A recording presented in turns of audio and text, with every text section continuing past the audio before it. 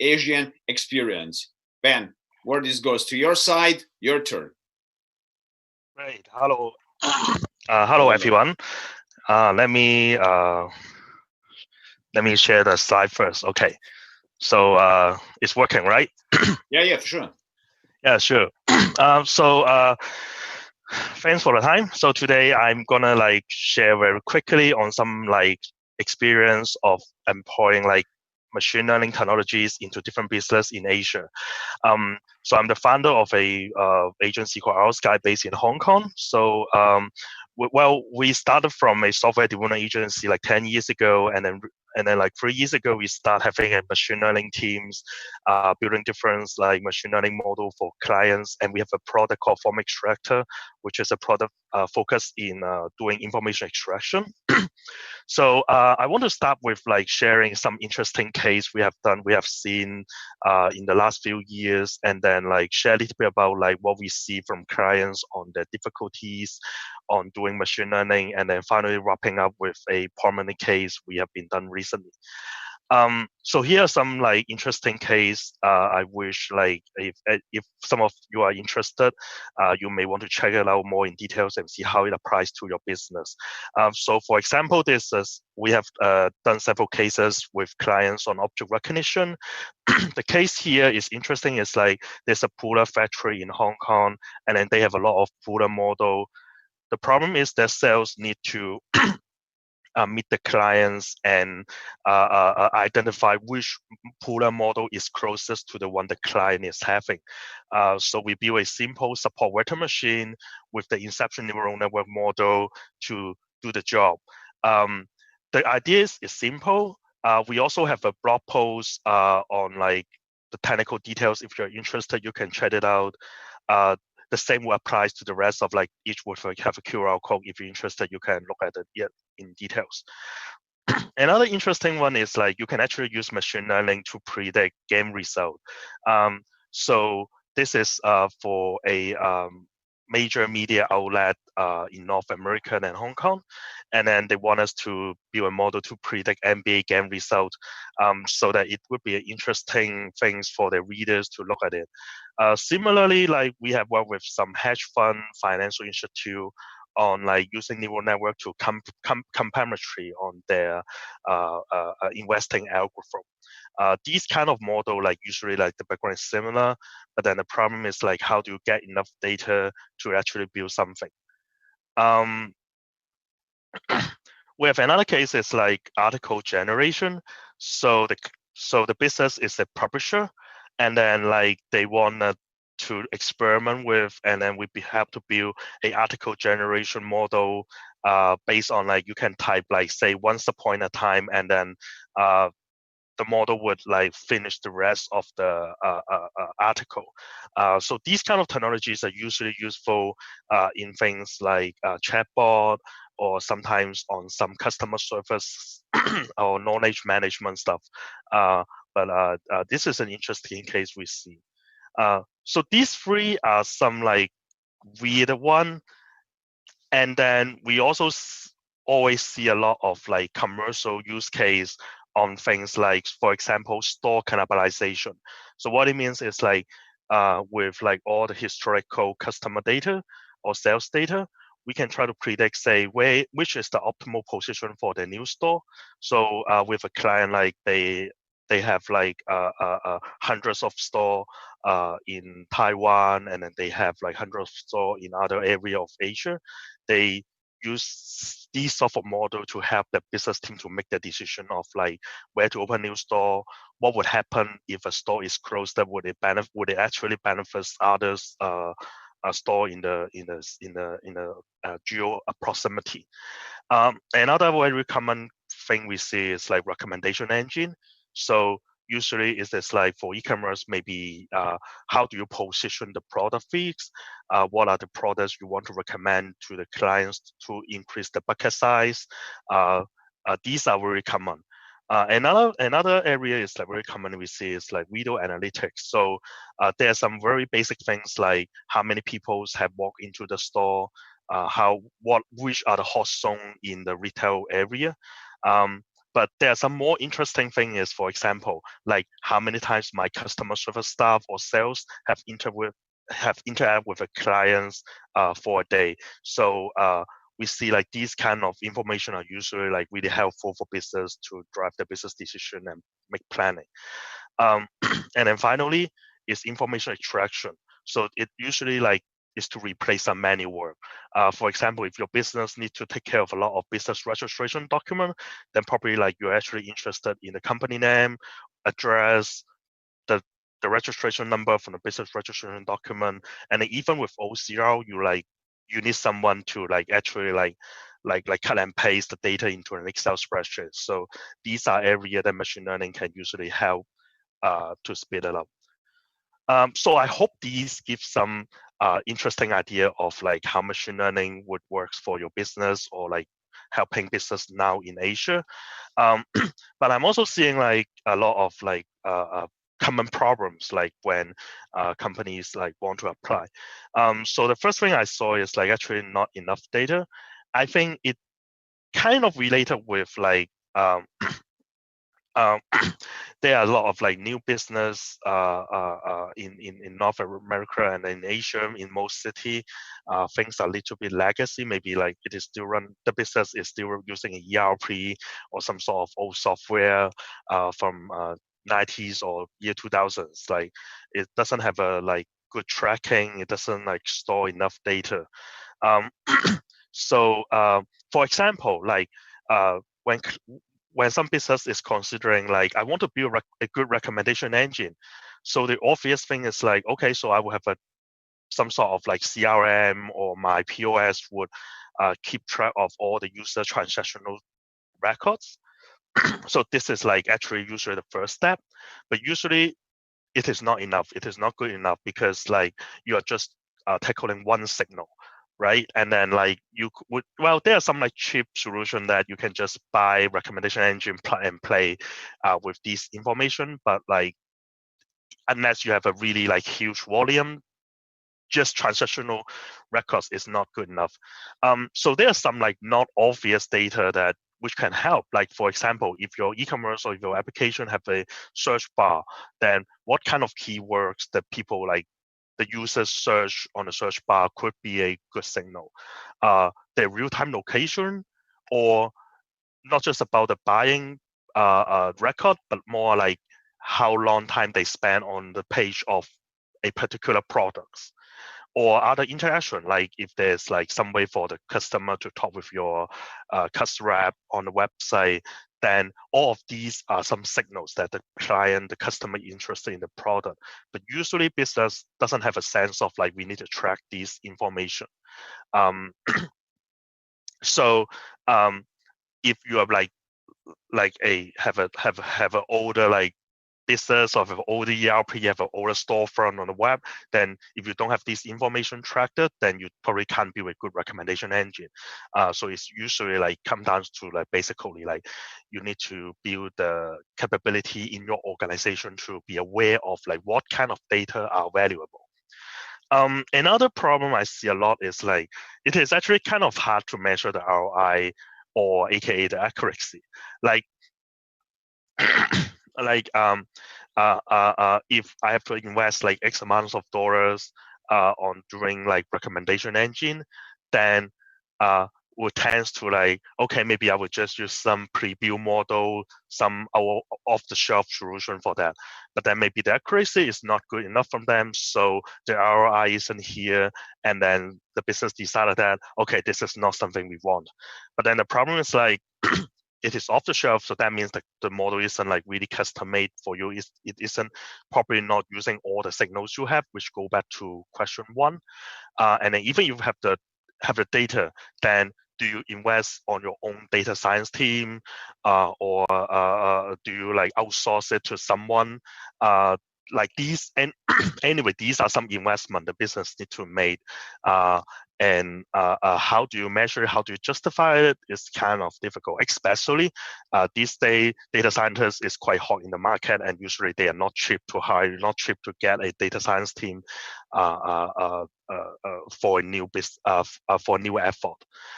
And then finally, what I see is like the investment on data labeling. The problem is like, okay, so people say like, Asia actually have some advantage of it because like maybe it could be done in some area with cheaper labor. But then there are some sort of data like you just can't do it. Like, for example, if you are in medical imaging, then the labeling of data have to be from an expert. This might be extreme, but there are like a lot of cases where the more valuable the model you want to build, it is actually more expensive to get the data labeled for the machine learning model you want to build. So that is another thing. Like I think a lot of time some business didn't expect and have trouble with. So finally, I want to share an interesting case that like how AI help. I'm not sure if you have like there's on the news say like the Li Ka-shing Foundation, they process an instant relief fund with Google, and then like it use AI to shorten the application time into 8 minutes in average. Like how do it do it? So actually, we work with Google in this case with our product form extractor. So there's a concept on like data processing. They are like unstructured data. So for example, if you scan the receipt show on the slide, the test is just like a bunch of tests, and then like it needs further processing to it. And then there's a concept of structured data. So you actually like extract, for example, like the date in the receipt and then the amount in the receipt, something like that. So a lot of time, OCR is not enough, and then you want to extract data in details. So how do you do this? It's like there are two ways to do it. It's like if it is fixed document, you can actually like highlight like which area in the document is somewhere like data interesting for you. And then if the document is not fixed in the format, then you actually need some machine learning model to actually find the data you're interested and to like extract it like from the images. So in the Li Ka-shing Fund case, mostly they handle like business registration document, hawker license, which is fixed, and then there are also something like food travel license is not fixed. Like so, these kind of things would really helpful in a way that like when people think about OCR, but then like OCR can't really like get the data in a structural way. But then now we are seeing more and more application in trying to get structural data to help speed up the business process. So I know like it is like a short period of time, but here's like some some details information. But then if if you're interested in it, then like again, like there's a blog post about like the form extractor I just mentioned, and then if anything like here is interested, or if you think I can give some help or advice later, then feel free to connect me over email and LinkedIn. Yeah. Thanks a lot, Ben. Thanks a lot for your interesting speech. Yes, please share off your screen. And now we going forward for our next speaker. Great. Thank you. Nice to meet you here. Yes, my pleasure. Nice. Bye-bye. Bye-bye. Ladies and gentlemen, we are looking for Alex Blagirev. He's the next speaker, and his topic going to be about why VR is going to take over the new reality. Waiting for him. Just a couple of seconds.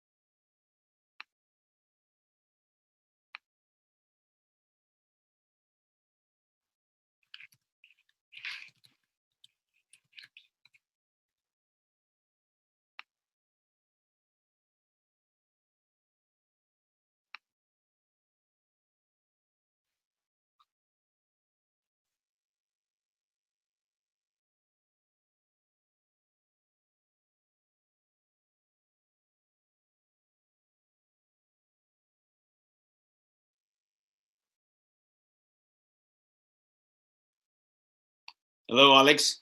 We see you, but don't hear you yet. I think it's everything got prepared, and now we can start.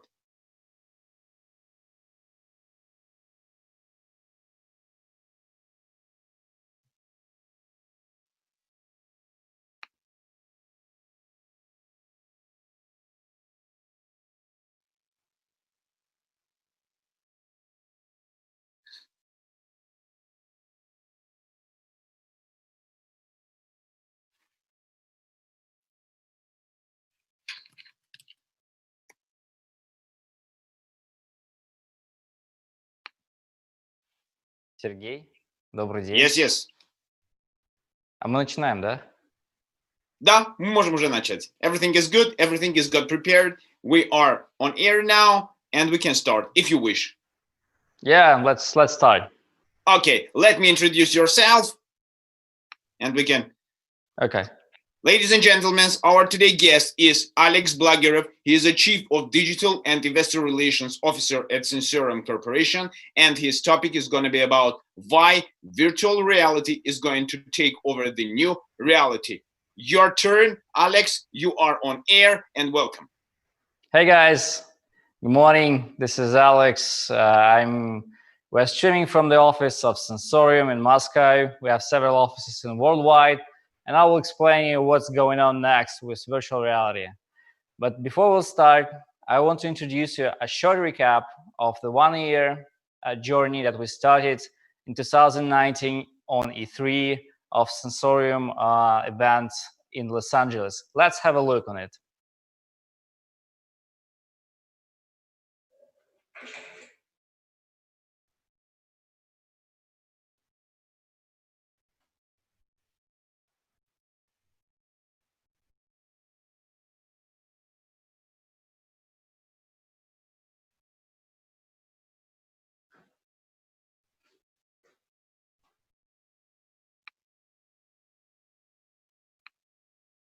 Okay, now we're waiting for the video. It's going to be started, yes? Yeah, I think one second, yes.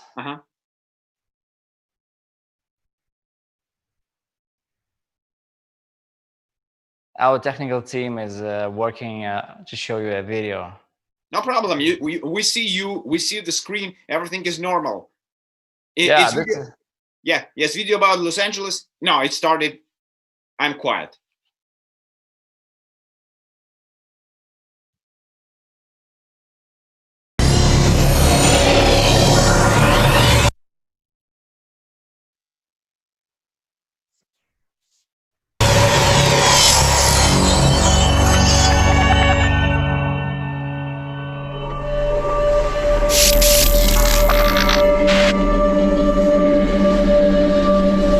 So in 2019, we started our journey with the exhibition of E3 in Los Angeles in June 2019.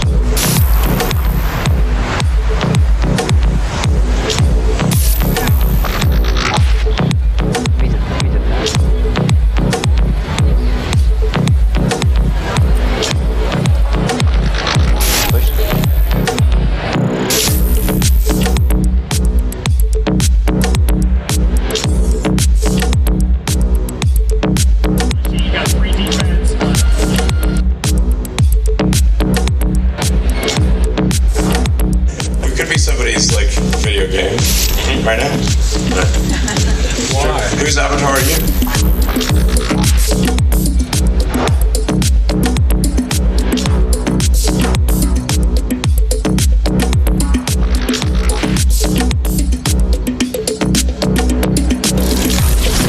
Redpill's building a platform for the creation and distribution of social music experiences.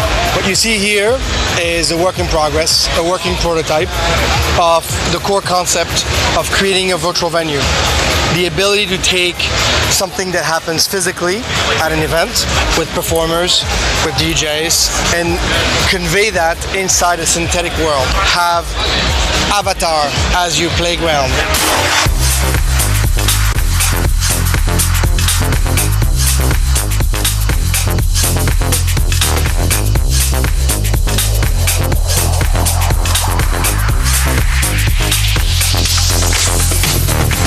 VR events, we heavily invest in bringing people over and experiencing a live, literally a live stage. And we invest in pyro, in artists, in stages, in decorations, in dancers, and bringing that world onto a virtual world thus far has been quite two-dimensional. And with this new development and technology, it gives us the ability to really recreate the worlds we create and have it, bring it to people at home.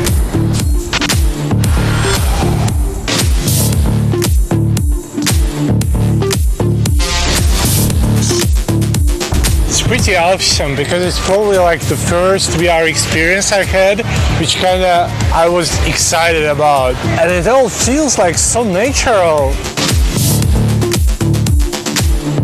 I'm going to events for 25 years, and this was more real than the actual real world, so I'm still shocked in a kind of way. It will give the chance to people to connect and to do something together from Los Angeles or Paris or Moscow. One of the key parts for RRO is the interaction with the crowd. I think that a lot of our peers and colleagues from the industry, they will understand the potential of it.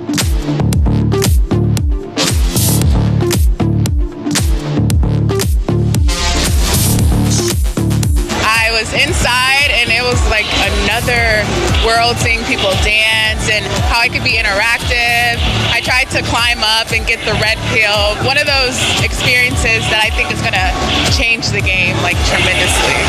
Honestly, it's kind of like mind-blowing to me that this is where the gaming VR stuff is going. I climbed on top of the DJ booth.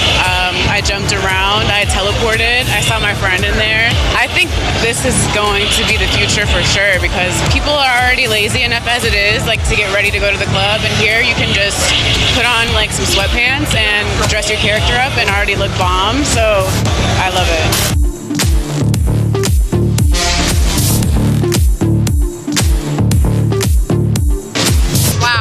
It's so good. I went around the Magic Forest and I touched all the orbs and I played with as much as I could, and I went up to different people to interact with them and dance with them, and I found myself dancing in the VR.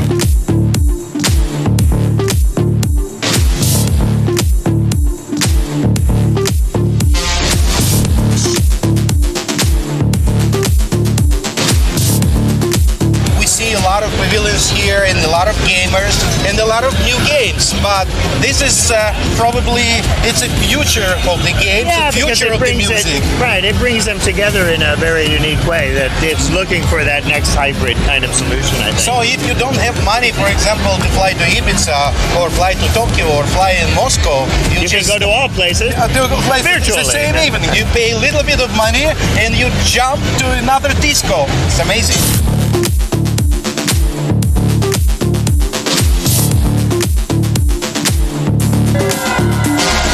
Whose avatar are you?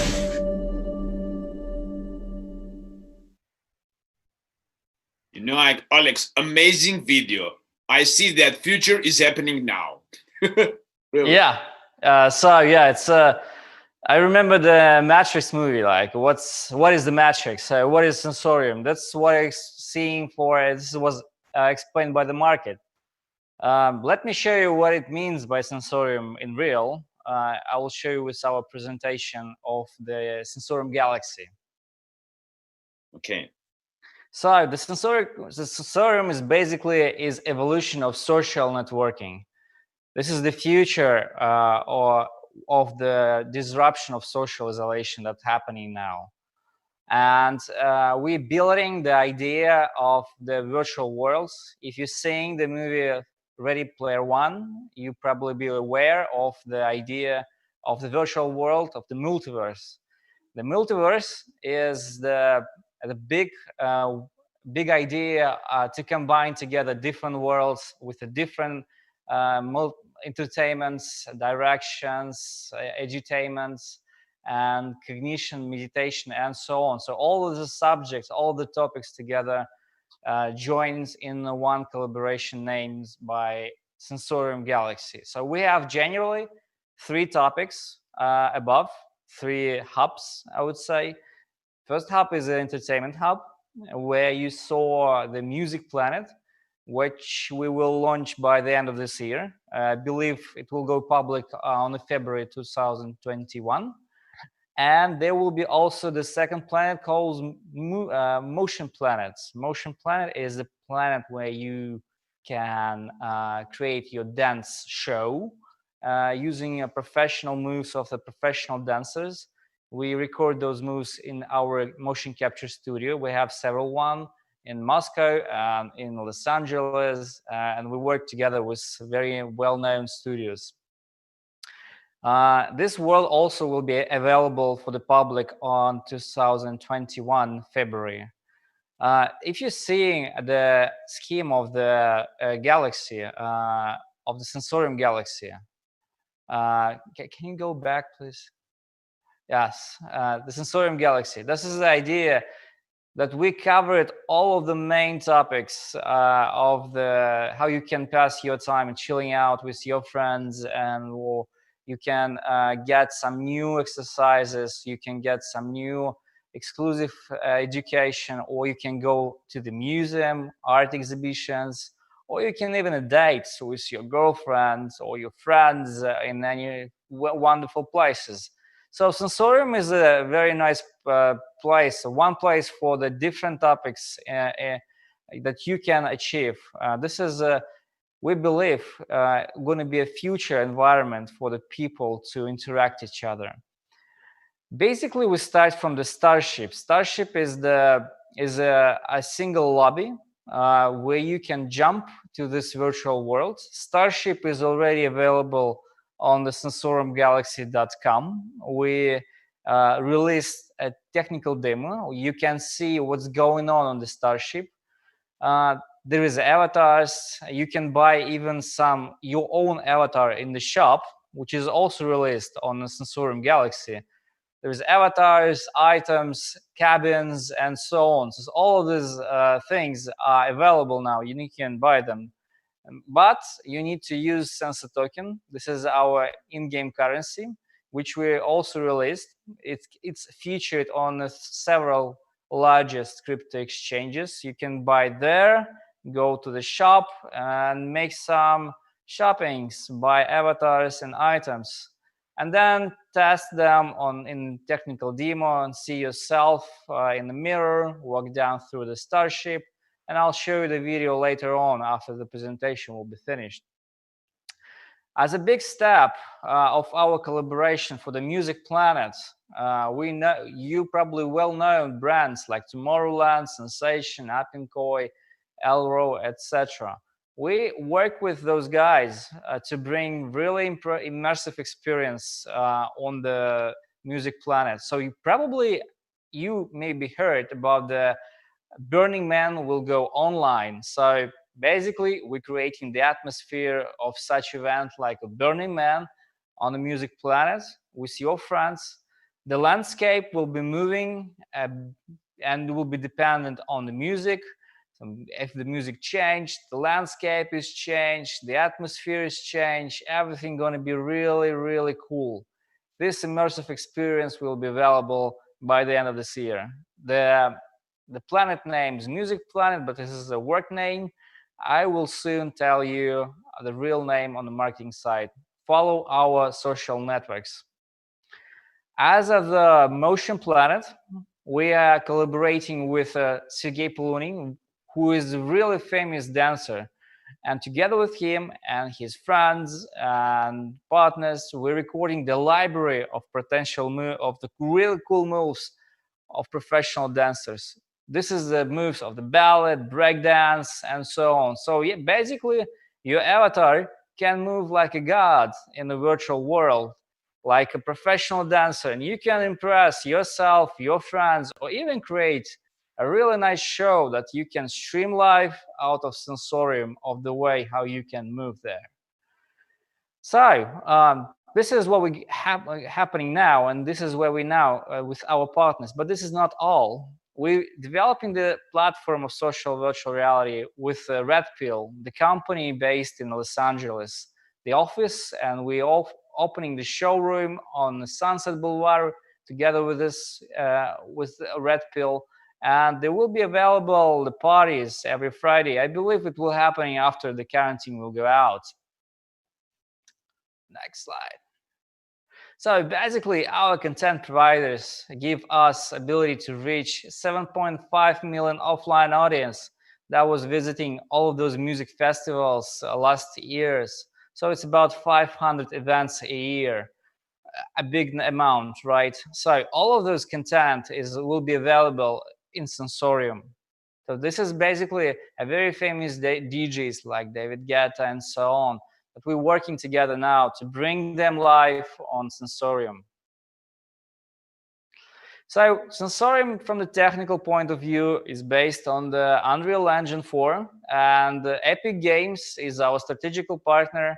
So if you have glasses like which support Unreal 4, like any Oculus Rift, for example, you can join now and download technical demo from the sensoriumgalaxy.com and enjoy.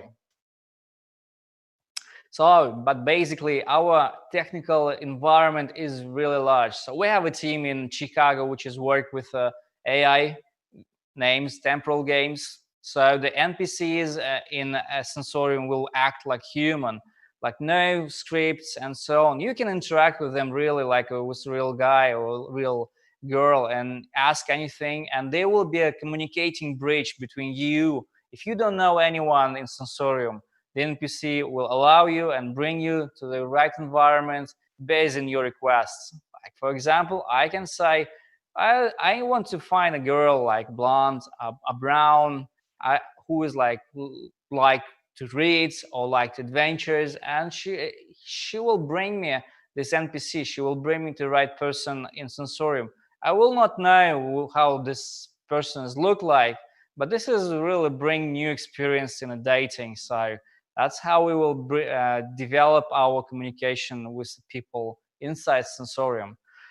So out of this AI team, we have also our own venues like Sensorium Hall in Moscow or Webster Hall in New York. This is real venues that we own, and the concert halls, the passing artists there. That's why we can reach most artists and sign together contracts and bring them into the virtual reality.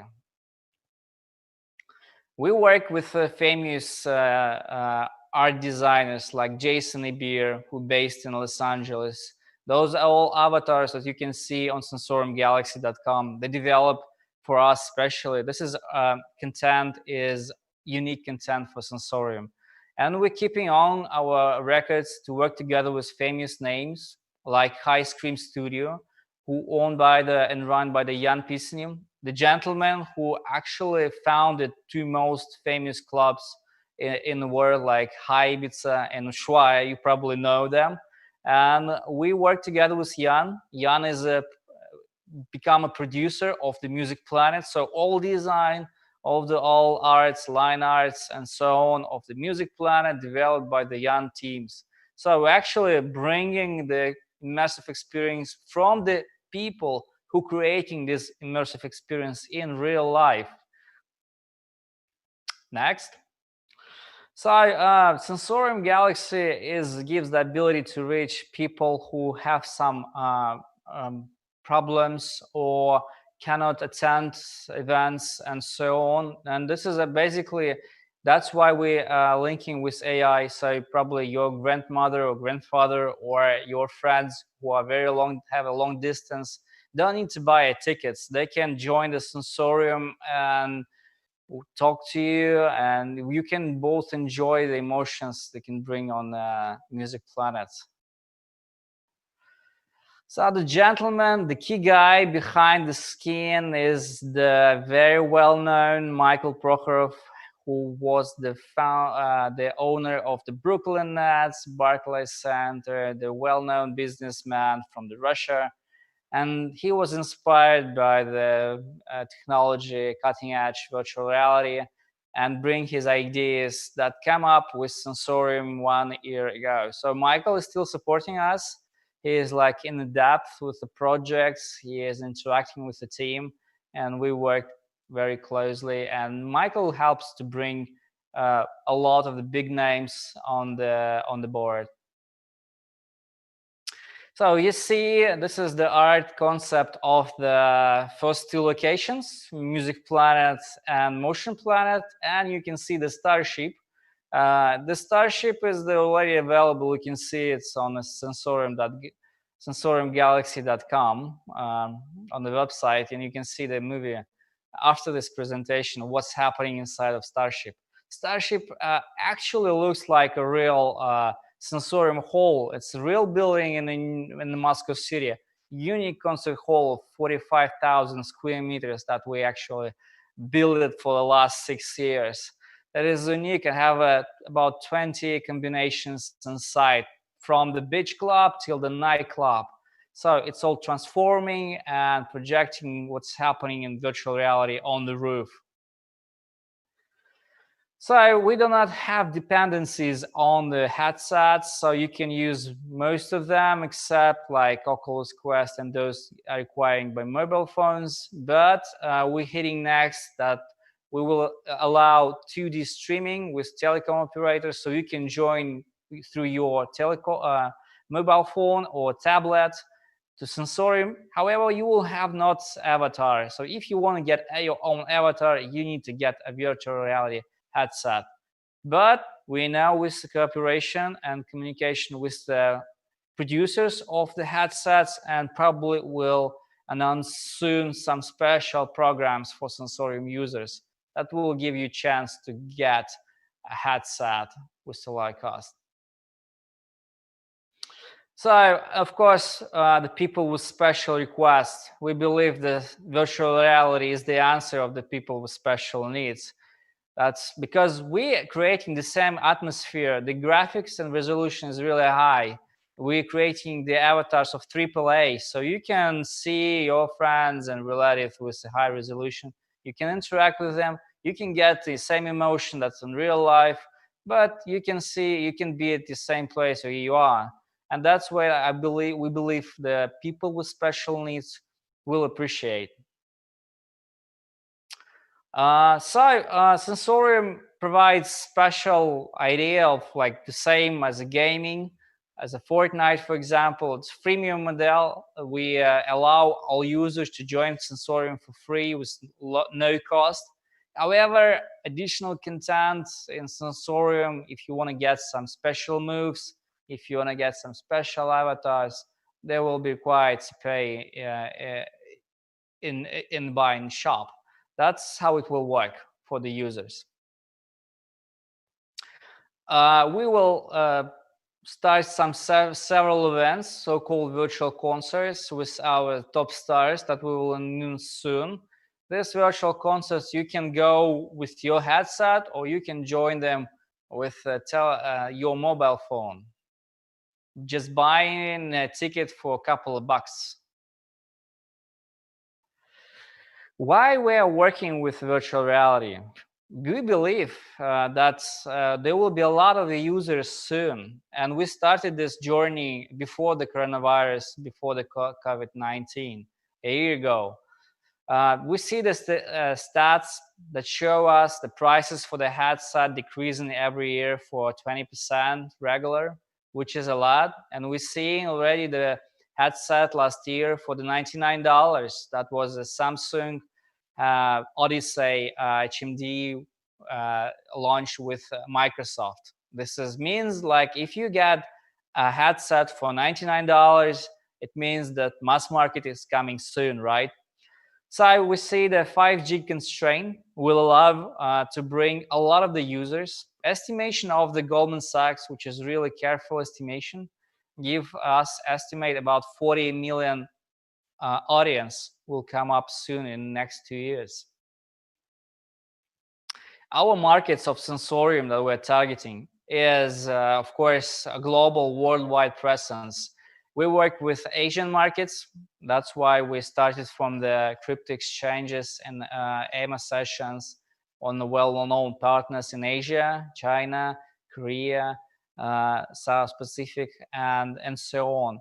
But also work with North American markets, because we have office there. We have several content providers from the North America, and we will announce soon well-known artists from the hip-hop industry. So our funnel today is really large. Basically, with our partners, we can reach 500 million audience as of now, which is a big amount. How we can reach them? So I already stated about Epic Games, our strategic partner. We work together with Epic Games to produce a really very cool experience for the users.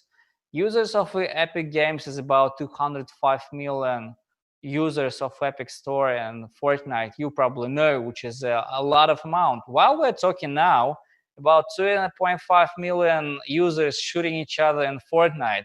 So it's a big amount. You're probably seeing about Travis streaming from the Fortnite, which been seeing about 12 million users on YouTube, which is a lot. The next step is our DJs and artists. This gives us about 50 million followers each artist. We're working with a well-known hip-hop artists who have an audience of Instagram over 150 million users. And this is a lot. And also hardware producers. As pre-installed Sensorium will be available on a few headsets, which give us about 5 million audience of the helmets in virtual reality. So altogether, it's about 500 million users that potentially we can reach. Sensorium starts from the very basic idea. We provide the content, so we will allow users to use free content, and some of the content will be payable. We believe that we will bring very low prices, which is about $2 a month. User will be paying an average for the extra content for the users. That gives us about $30 a year per user, which is low comparing to the gaming industry, like well-known games that I was mentioning. It's about $84 there. So we're starting from the very conservative estimates. We're planning to reach 5 million users in several years, and producing our own content and launching 4 locations. It's a music planet, it's a motion planet, it's a dating, and this is a very nice place about digital immortality, which is called Digital Requiem, where you can talk with people who are already gone, or you can record your own image that other people can interact with you. So as of now, we're seeing that Sensorium, the reason we launched our in-game currency on the blockchain is that we're actually planning to make a bridge between the crypto industry and the gaming industry and the entertainment industry. We want to connect all of those people together using our in-game currency Sensa token, which is already available on crypto markets. Sensa token gives a user ability to get a discount in the shop and give ability to reach limited locations, chance to buy extra items, chance to buy extra content. This is for the B2C offer. As of B2B offer, we are planning to offer idea to develop locations. If you want to be a partner of the Sensorium Galaxy, you can develop location on your own using Sensorium Sensa token. Comparing to the markets, like you're probably aware of the Horizon, Facebook Horizon, VR Chat, Second Life, Sansar, and so on. We are going ahead. Why? We're working on the AAA avatars mostly. This is not actually a focus of those companies, and this is focus for us. We believe that the content is a king, and the most high quality avatars that we're developing gives a really nice experience for the users, and this is the reason why they will come back to the Sensorium.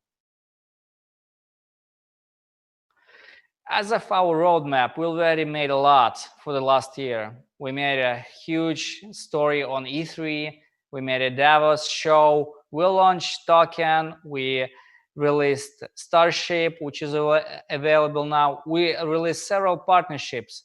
with the Jan Pisinem and Sergey Polunin, and we're planning to release some partnership very soon. Please follow our social networks, Facebook and Twitter, and you will get latest news. So the core team is here by Michael, and the whole professionals are from the very different industries, like entertainment industry. Our art director, Alexandra Tityanka, she was working with a tattoo band, the World Tour, or Dmitry Bilan, who won the Eurovision contest.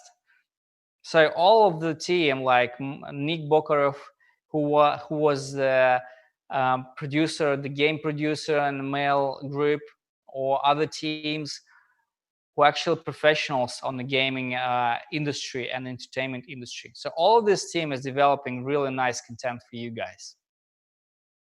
Our advisors are also very famous names like Jan Pisnem, Brian King, and Dmitry Chokin and Laurent Scali. So this is about Sensorium. Let's have a look how it looks like now. Starship, really exclusive video.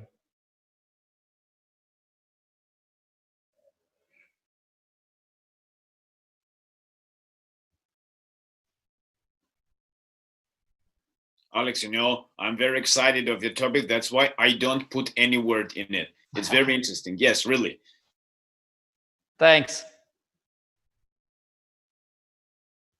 Here you go. Yeah.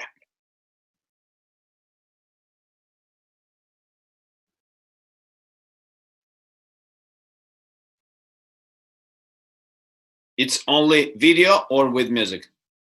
It should be with music. Okay. We can do it once more time again, please. Yeah.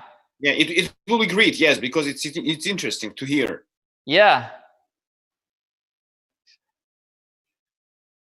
You know, I see it's real virtual world is coming, and we are very, very close to it. Very. Yeah. That's true. Actually,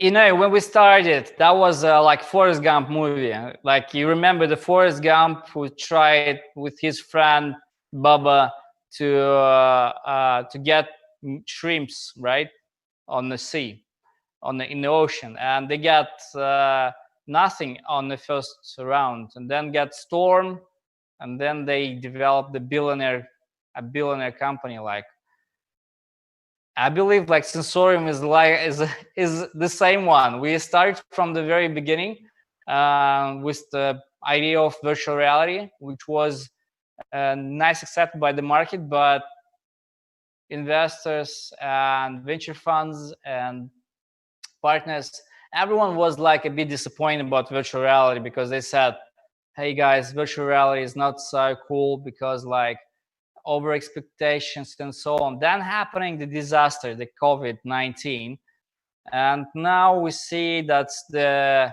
expectation is reflecting the new changes, and people and the partners and the companies now starting to believe in virtual reality, which is really, really cool. Let's Alex, try again. Yeah, let's try too. I see that this COVID-19 is started as a trigger for look this new kind of world. It's imagination world, really. Yeah. So let's try start the video again. Mm-hmm. Have you heard the music? There is no music. I don't know why. I don't hear the music. Maybe you have to check the box optimization for the music as well.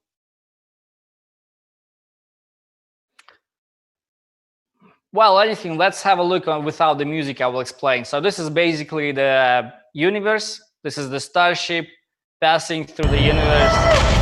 Yes, it's coming. Okay, cool.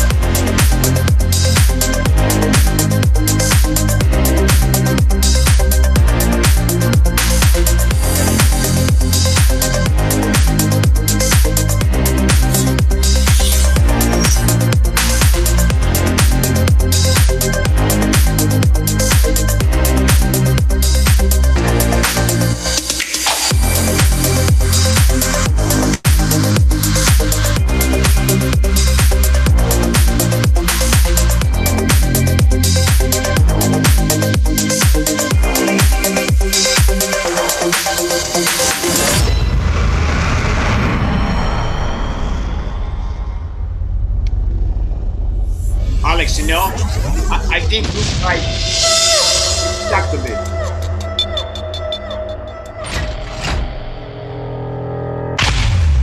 Yeah. Yeah, you know, guys, it's really very interesting. If you can share with me, I can turn it on in our video because audience want to see how it's happened. It's very interesting. Alex, I'm really sorry. I have to say you goodbye. It's very interesting topic. I'm really glad to see you here in our conference. It's digital world, and it's really coming by your yeah. Thanks, guys. Thanks for a chance to talk to you and present Sensorium. Stay in touch.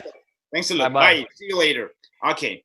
Guys, and now we are going to our next panel. It's going to be panel we're going to talk about China's steps in tech on its way to becoming #1 world economy. One Belt, One Road initiative in tech.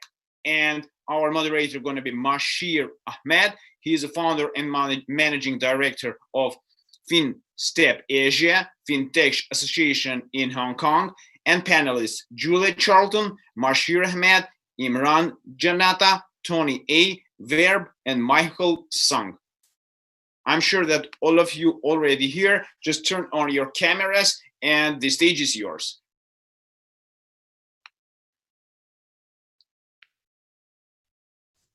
Hello, everyone.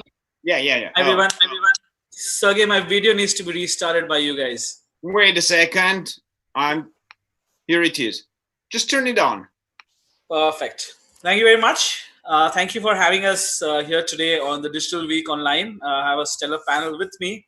And unfortunately, Imran cannot make it because of a family emergency. But we do have Tony, Julia, and Michael.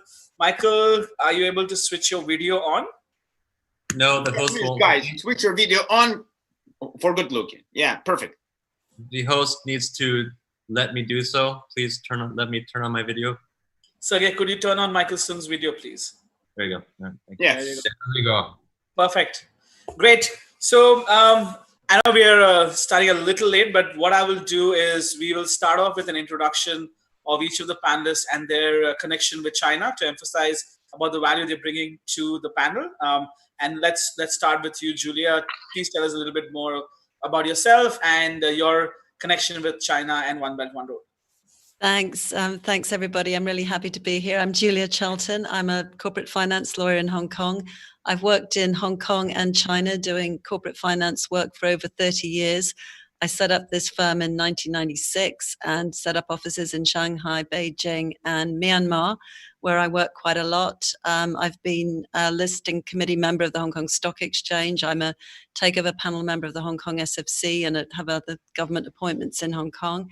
So we advise a lot on crypto, blockchain, fintech, data centers in China. I've been heavily involved in the IPO market in China, listing in Hong Kong mainly with a number of tech companies.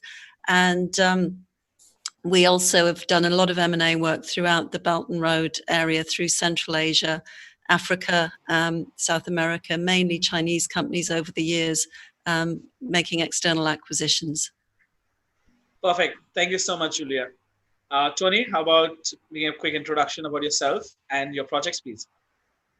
My name is Tony Verb, and it's good to be here. I've been in and out of Asia for 14 years and been based in Hong Kong for 9. I've been getting involved dealing with China for the past couple of years, quite frankly in the context of the Greater Bay Area, but in broader sense, connecting China with the rest of the world with a special attention to Europe. My chosen field is technology and innovation that can positively impact urbanization. We are focusing on later stage such companies from an investment and innovation facilitation perspective across the borders. And the Greater Bay Area is not limiting, but symbolizing what we stand for, because this is a region that is urbanizing extremely fast, the biggest megacity in the building, innovative by definition and cross-border by nature. So it's good to be here and looking forward to the discussion. Thank you, Tony. And over to Michael, who's right now in Shanghai, if I'm correct. That's right. I'm living in China. Yeah, I'm the only one officially. Yeah, so I'm the co-director of the Fudan Fanhai FinTech Research Center. Do a lot of research on fintech policy, best practices, and digital assetization, these kind of things. I am also faculty of the national think tank China Institute of Economics and Finance. So we kind of give policy recommendations on fintech innovation to the country.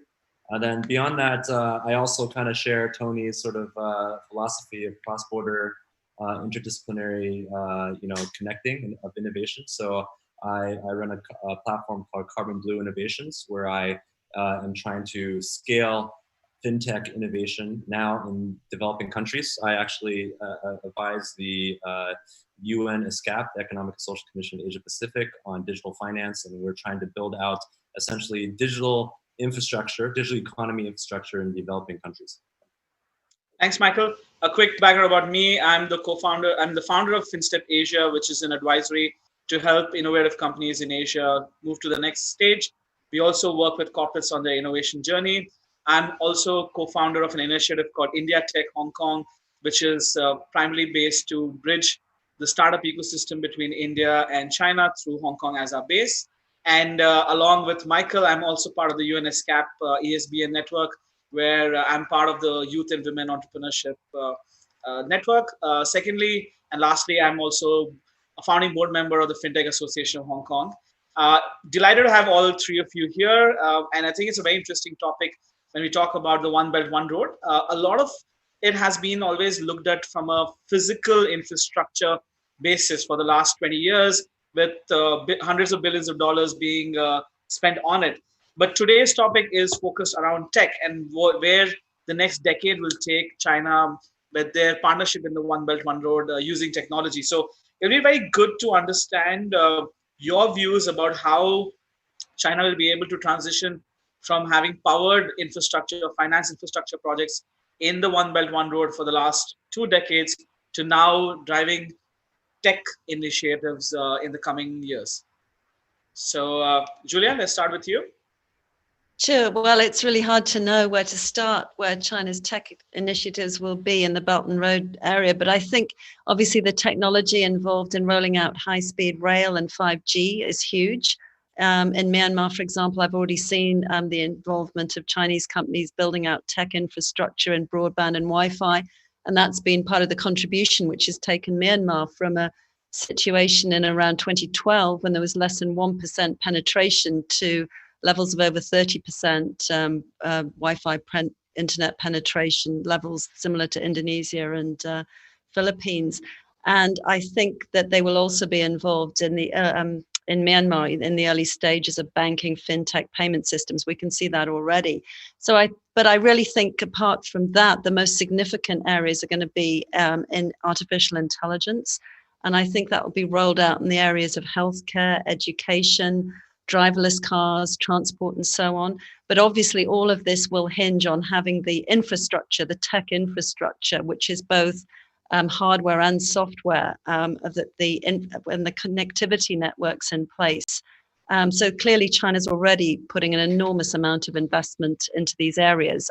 Just as a small example, I'm involved myself on an IPO of a company in China, which is building 5G towers and the software around those. And that's just in one province. And that's a hugely profitable business for one company of many in one province in China.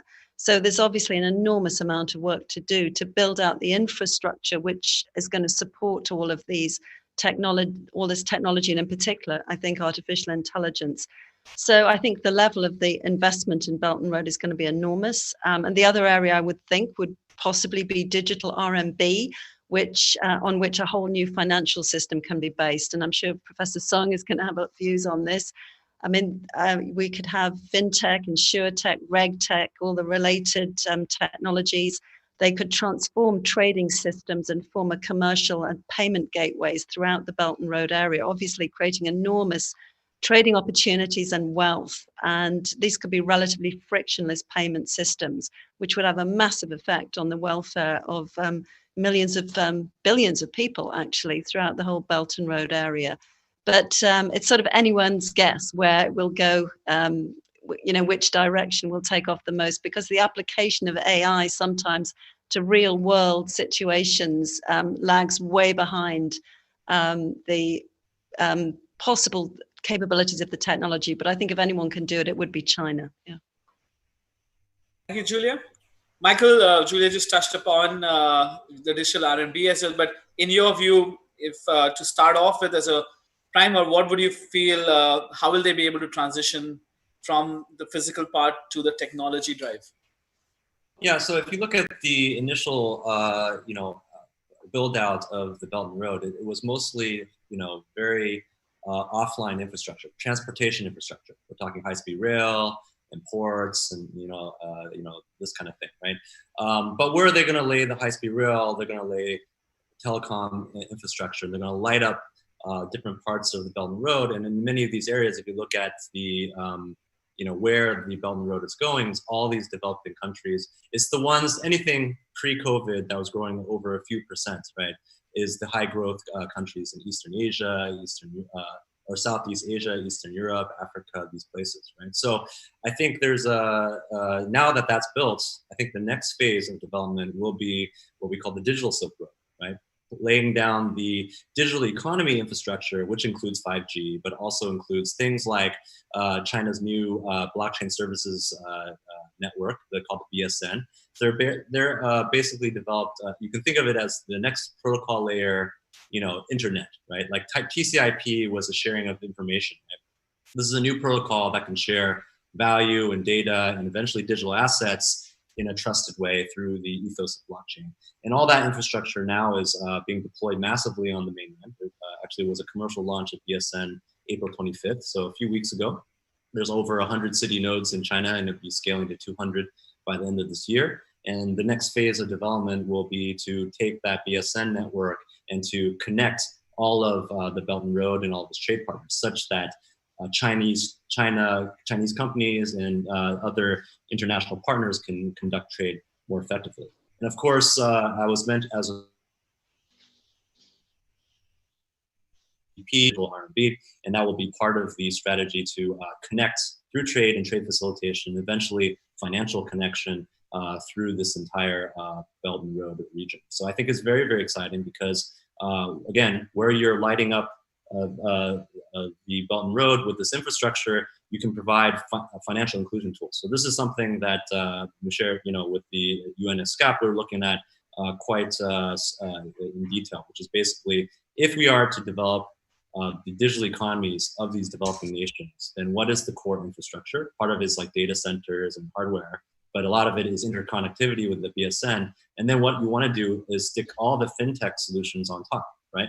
You want to be able to give digital wallets, everybody can have digital identities, they have exchanges to trade digital assets. All that infrastructure is being developed as we speak and has been massively accelerated by COVID-19, right? Because now all these countries, there might be regulations on digital assets, for example, or trade facilitation, where the legal ramifications of a document offline does not have the same standing online. All those barriers are being torn down because now all these countries are desperate to get their fragile economies back on gear. So there is an actual proactive adoption of these technologies. So I view that COVID-19, even though it's a human tragedy, is a major catalyst for the world to connect, coming at a time, notably, where there's been a deglobalization, right? We got the world powers trying to deconnect and decouple and supply chains moving apart and things like that. So we would like to consider that there is a positive force of globalization through this new IT infrastructure that can connect the world and allow people to harmonize. Unmuting myself, sorry. Thank you, Michael. That's quite interesting, right? In terms of how blockchain and the digital infrastructure is going to have a big say in how One Belt, One Road develops, right? Now, talking about, Julia touched upon it. You spoke about the high-speed rail.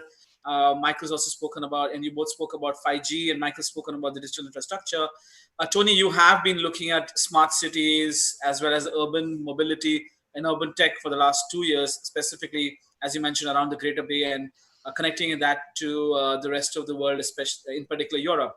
So what are your insights in terms of the overall development of the smart city ecosystem? as well as urban tech when it comes to One Belt, One Road? Where do you see as the main areas for focus, and what do you think are the challenges? Thanks for the question, Mushir. And I just like to add one component to your previous question, and just being a bit more macro and broad. I think when we talk about anything these days, and if you consider what One Belt, One Road is it's inspired by trade, but it's also geopolitics, and it's also a market, and everything is technology these days. So I'm not even differentiating between technology and non-technology anymore. If we talk about market development, and if we talk about infrastructure, that will be tech-enabled anyway. And obviously that relates to mobility, that relates to cities, urbanization. I think there are a lot of very interesting components to say here. How much time do I have to answer this question, by the way? I will try to focus an hour. Go ahead. Go ahead. Use the amount of time that you have and you feel could be useful for the audience. Yeah, go ahead. Guys, we have 10 minutes still left. 10 minutes, please. 10 minutes? Okay. Yeah. 10 minutes left. I'm sorry, but that's the timing. I will go away from here. I'll get back. Okay, 2 minutes. So I think then I will just say that the most interesting and the most relevant, I guess, the most recent highlight, which is kind of a new term, but not a new thing. It's called new infrastructure. And then under new infrastructure, there are 7 areas that the Chinese government deems important. And these are 5G, industrial internet, intercity transportation and inner city rail systems, data centers, artificial intelligence, ultra high voltage, and new energy vehicle charging stations. Obviously, if we look at this new infrastructure, it's all about smart cities, it's all about mobility, it's all about transportation. And if we just connect it back to trade is all about moving goods and people, and for that there needs to be an infrastructure. And as I said previously, all this needs to be tech enabled. And what enables all this as a core technology? Obviously, it is 5G. So I do think that through 5G, the data flow between the Belt and Road markets and across the Belt and the Road will be secured and enabled. And that is a huge push. And I think also in line with the previous answer or the previous question of yours, some of the biggest tech companies in the world are actually Chinese and in China, and they are expanding. And obviously for them, the natural markets to expand are across the Belt and Road countries and markets. And these are actually the countries as well that are probably urbanizing the fastest in the world. So where there's market, where there's growth, and where there's focus, there are cities, there are smart cities, there's 5G, there's data, there's infrastructure that's tech-enabled, obviously high-speed railway and all sorts of things that we already touched upon, Julia touched upon. So challenges, I think the major challenge from this perspective that obviously not only China is eyeing these markets, these markets can be subject to geopolitical rivalry. I do think that is a challenge not only for China, but for all of us. It's also a risk for many of these markets and countries, many of the players that are trying to align themselves with various partners, whether it's governments or major technology companies. But the opportunity is enormous, and I would argue that there's an opportunity for everyone. And we see that in various Belt and Road markets, such as the Philippines, where there is major infrastructure push, and Japan is there and investing and developing infrastructure, tech-enabled infrastructure, and China is there and investing and developing tech-enabled infrastructure. I think Thailand and Malaysia are other areas and markets where we see rapid growth and expansion in terms of tech-enabled infrastructure and mobility projects. But as I said, I could talk for an hour, so probably we should book another session next time and dedicate it for all that. But let's just continue the flow of the conversation. These are my new infrastructure. Yeah, thank you, Tony. I think it's quite insightful from the mobility and how you connected both the tech and movement of people to where smart cities are going. Another element that I would like to add is with regards to digital banking, right? So as some of you would be aware, Hong Kong has launched virtual banking initiative early last year, and now we've seen the virtual banks go online. Quite a few of them are made up of consortiums which consist of large tech giants like Alibaba, Tencent, JD.com, with large banks, Chinese banks like Bank of China, ICBC. So the Tencent one, for example, has a collaboration with ICBC, so one of the world's largest tech companies, working with one of the world's largest banks. And the reason there is not just to serve a highly served market, which is Hong Kong, but also to look at One Belt, One Road. That would be my understanding and my impression of that. Once they are able to use Hong Kong as the example or test market, then they'll be able to go and bridge access globally. Now, moving on very quickly, Julia, what from a regulatory perspective do you think are going to be the important elements for tech? We've seen the pushback from 5G enablement in Europe and in US for Huawei and the Chinese giants. But with regards to OBOR, how do you see that playing across? Like, what would be the key regulatory challenges? And if you could keep it concise, we could get Tony and Michael to say a few words before we end. Sure. Well, I won't get too much into the security and the geopolitical aspects, which Tony's already alluded to, which are clearly uppermost in relation to Huawei. I mean, China, while it was developing as a manufacturing base and so on, was clearly a standards taker, and it now aspires to be a standards setter. And it's come up with quite a few efforts in terms of standards setting. In 2019, it pushed policy objectives. It signed up standardization agreements with apparently around 85 countries. And this sort of push towards standard setting is very much part of this China Standards 2035 plan, which hasn't yet been fully published, which is apparently going to lay a blueprint for the Chinese government and for leading tech companies to set standards for emerging technologies. And that would be in concert with the Made in China 2025 policy. But, and the other big area, I think, is data privacy. Chinese people have been relatively acquiescent to the amount of data collection which occurs in China. And although I think there are theoretically a lot of limits, in practice, they're not very enforced in China, which is, the other end of the spectrum. We have the EU's General Data Protection Regulation, which is clearly very much at odds with all of that.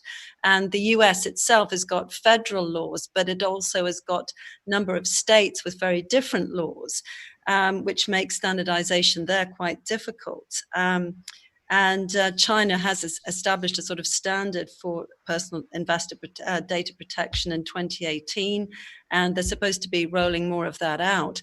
But having said all that, perhaps the acquiescence in China to the collection of data and so on actually hugely facilitates the development of artificial intelligence because of the data sets. I think apparently they could do an awful lot better in terms of the standardization of data sets, and that might be another standardization if you're going to roll out more of that through the Belt and Road diaspora. But clearly that sort of battle of standards is going to be key, and data privacy, which does seem perhaps not so much of a big issue in China, is a big issue in relation to the rest of the world. But just as an example, perhaps, that I thought of where that makes such a difference is, Germany is seen to lead the world certainly lead the Western world in terms of tracking over COVID. But a lot of that is quite manual. It's a lot of phone calling and so on. And that is actually way behind in terms of efficiency what's going on in China, which is very integrated into smartphones and so on, because the population has been very willing to do that. So, we've got quite a difference there between the sets of standards. And if the standards that prevail throughout the Belt and Road diaspora end up being the Chinese standards, that may produce a lot of much more efficient application of the technologies. Yeah, thank you. Tony, what for you is going to be the most exciting thing that will come out in urban mobility in the next 3 years from China that can be leveraged onto Obor, not just from China, but that can be leveraged into One Belt, One Road?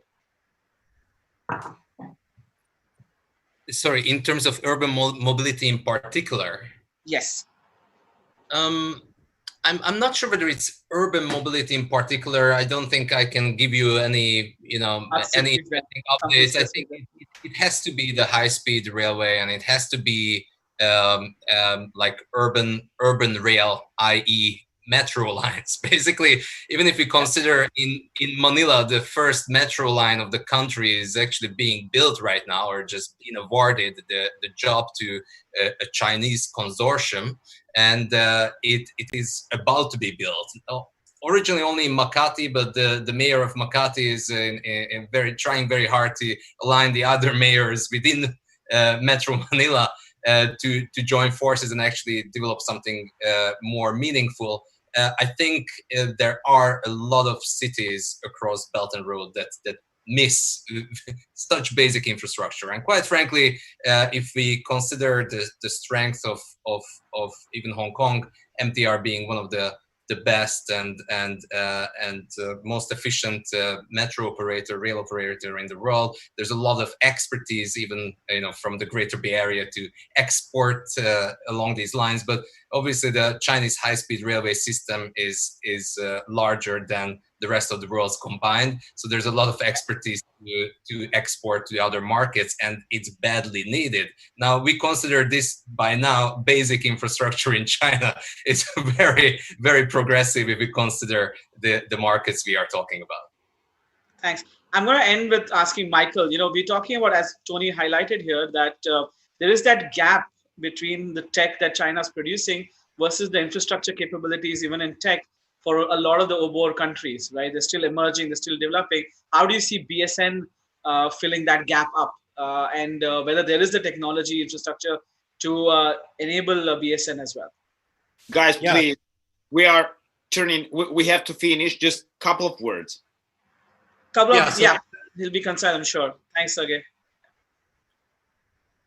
Do I have a word? Okay, so basically, the BSN actually is very lightweight in the sense that there is no hardware infrastructure. Right? You think of it as a protocol layer thing.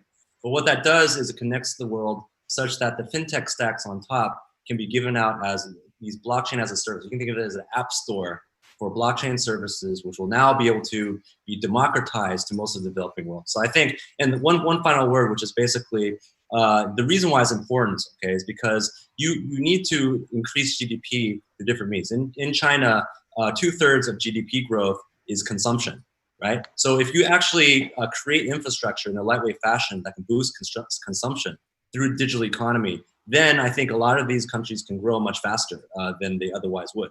You get the tools of these digitizations. So I think this is the key to for the world to come together. This is the key for the world to actually pull themselves, the local economies, out of the difficult situation that they're in, and empower humanity through financial inclusion and latching onto the digital economy. Guys, any other final word? No, please. Final word. Yes. Final word. It'll wrap up well, Sergey. Just give a final word. Yeah, go on, Tony. Yes, Tony. I just wanted to say that, answering your question, Mushir, it's very important to address climate change. I do think that through the infrastructure and the solutions that are rolled out across the Belt and Road, I would like to see carbonless technologies rolled out. So I thought it was very important to add, because there is an opportunity by building new assets to be climate change positive. Got it. Thank you so much for all of our panelists. I think we've had a very interesting discussion on various points ranging from mobility to 5G to blockchain. And of course, climate is going to play a big part, and we will wait and watch if climate tech is going to be the most important part of Obor. So thank you to Sergey, Ivan, and Digital Week Online for having us. And we look forward to the next sessions going forward. So thank you very much. And that smoothly goes forward with Max Sung, and he's talking about really climate change inevitability and the way we are able to act. Max, go ahead. I see you are here. Yeah, thank you so much, and really appreciate the previous panelists for setting the stage for us. We're very excited to actually join with you today to have an amazing panel to talk through the various parameters of climate change. So just to introduce our wonderful panelists, I made this, this slide. I'll share screen with you guys right now. Let me know if you see this. So basically over the next hour and a half, we basically have 7 talented speakers. Also Desmond speaking, and unfortunately he's not on this page right now. We are going to cover 3 dimensions of this topic. The first is actually around the business, and also how do businesses react to the need for better reporting, better governance, and better sustainability practices in their business. And then second is going to be a section around technologies and new developments. How do we actually use exciting new capabilities that didn't exist previously to actually maybe help us participate or act in this climate problem. And then finally, we're going to have a section on international perspectives. So thinking through, different parts around the world, how are they dealing with the climate problem? What are lessons, challenges, and insights for us to use? So before we start, I just want to briefly go through a few things to set the stage, and then we can turn it over to our first panelist, which is going to feature Ziwei, Evgeny, and then a bit of myself. Although I'll sort of put my part into the introduction, so leave more space for the panelists. And then during new technologies, we'll have Andy and Bill. And I think Desmond actually is speaking also in the first section here. And finally, we'll have international regulation and also perspectives, and we have Ojas and Miroslav. So what are we talking about when we think about climate change? The first thing is really just to take a longer term perspective at where we are as a species and also as a civilization. So this is a picture from NASA over the last almost 800,000 years. And we can see just tracking over the parts per million of CO2 in the atmosphere, we've really are living in pretty unprecedented circumstances, at least in the last 1 million years or so. And although there's been cyclic patterns of carbon increases and decreases in the atmosphere, I think that industrialization and human activity have really dramatically changed the curve, so to speak. So I would say that it's not really so much that we're living in a process of climate change per se. I think we're actually living much more in a climate emergency. There is a huge amount of damage that has already been done to the Earth over the last 50 years or so, and we continue to emit huge amounts of CO2 as we speak. And so one relatively alarming estimate is that over the next 7 years and 7 months or so, we will actually have completely exhausted the 1.5 degree carbon budget that was one of the targets during the Paris Agreement. And just give you a sense of scale for where we are and how much dramatic action we need to take, and I think all the panelists are going to speak to this point after me.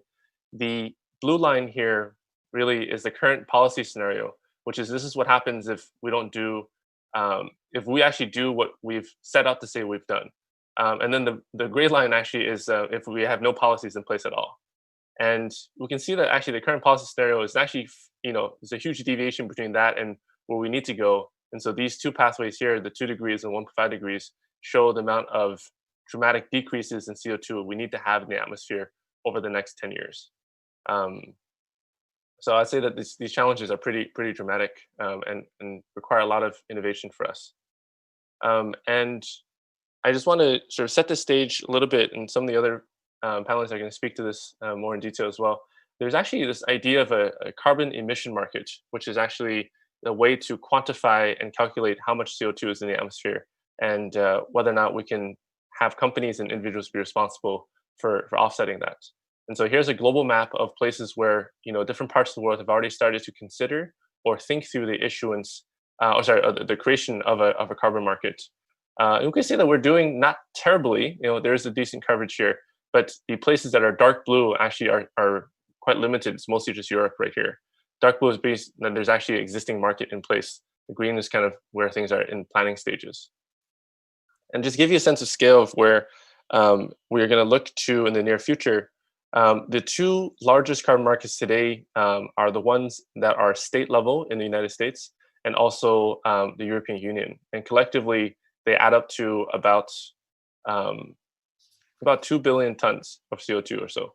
If we go back to the previous slides, in order to actually have meaningful impact, we need to reduce the total amount of emissions by 15 to 30 billion tons on a yearly basis. So I think we're still pretty far away.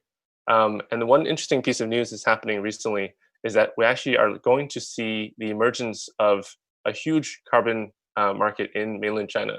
And once actually becomes online, it will actually become instantaneously twice the size of the existing European market. And so that's kind of a place where China has both taken leadership for climate issues and also has something that's contributed to these climate issues. So having said that, I want to introduce our first stage of panelists. We have Evgeny and also Tsiwei. And I believe, Desmond, you're going to be part of our first group as well. Is that correct? We can figure that piece out.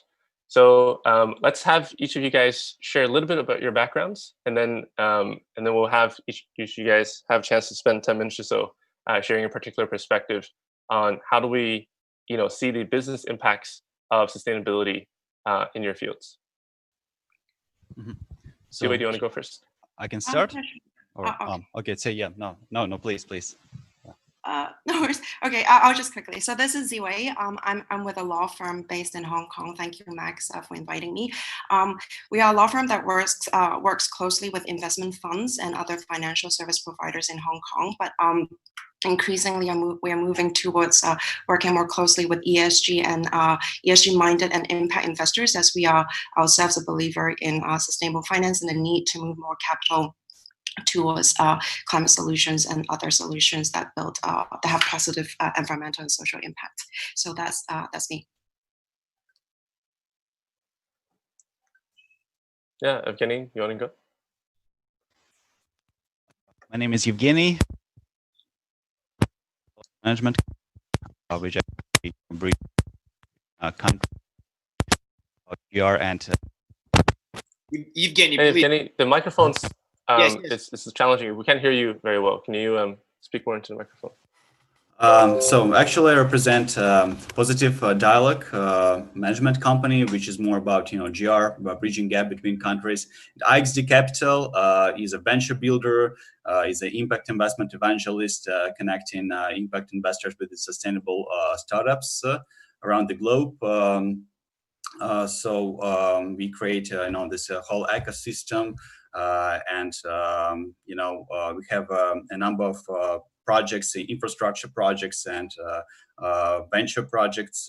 So I would be happy just to also to enlighten on the topic of 17 SDGs and the global initiatives that are crucial to achieving the goal that was just mentioned, to achieving this 1.5 degrees, like the maximum increase of temperature. Thank you. Yeah, thank you so much. Just setting the stage and asking, maybe Tsiwei, first question for you, like, how do you see the, the needs and awarenesses of these businesses as they approach ESG? Like, do you think that there's actually been an increase in awareness and also in consideration for their business models and also their corporate governance, since we started talking about climate change? Sure. So I have prepared some slides, so maybe I will share my screen. And given my background, I will be mostly speaking from the investors' sustainable finance perspective. Yeah.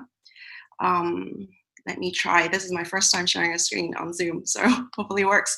Can you see? Yeah.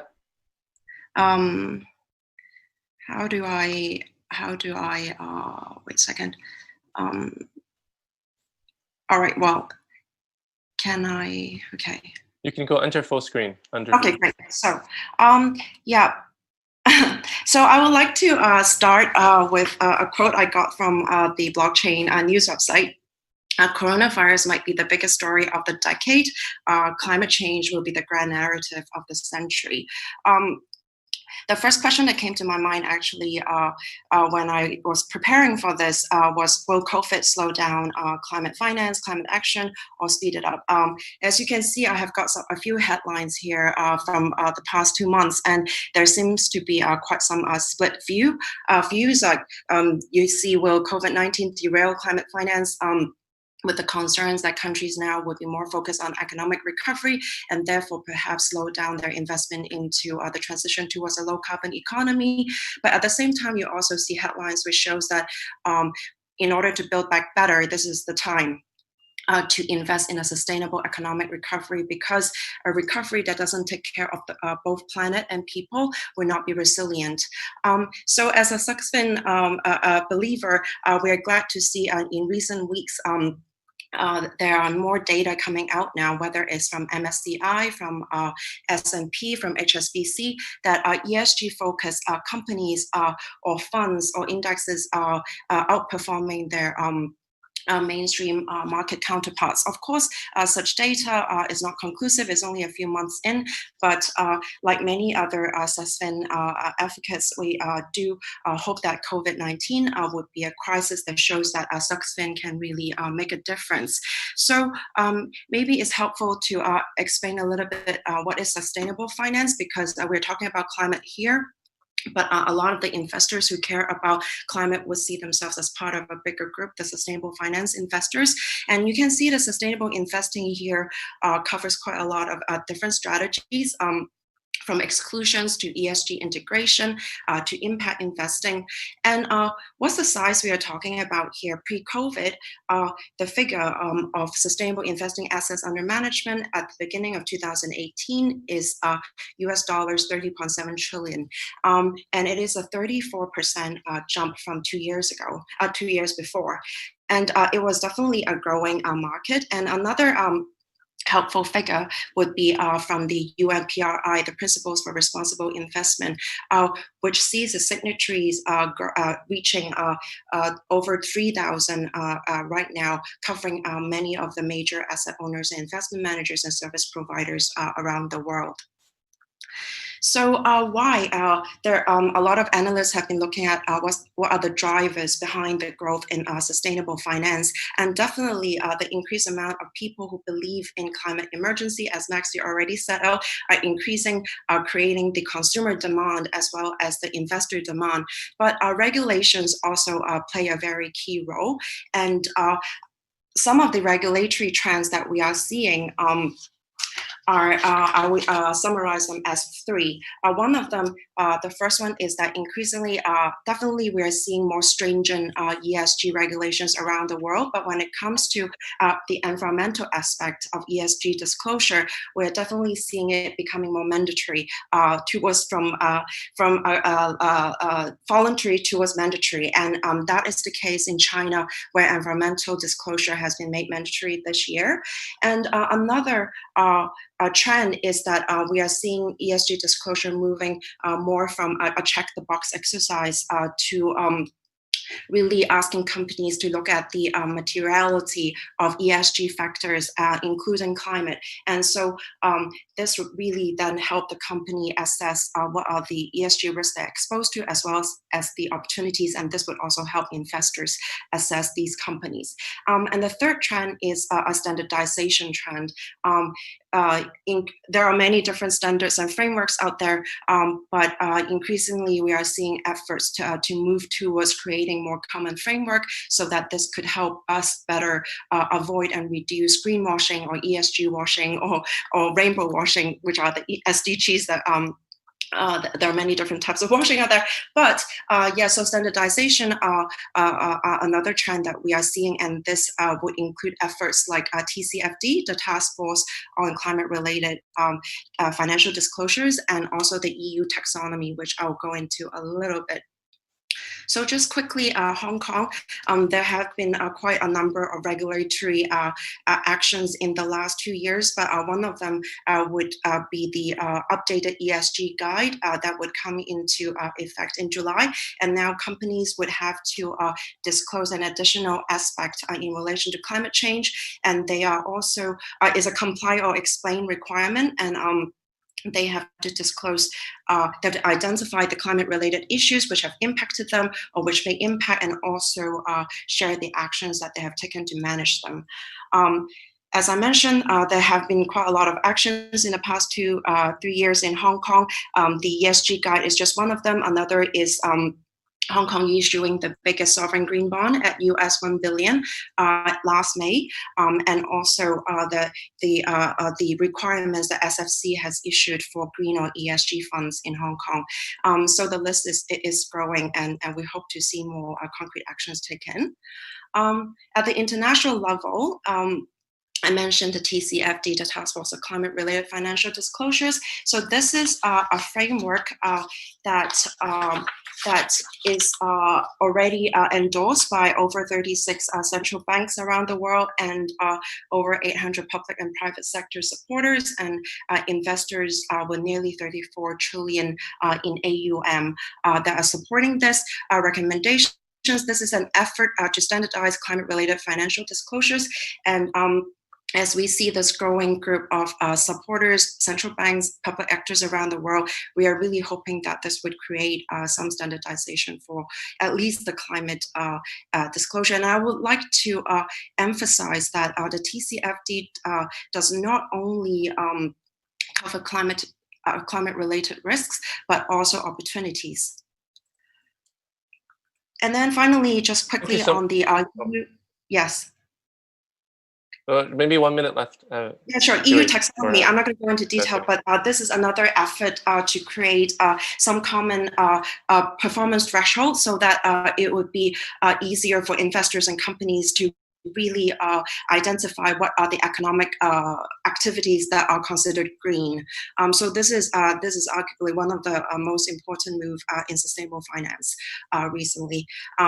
Okay, so then before I end, I just want to quickly also emphasize that if you look at green bond proceeds, it has or investment in climate, a lot of it has gone into climate mitigation, and so there has been a call now for more investment to go into climate adaptation, resilience. And just a figure, the green bond proceeds as of 2018, as shared by Climate Bonds Initiative, only 3.3 to 5% went into climate adaptation. So definitely for investors and solution providers, this is one area to think about. And lastly, I want to also cover the concept of just transition, because as we think about climate, we often think about it as an environmental issue. It is, but it is also very much about the people, about migration, about labor standards, about human rights. So as solution providers also do think about the social aspects of climate transition. And that's it. Thank you. Thank you, Sue. We're going to have a bit of space at the end for discussions in a bit. So hopefully there'll be a chance to share, interact with your thoughts a bit more. I want to give Evgeny the floor now. And Evgeny, I'm trying to limit you to about 10 minutes or so, and then we're going to actually have Desmond go after you. Yeah, I would like just to say that Tsuwei made a great point that it's all about ESG alignment. Yeah, we just would like to talk more about roots, about roots of ESG. It all started with Sustainable Development Goals.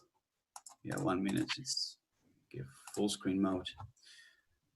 You can see my screen. So I would like just to tell about the technologies, about how SDGs is important in implementing emerging and cutting-edge technologies and deploying it, and how it can actually help us reduce carbon footprint production. So it first started with the Global Agenda 2030. Prior to that, I would just like to mention that there were Millennium Goals, and the whole discussion around the climate change. It is going on for more than at least 30 years, on a world scale. But the whole concept created, and the point was made that we need just to have a complex concept that would encompasses all industries and all processes in order to make a difference. So SDGs framework was first proposed in 2015, but it was the resolution was signed and adopted in the year of 2017. So there are like 17 SDGs. It encompasses all industries, and I would just like to mention that there are some industries that can be and must be excluded, like arms industry, narcotics industry, and gambling industry. But apart from it, even oil and gas, mineral industries, they make a great point in terms of energy production, but there should be some adjustments made in order to decrease their carbon footprint. And fintech industry, it has been also mentioned, makes a great contribution to upholding and empowering communities in emerging countries. So I would just like to make a point that 17 SDGs shouldn't be perceived as some, like a fancy concept created by the bureaucrats in the UN for the next generation of bureaucrats. It should be perceived on a world scale by governments, corporates, and individuals as well. It's all about, our level of awareness of this problem. And I've agreed with Tsai-Wei that, there should be a common taxonomy, a common alignment in terms of SDGs and ESG factors. So, recently, Paris Agreement was signed, but as Tony Verb also mentioned, it's all about geopolitics. Unfortunately, some countries hasn't signed it so far, but without this, without our countries being united in a common spirit, without common understanding, everything we are talking about is really hard to implement. So we should all take an example of Europe, because they're doing really great job in terms of green bonds, in terms of making a real contribution.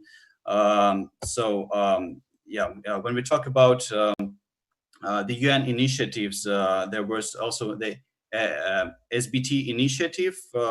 So that was created in collaboration with leading organizations. So it helps actually corporates to align their actions with the present-day climatology perspective and the Paris Agreement, and enhancing at the same time their competitive advantage in the process of transitioning to low-carbon economy. So there are plenty of industries, but I would like to make a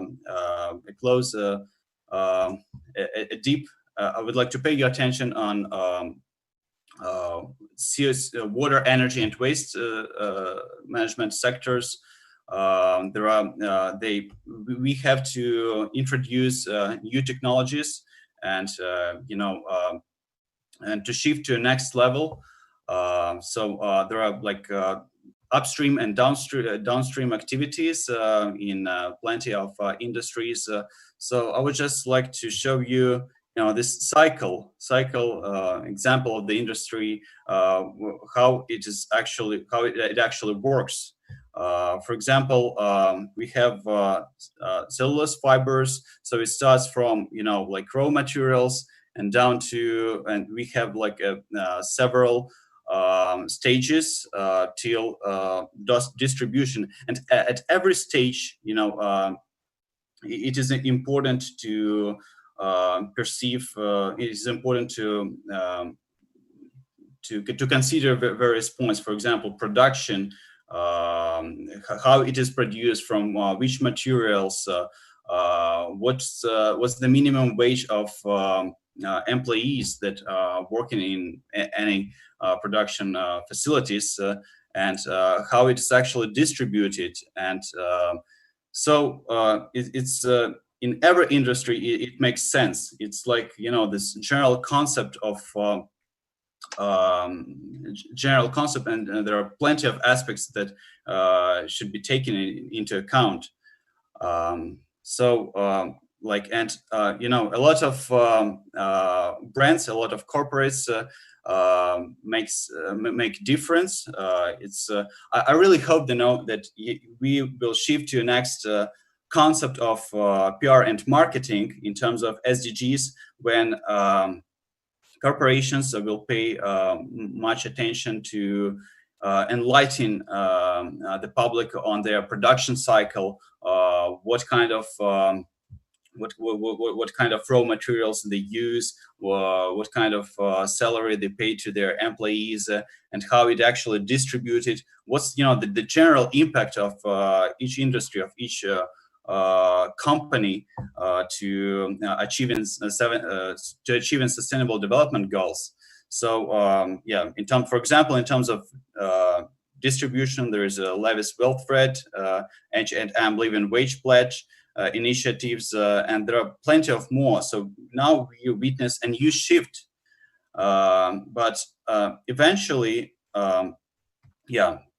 eventually it concerns each of us. I mean, like when literally everybody and anybody, living well-being in a country, in any country, when a person starts to perceive it as something that is really significant and crucial, when we start thinking about what kind of, for example, clothes we wear, what kind of food we consume.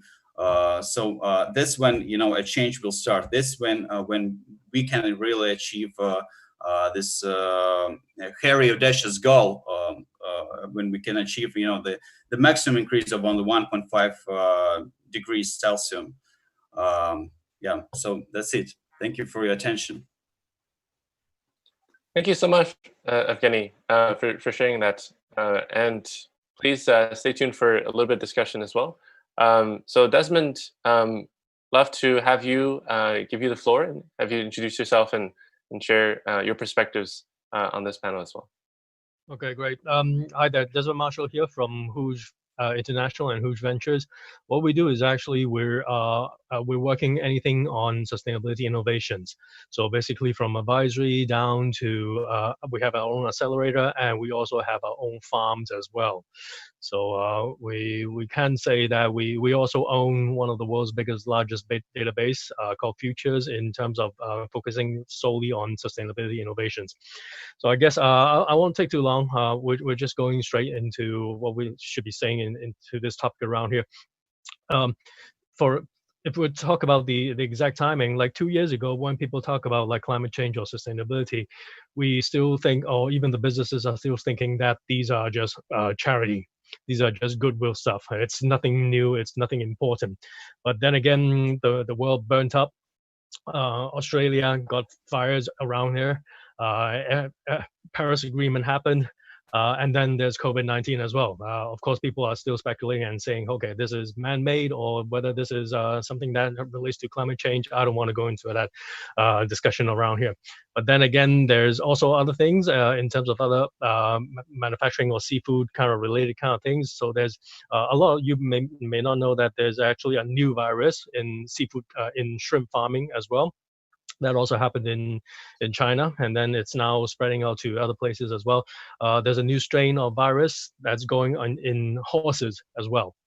So yeah, all shit is going loose right now around these days around here. So when we talk about whether we should incorporate this into a business model, 2 years ago, people don't really care about this. So it's like, hey, from an investor point of view, we look at this from a VC point of view.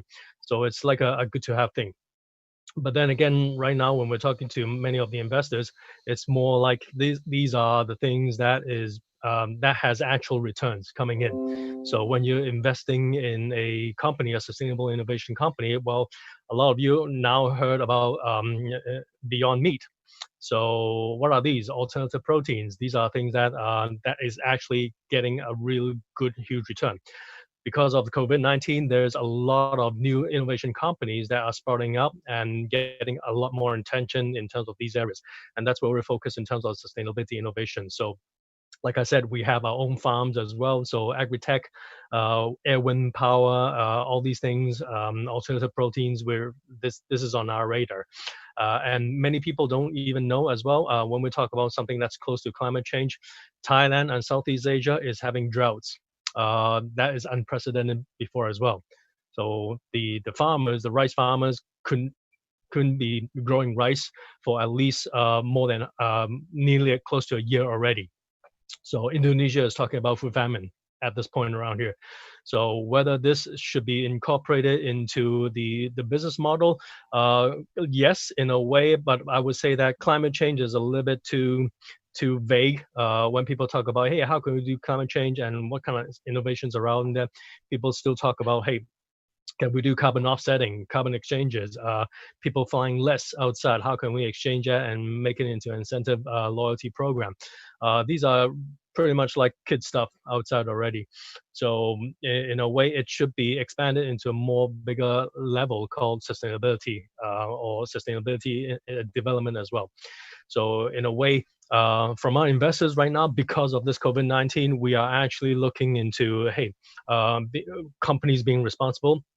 If you are a old industry, so like in China, like in other countries around here, we see old industries that are being labeled like old, polluted. They are being closed. They are not welcomed at all. Some of my friends do furniture in China. They are being closed off or being evacuated or just pushed over to other outskirts in China.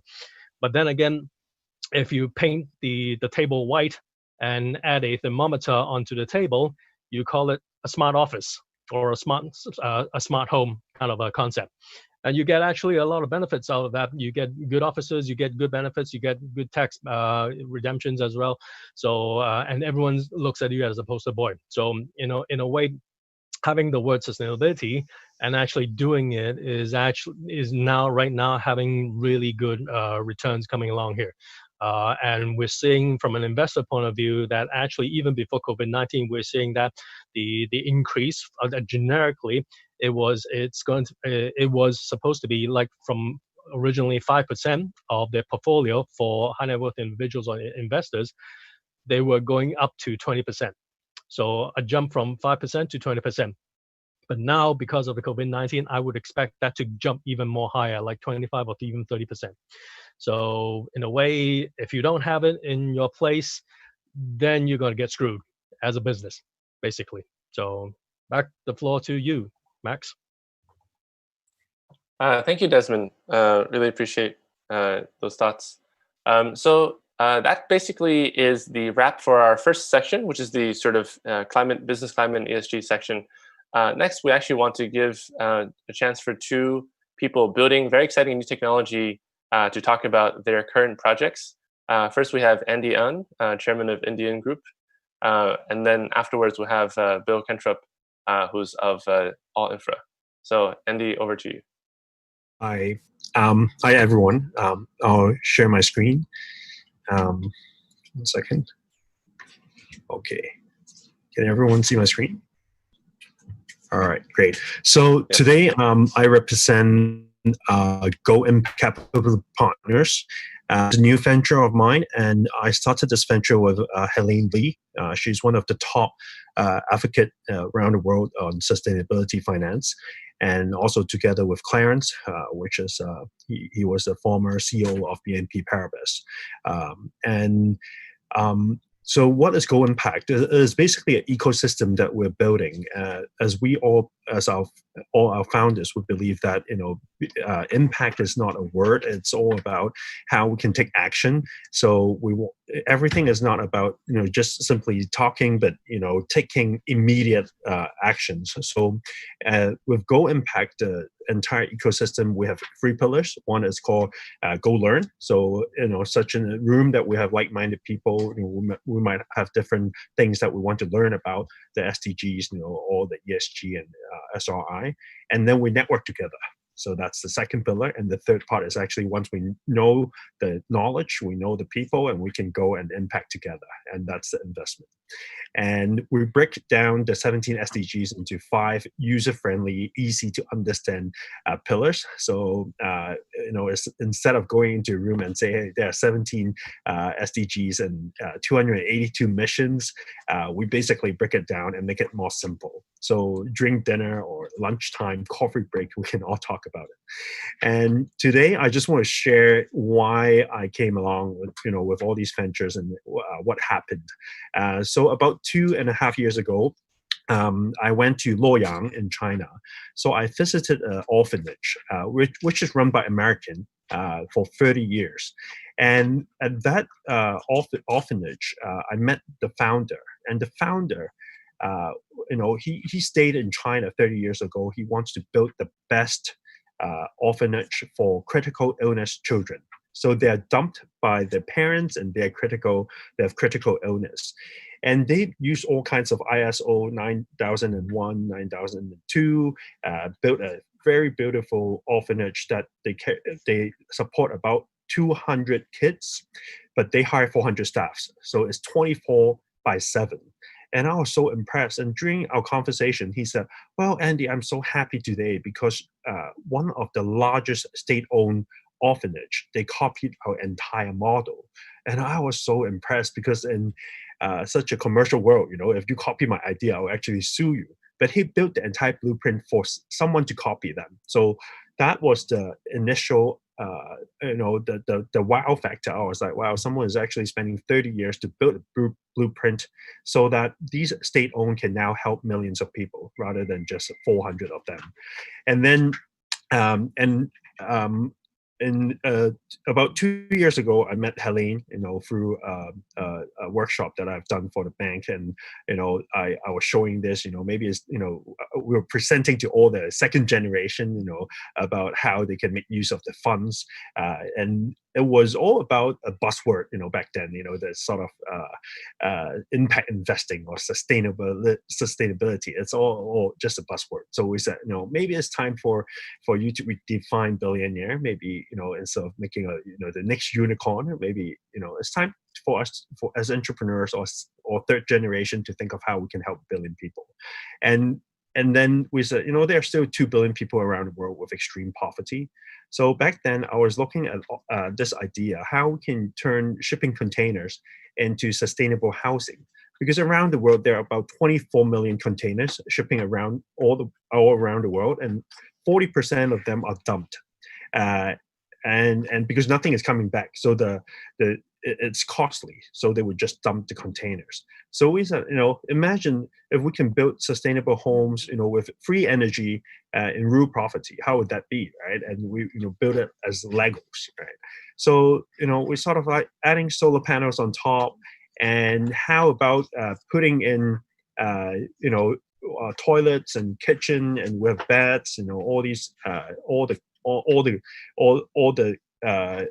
electricities, the things that we have to figure out. So we came up with this blueprint. So it was only an idea at the very beginning. And then about half a year later, we sort of, okay, let's take action, let's build it. So I went to Shanghai, I bought 22 containers. It was sitting there. I went to the Hong Kong government, but no one, really interested about this. So we went to Ho Chi Minh City, and the government, they really liked the idea. We talk about how we can use technology to uplift farmers, uplift people in the rural poverty. So that was the beginning of the story. And this is the insight, how the container looks like at the very beginning. And then we sort of say it's too small. So it's only 160 square feet per container. And then we said, but well, it's bigger than those apartments in Hong Kong, right? It's, about 110 to 25 square feet if you look into, Wan Chai area. So we said, what about we combine 4 containers together and build a little home, and we add solar panel on top. And then we can cover the solar, on top. That was all the initial idea.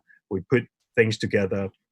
And then slowly we renovated inside, and then we built a nice washroom, and then finally early last year, early 2019, myself and a partner, we shipped a container to Ho Chi Minh City, and then we start to put them together, and we said, okay, we need to build a sort of foundation. We got a piece of land by the science park of Ho Chi Minh City, and then slowly, one by one, we combine them all together. And then this is the final product. We built it. It's a blueprint. And then we said, well, it's not enough. Now we have the home, but what about the food, right? So we said we need some sort of sustainable agriculture. So together with this scientist, Dr. Shi, he built this in his lab, and I said, what is it? And he said, it's actually, in a hospital, there's sort of a plasma for surgery rooms that they clean the knives. It's like $150,000. So he break it down with all these microwaves and also plasma TV. He created this, and all the water flows through. It kills 99.99% of the bacteria. But it's not for us to drink. It's basically for them to clean all the water and build for the mushrooms. Because if the highest ROI for farmers are actually mushrooms and also wasabi. So, because this produces the fungus, right? So clean water is important. So in 7 days, you open the lid, the mushroom will pop up as big as your face, you cut it out, you close the lid, heal for 7 days, and it pops up again, right? So the ROI is quick and fast. So we built a mushroom lab, and then we also figure out one major problem in rural poverty, why crops could not grow. And we built this app that connects to a Raspberry Pi. And we have realized that it's not about the sun, it's not about the extreme heat, but it's about the water temperature that the crop absorbed at that particular moment. So through this, we have built the entire farm right beside the house. So now we have figured out the food, we have figured out the clean water, and then we have all the living. And then to move on, we say, okay, what about universal basic income? Because Mark Zuckerberg talked about universal UBI for quite a long time. So we said, how can we use solar and sort of technology, crypto technology, and provide basic meal? So let's say if I give you a lunchbox and you eat it and you say, it's yummy, where does it come from? And I would say, it comes from the sun, right? And then, so how we made this happen, we said, okay, now we have the solar, instead of using Bitcoin like proof of work sort of mechanism, we reverse the model. We use proof of capacity. So we use a hot space.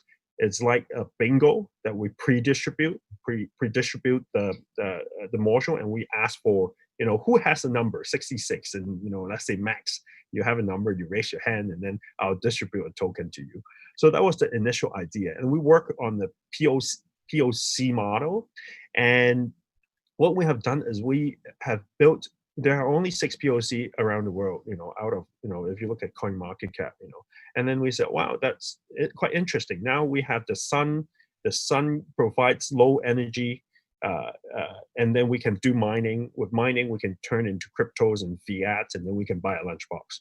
For us, it doesn't matter, but a formula, the world poverty formula is 1.25 per day, US dollars. If you go below $1, you die, right?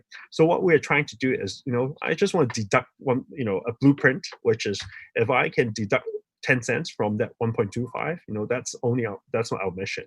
So, we combine all these three things together with living, with farming, with now universal basic income. It's a blueprint. We're working through the project. We learn a lot. And if you look at this is the power plug. One power plug, it connects to this container, which is the same as our home. The container, the shape is the same, but with a different function. And it powers about 8 petabytes of memories or mining power. And then, yeah, that's it. So, we think that, it's a demo, it's a blueprint with technology. We can change the world. We can move the formula. And we believe that everyone in this world should have just like a safe home, like all of us. Yeah. So that's it. So thanks for all your time. I'll pass it back to you. Thank you so much, Andy. Yeah, thank you. And it's really incredible. I really encourage all the people watching this and other stuff to check this out a bit more and follow up with Andy afterwards. I think the amount of thoughtfulness and innovation he's put into this whole ecosystem is quite remarkable. So thanks, Andy. And then over to you, Bill, as our second speaker. Right. Thanks for the intro. Really, really good to connect with everybody here. And I think I'm excited to share with you a little bit of what we're up to in the climate space. Bit of background on myself. So I'm based in Hong Kong, been here since 2001, and really been singularly focused on environmental markets since then. So set up one of Asia's first carbon asset managers in early 2000s, very deep in the Kyoto markets. And then since then, for a financial institution, ran an environmental products business out in the region. I will share my screen now. So hopefully everyone can see that. This is just to share a bit about All In for Climate, and I guess how we're looking at the re-emerging environmental markets and how that sort of intersects with fintech and in particular blockchain. So sorry, I'm just having trouble getting to that. Okay, there we go.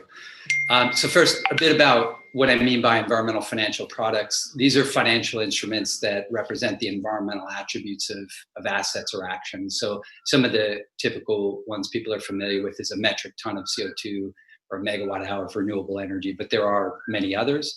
And importantly, there are hundreds of different types of environmental products across local and government global markets and voluntary and compliance regimes. Why are they important? So at least for climate attributes, very critical to the fight against climate change. They provide evidence of environmental impact. They support green ratings. They lead to higher quality financing. And importantly, they are a distinct and valuable source of finance for climate-friendly assets. Now, data tracking is an aspect of these markets that has been, it's sort of been from the very beginning, many decades ago, one of the areas that people have been trying to improve on. And getting that right is critical. And some of the issues that currently exist, indirect provenance of climate data related to these instruments, double counting, and in some cases, quadruple counting of these instruments, long lead times and expense to issue these certificates. And as you can imagine, environmental product markets it's a highly volatile market, and the option value related to delays in issuance is severe. Limited accessibility to the wider population, so it tends to be dominated by governments and corporates, complex intermediary structures, and the standards for collection of data, minting of certificates, retirement, and accounting in these global markets is not unified. So these are some of the issues that various strategies exist out there to try to improve on. Okay. I think maybe scrolling would help. Yeah, no, I got it. I think I got it. So the climate markets is a subset of these markets, and describe it here as a re-emergence. So the Kyoto markets were it's very significant, exciting market, a lot of positive environmental impact, especially across developing nations. In 2019, in some major climate markets, the value of essentially a carbon environmental product has gone up over 5x. And that's sort of in anticipation of some very significant climate market action. So you've got 200 billion size market last year. Paris agreements, a lot of the contributions under Paris agreements kick in 2020. CORSIA, which affects the airlines in 83 nations, starts essentially this year and grows next year. Oil and gas climate initiative, carbon tax regimes, and so on. I've got a little list here of sectors exposed, which is just about everything and growing. So it's maybe easier to sort of list sectors that are not exposed, but importantly, the implications for getting it wrong, compliance costs, penalties, loss of operating licenses, impaired credit ratings, shrinking access to finance. But for those, historically and currently, for groups that get it right and are kind of ahead of the curve on, sort of dealing with climate risk and looking at climate opportunities, a lot of operational efficiency across businesses and assets, monetizing these certificates, improved ESG ratings, better access to finance. And, one of these statements I've got here, which, we feel fairly convicted about, is that perfecting the collection and reporting of climate data and the retiring and accounting of environmental products is essential to the durability of nations and governments, corporates, and allowing access to the general population into this climate market. So I'll talk a little bit about what we've done. So we've created an end-to-end digital environmental financial product solution. It's a full technology suite from creation of digital environmental financial products, including carbon credits, renewable certificates. It involves an exchange, so making those certificates accessible, and permanent records for retirement of those instruments. On the left, little picture of our landing page, but some of the features in there that are built, direct data collection from assets, recording that data from blockchain. This is all sort of standard data that allows you to be confident that an emission reduction, for example, has occurred, minting of these certificates in digital form, streamlined seller user interface, so onboarding, asset-related information, environmental products made available, peer-to-peer trading, and again, retirement. All of this is sort of permanently recorded on blockchain, which is critical. So, whether it's a government or corporate, it's really critical that people can look back and connect dots directly to whether it's a claim around emission reductions or a claim around renewable energy portfolio targets that they think they've met. It's really important that they can connect the dots back to specific data and a specific asset. So we built it so that there's limited technical expertise required, and creating this sort of way for a wider market to participate, we believe will significantly amplify climate action in the market. This is a simplified schematic of what's happening. So this is all in production and audited. You've got for example, a solar asset, a power meter. That power meter is feeding data into a smart contract in real time. Those smart contracts feed data into digital certificates that are minted periodically, and then those can be bought, traded, transferred, and retired. So that's the kind of high-level depiction of what's going on the site. This is an important aspect. So, given we're dealing with a wide range of assets in a wide range of countries owned by corporates or governments.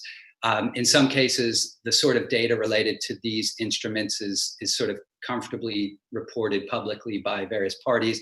In some cases, there are sensitivities. So we built a fully public and also a hybrid public and private flow. So on the left, you've got a device feeding up into a public chain, all the relevant data, minting a certificate, and that's auditable, traceable back to that asset. Similarly, on the right, similar sort of process. However, first the data goes up into a private chain.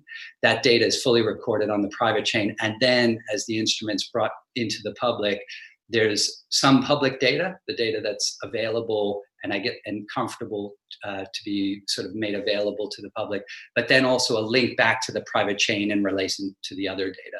So the important aspect there is that in the future, although the data is not widely made public, that data is there, it's traceable, and it can be, whether it's a government or a corporate needing to go back and look at that data on the private chain, there's a route to do that.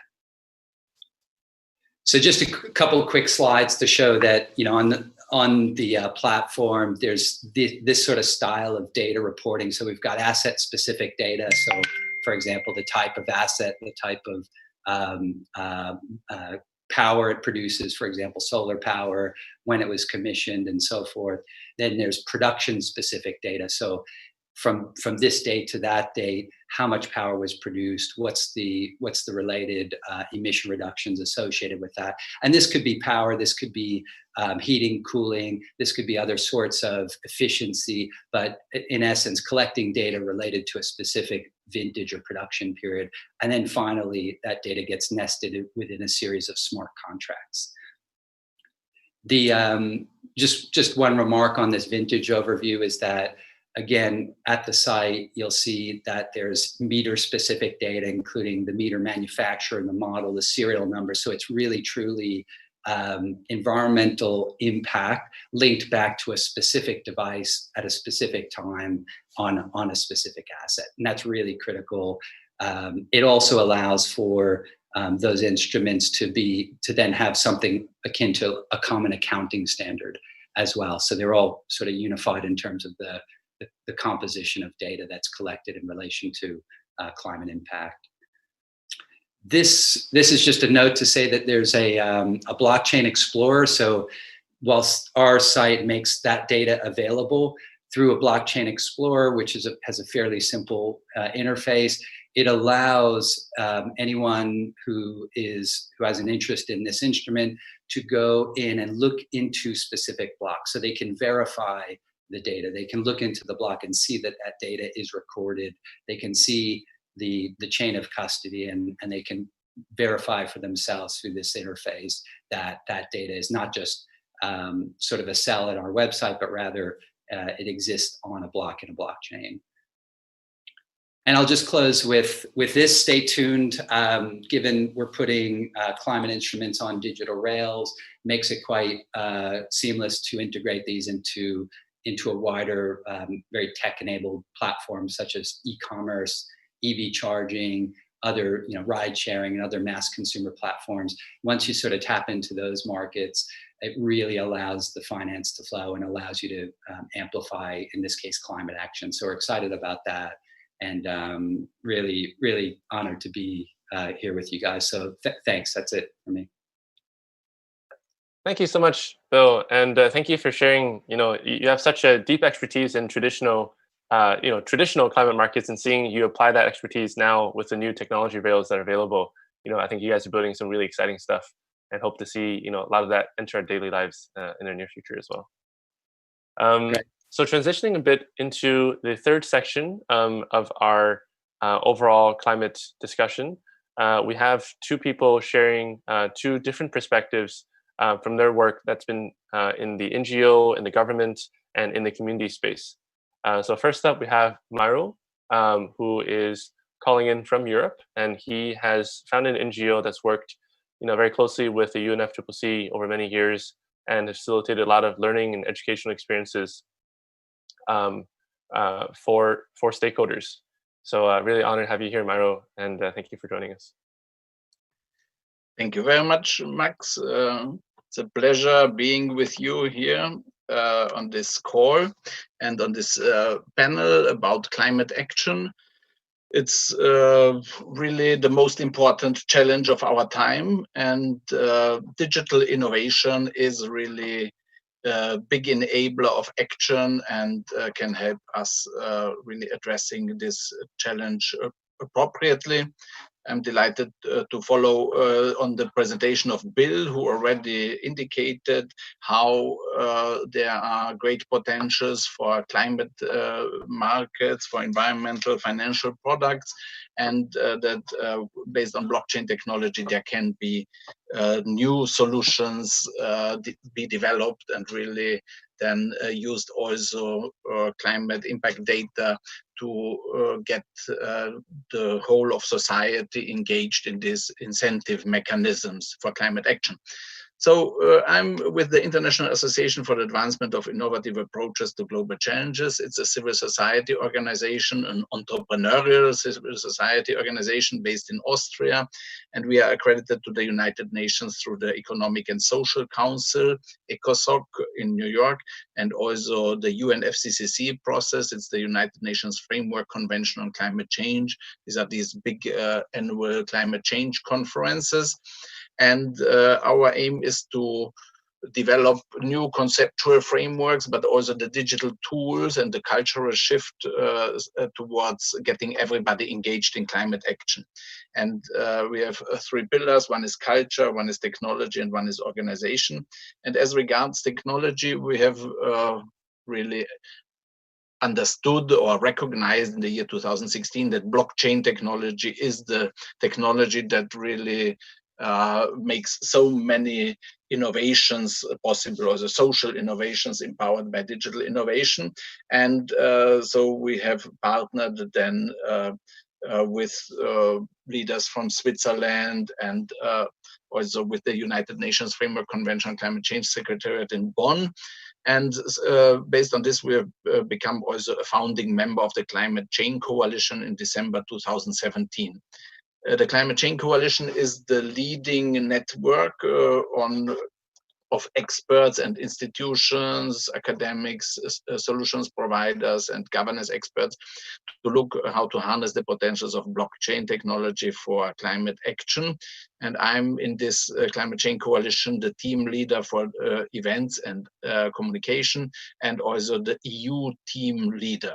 And with this Climate Chain Coalition, we have set up at the last climate change conference COP25 in Madrid last December, the digital innovation community within the UNFCCC process. And there we have identified two flagship initiatives. One is the data and digital innovation infrastructure for multi-stakeholder climate action coordination and incentivization. And the other one is a digital pavilion, which should bring to this UNFCCC process this digital innovation, educate people and provide new forms of participation.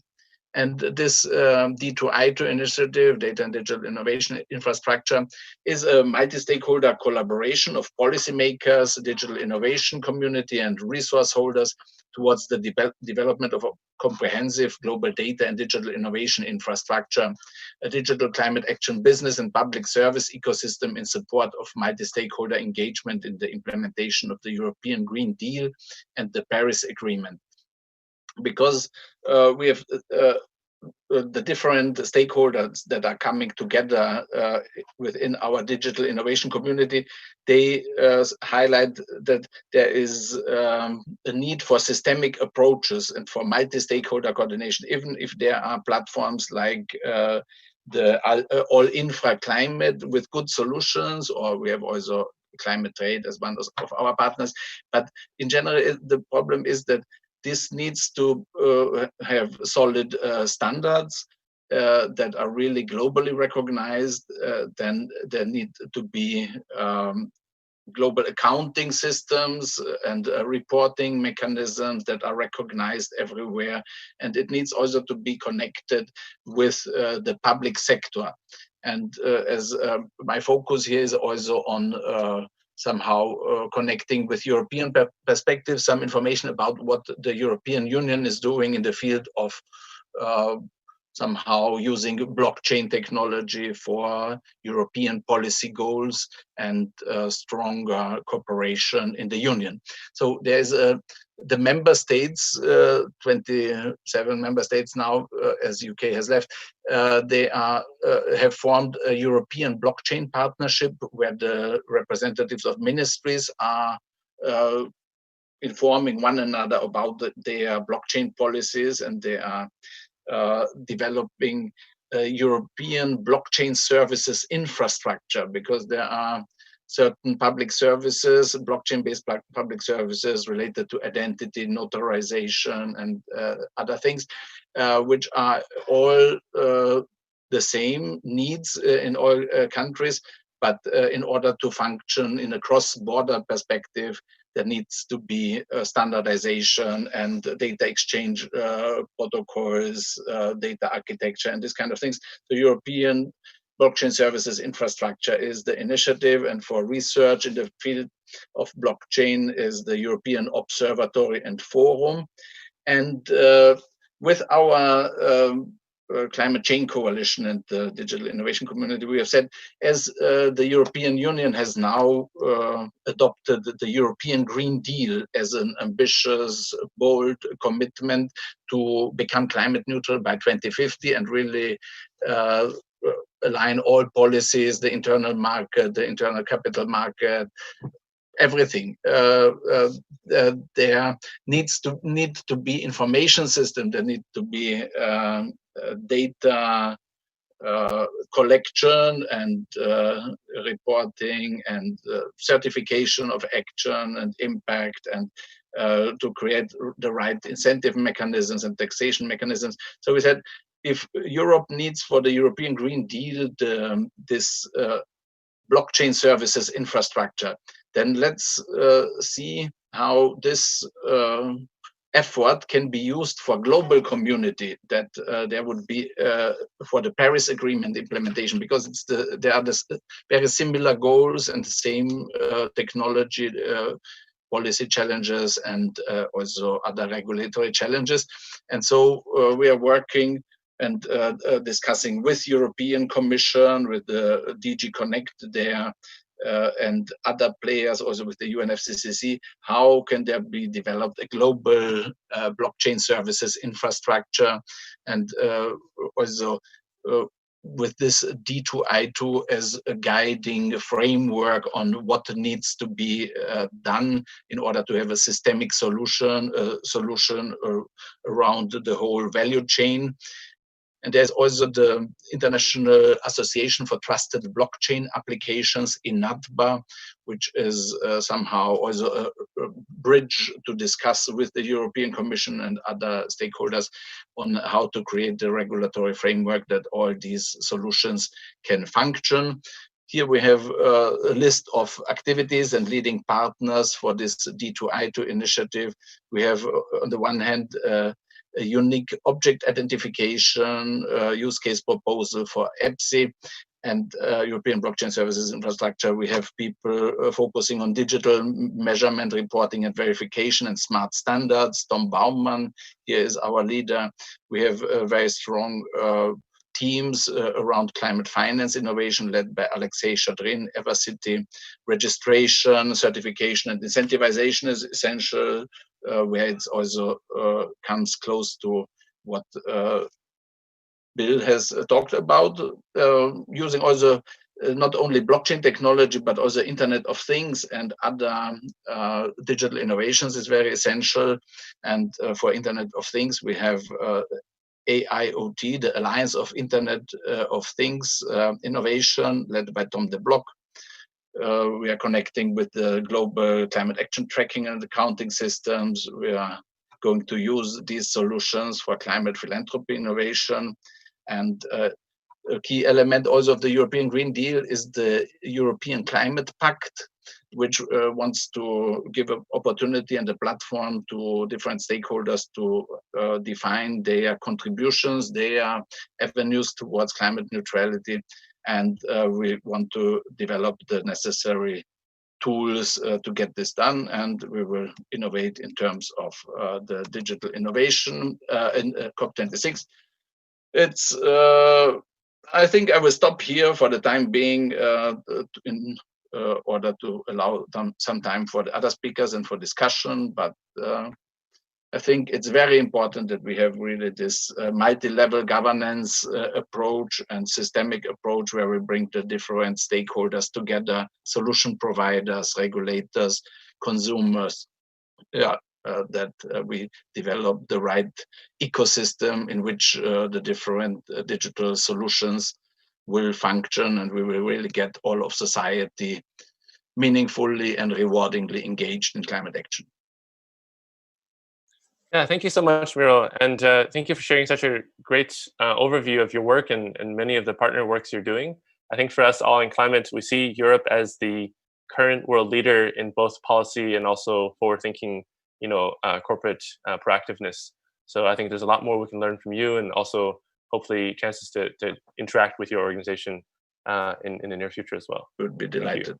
So last but not least, our final speaker is Ojas, who is joining us from Bangalore, and she has been, doing a lot of work with the Indian government in both technology and also policy formation, and currently is at Mindtree, a very substantial technology development company, where she will share some of the work she's been doing to build resilient communities for the people responding to climate change.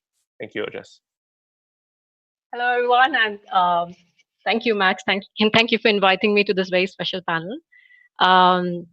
As a social development consultant, I have worked extensively in creating and implementing digital platforms that empower and build resilience in underprivileged and underserved communities of our societies, so that they are better able to respond to the negative impacts of climate change and the loss of biodiversity.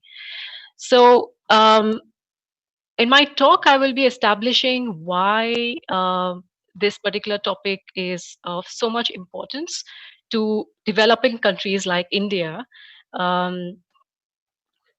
I hope you can see my screen. Not yet. I think you have to share screen using the middle arrow.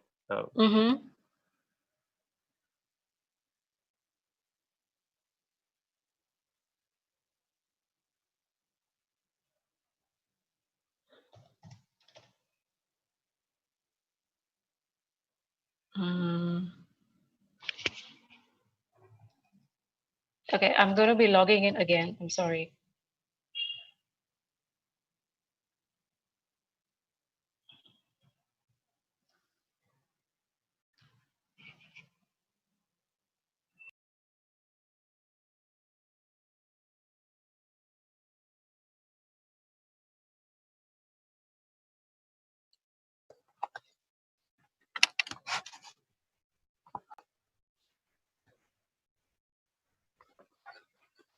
Hello? Hi, we're still here. Yeah. So I hope you can see my screen now. We're still looking at video. Are you using the share screen function from Zoom?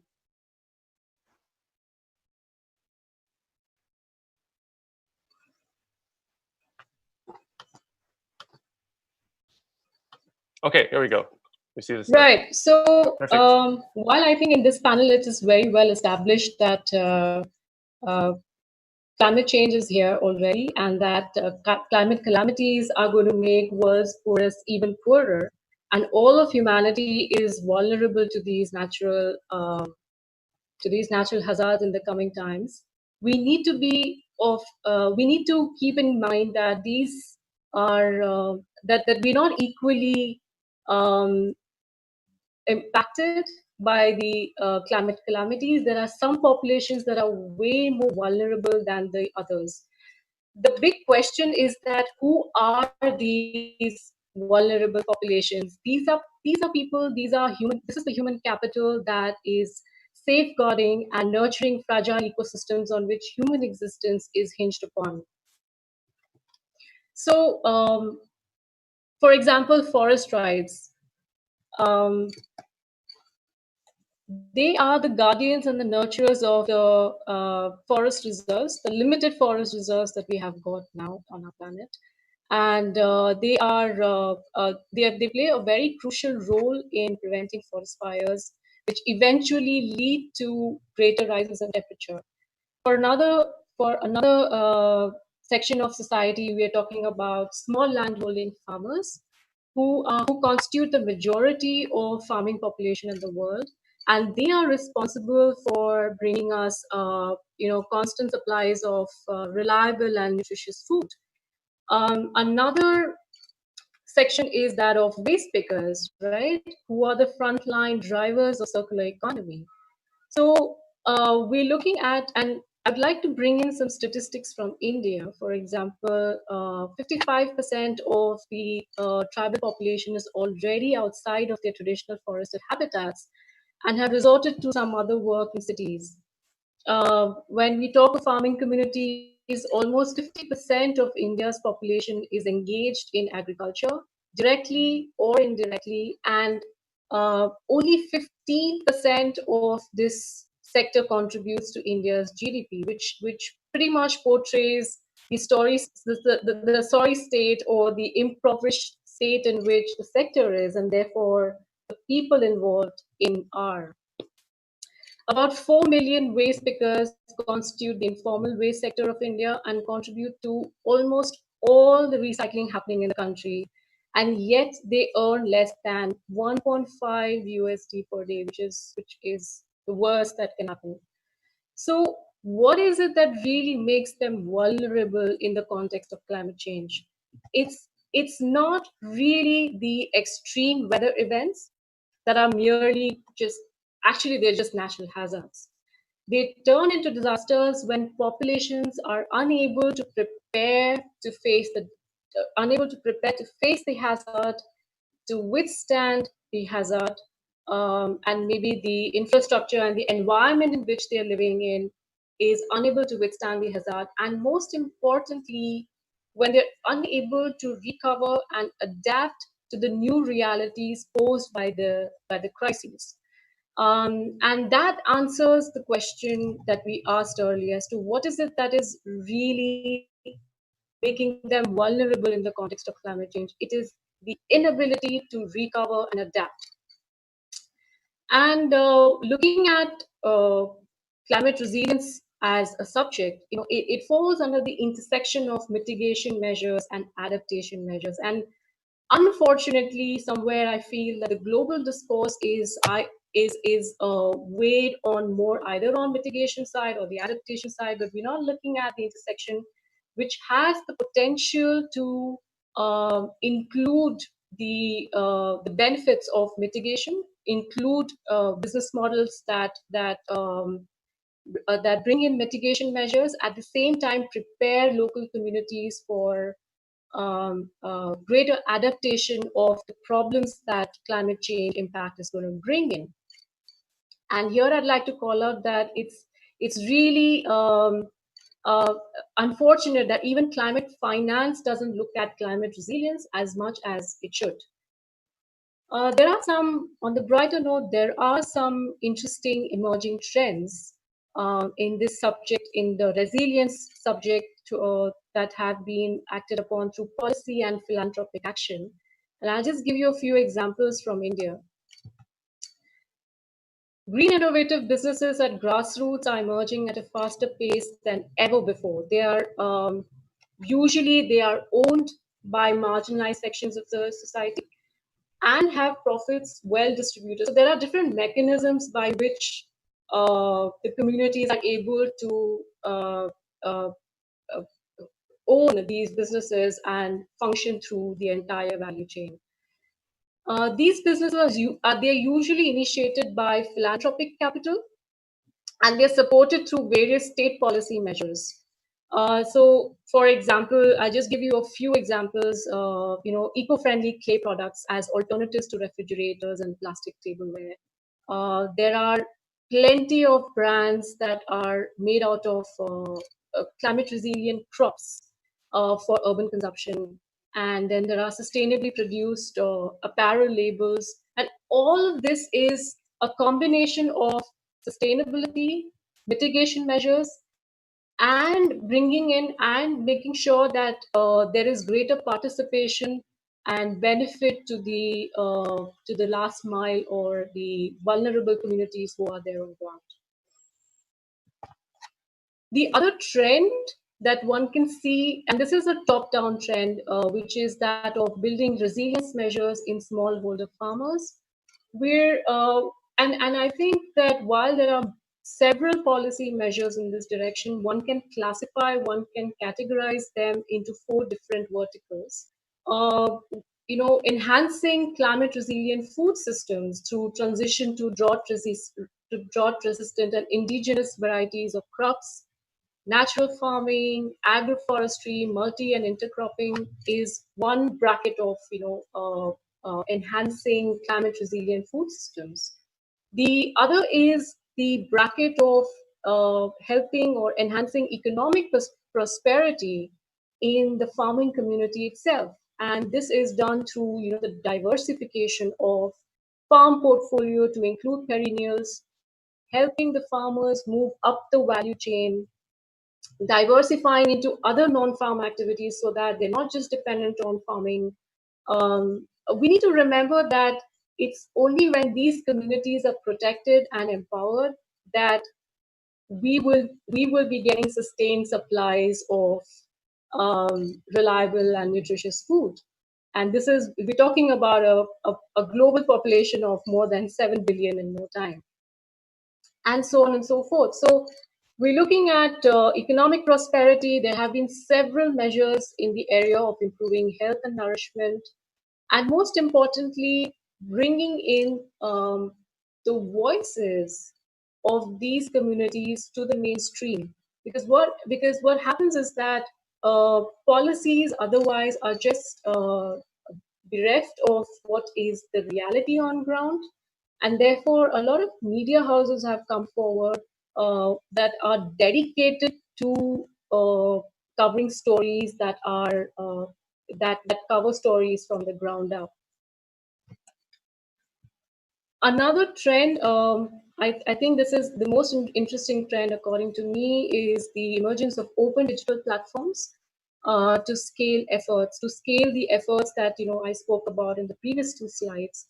A lot of open source And interoperable digital platforms have come forward with the objective to increase shareability and repurposing of digital assets such as code, APIs, data aggregates, and even data-led insights to help innovators, to help businesses, to help even the state to build beyond and not waste resources in replicating solutions again. And this is a phenomena which has driven various benefits. The most important being of obviously the acceleration of a culture of open innovation in ESG and the development sector. The other is, it has drastically eliminated the need for big capital to come in to create digital solutions from scratch. It has facilitated greater collaboration and co-creation through interoperability designed into the system. And obviously, there are ways in which these platforms are able to continue the development efforts even after the funding of development program funding is exhausted or withdrawn. And most importantly, of course, it also provides a faster and a reliable access to market opportunities for the marginalized.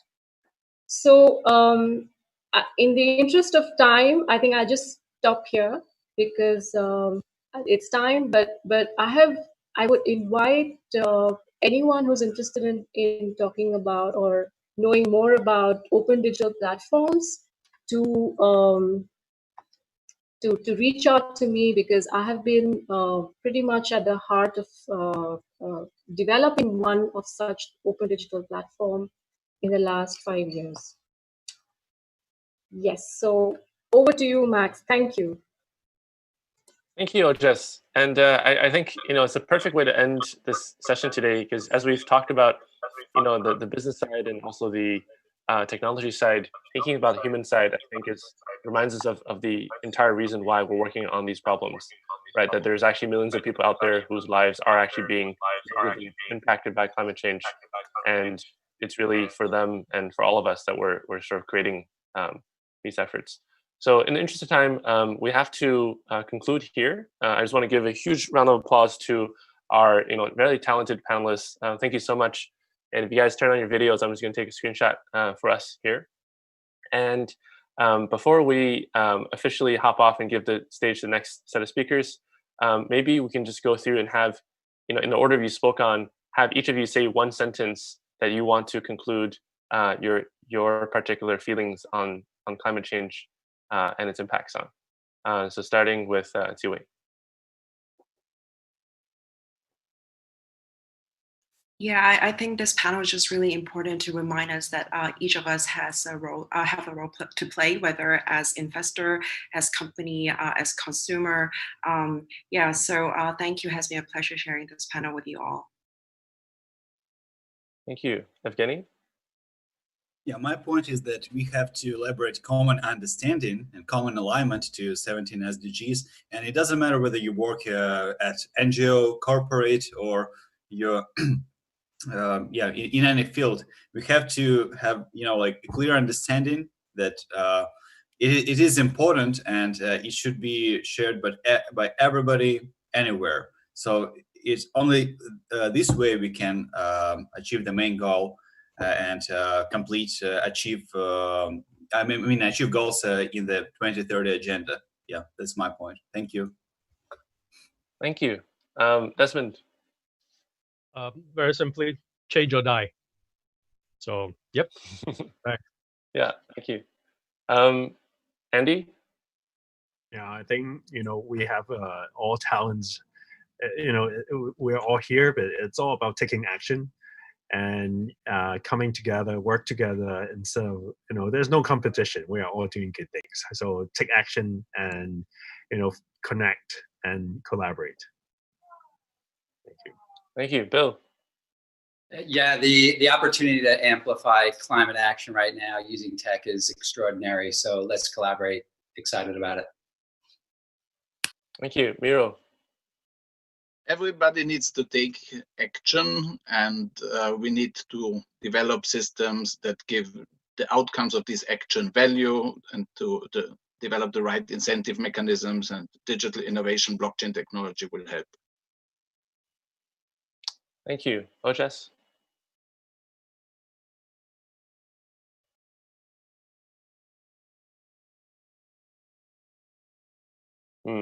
Okay, we might have lost say that Ojas. it's going to be very Go ahead. important to acknowledge the fact that we're not all going to be impacted in the same way. There are communities which require greater attention and greater emphasis in this climate conversation. So yeah, collaboration and concerted effort. Thank you so much. And a big shout out to the organizers, to Sergey, to Ivan, to Julia for hosting us. And thank you again for sharing all of your wisdom. It's been truly a pleasure. And we'll see you guys soon. Thanks, thanks to all of you, very distinguished people around. We have to go forward, guys. I have to say goodbye to all of you, yes, till now. And we are going ahead. And our next cluster is going to be technology cluster. We are waiting for our host, Denis Guarda, and our first speaker, first is keynote, had to be by Hadi Alawi about next generation of family business and succession plan. I'm waiting for him. I'm sure that within a couple of seconds, we're going to be here. I want to remind to all of our viewers, we are online, we are on air, started from yesterday 48 hours, and really it's really an amazing day to have an amazing guest.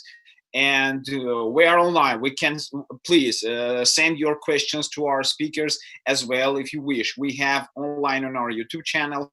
We're also being streamed on Facebook, on our YouTube channel as well. And hope all of you are really enjoy this event. Seems that we have really got the best speakers all over the world. I'm really happy to be the part of this greatest event, and I'm sure that you already have enjoyed this as well.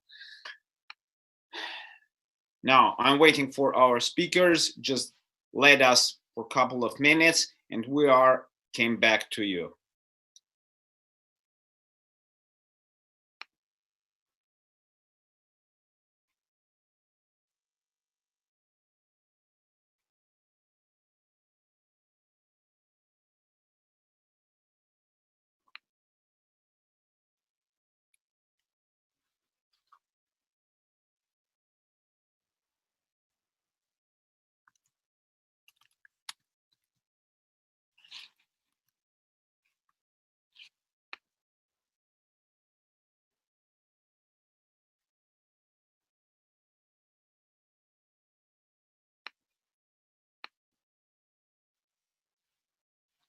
Hi, Manish. You're offline. Your mic is off. Put it on. Okay. Yes, you are the panelist. I see that. Yes, just wait a couple of minutes. Yes, we have to wait. Or can you give me a link for people to listen in? I don't know where. Some people ask me where to go to see the link. No problem. We are streaming on YouTube. I will share it now with you. Okay. Just now.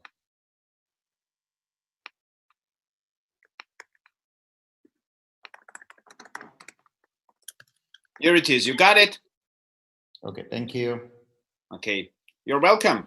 You're welcome. All of your viewers, all your participants as well as welcome, because we are very interested. People get engaged in this really 48-hour without any interruption conference. It's too hard for us being here all these 2 days long, but it's very good challenge. It's extremely good challenge, and we clearly understand how it works now with distinguished people all over the globe.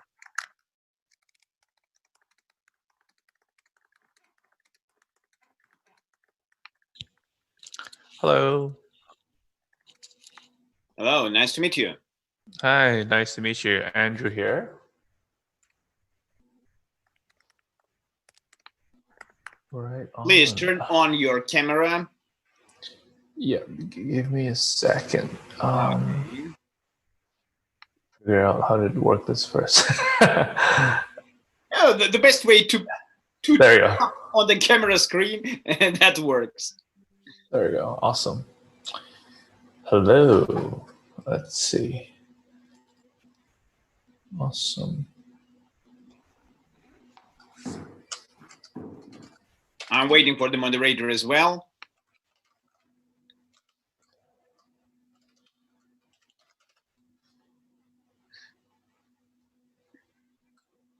You know, I want to remind our viewers that 48 hours for us, and this digital week is continuing. And now we are on the second day and the first part of the session. And now we are going about, now it starts already, technology cluster, and we are waiting for our host, Denise Guarda. Okay, cool. So our session starts at in 12 minutes, right? 10 minutes. I think 7 minutes. 7 minutes, perfect. Guys, you know, we can start just when Andrew come, it's okay. Now, let's begin from yourself. Introduce what do you do and your topic is about. You can go ahead. Where lead? I think Andrew is the moderator here. Yeah, so I'm just a little bit confused in terms of like the sessions. Is this another session that we're joining right now, or are we in another topic? No. You are on the right session. Don't worry about that. I can be moderator for you because I'm moderator of the whole event. I think it's no problem for me to moderate this topic as well. Manish, I think you can start now. It's okay. We are waiting for official moderator, which have been engaged in our agenda. Andrew is the official moderator. Yeah. So as I was speaking, I think Ivan invited me to be the moderator for this session. So I was moderator just making is Hadi Alawi and Denise Guarda. So that's what I'm wondering. Am I in the right session? I don't think that's our. Don't think that's our session, right? I know, Mishish, you're in our session definitely. I've been email contacting you. Andre, I'm sorry. Now I have before from the event organizers. I'm really sorry, Andrew. You're the moderator. Go ahead. The board's going to your side. You're online. Okay, cool. I'm sorry. I'm really sorry. That's why. Yes, I see what's going on my screen. Okay. Yeah, no worries. Because I think Ivan sent out an email this morning on to use a Zoom, so I think it would be easier to moderate the session. Right on. So I guess we're just waiting for the couple of speakers as well. Yeah. Nice. So how's everything on your side, Manish? Pretty good. Very good. Yeah. Nice. Couldn't have been better. Which time zone are you in? Are you in Hong Kong or are you in Hong Kong? Okay, cool. Perfect. So same time zone. Right on. How's the week going for you? Pretty busy, right? Yeah. It's okay. We're very super busy right now. Yeah. There is a lot of things going on. Yeah, definitely. Cool. Business is good. I think I sent you some information about the company. So. Yes, you did. That's really awesome. I actually wanted to learn more about like what you guys are doing. Actually, we'll go into that later on, I guess, in the introduction. But definitely want to hear more from you guys. Right on. So we're waiting for Eric as well, and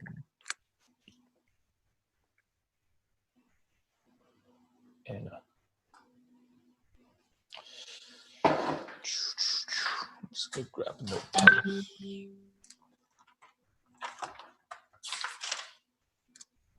So you're based here, right, in Hong Kong too? Yeah, I'm based in Hong Kong. Just a quick info about me. So I run an accelerator here in Hong Kong. I met you at Ivan's party, remember? Oh, right. I think. Oh, that's why it's. And I did not take off my hair. Right. In Mall 1, right? Oh, that's the night. Right. Cool. I thought your name kind of looked familiar. It was just like, where have I seen this name before? Yeah. We met at his rooftop party. Yeah. The co-living space in Mall 1. Yeah. Nice. Anna. Guys, right now should be Hadi Alawi. He's a chairman and CEO of Al Hayat Group. Unfortunately, he's not here yet. He's going to talk about next generation on family business suggestion plan.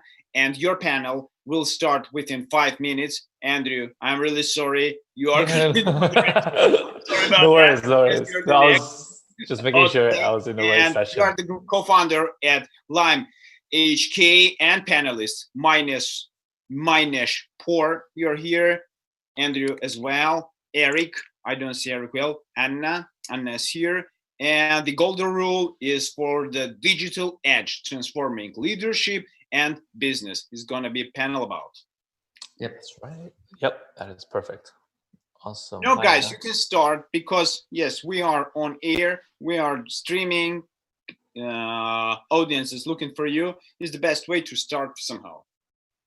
Oh, okay, so so I guess should we Anna's give it a couple of minutes? Anna, your microphone is off. Yeah, I know. Thank you. All right, Eric's in. Awesome, guys. Should we perhaps wait for a couple of minutes because the panel was meant to start 20 past 11? Yeah. So I'm guessing like let's give it like a minute as well. I think Eric just got in. Great. Oh, hi, Eric. Nice to see you. Hi, Anna. Hi, Minish. All right, guys. I think so. Everyone's here. Maybe let's just give it like 1 more minute or a couple of more minutes just to make sure that everyone's like tuning in. Don't want to start too far ahead, going into the details too early. Okay. So we go live at 10:20, right? In 2 minutes. Is that correct? Yes. That is correct. So I presume that we're following the same format of the questions that you sent. Yeah. So the questions is just like a rough idea of what we're gonna kind of go into in terms of the questions. I mean, obviously, feel free to elaborate and talk more about it. But it's just kind of a guideline for you guys to kind of talk about your story, your business, and what your thoughts are. All right. So Anna, which time zone are you in? I'm based in London, so Okay. it's 11 o'clock essentially in the morning. Right on. And Eric is in. I'm an hour behind Anna, so it's 10 in the morning. Okay. Nice. Or it's around 6:20 p.m. here in Hong Kong. Okay, in Hong Kong.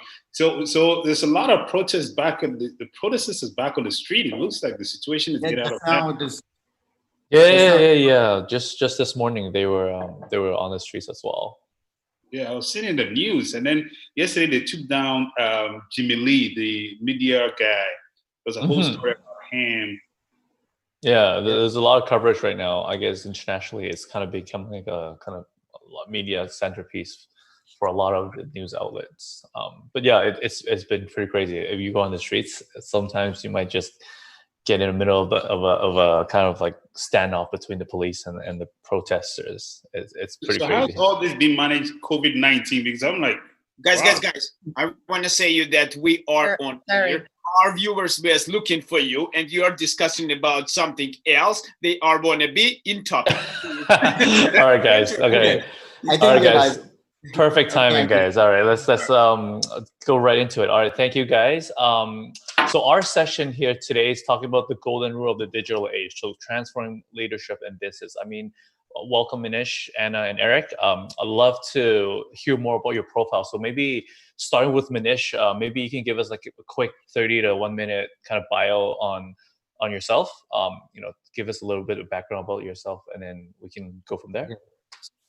So my background, as you can see, it is the BuyHive. That's my company. You can see the logo there. But basically, I'm the CEO and co-founder of BuyHive. We started the company pretty much in November 2019. I left my full-time career after 20-something years working in the corporate world in about 5 different countries. Took the plunge into entrepreneurship. Good news. We're only 5 people, but we've done 7-figure profits already. And we're growing very fast. We're not really spent too much money, but the business has been exploding. And it has only been because of very quick pivots and pretty much thanks to COVID that we are doing good. And I'll talk more about the business later as we talk. Awesome. All right, thank you. And maybe Anna can go next. Sure. So I love introducing myself as economist by education, ex-investment banker by training, and multi-award, amongst others, Forbes Under 30 winning entrepreneur that has actually entered the world of consulting. So basically, I had a chance to see kind of the growth of the company from the entire cycle of the growth of the company, from, you know, bootstrapping startup to high growth to multi-million funded companies to essentially working in a corporate world at the very heart of, you know, finance, which is investment banking.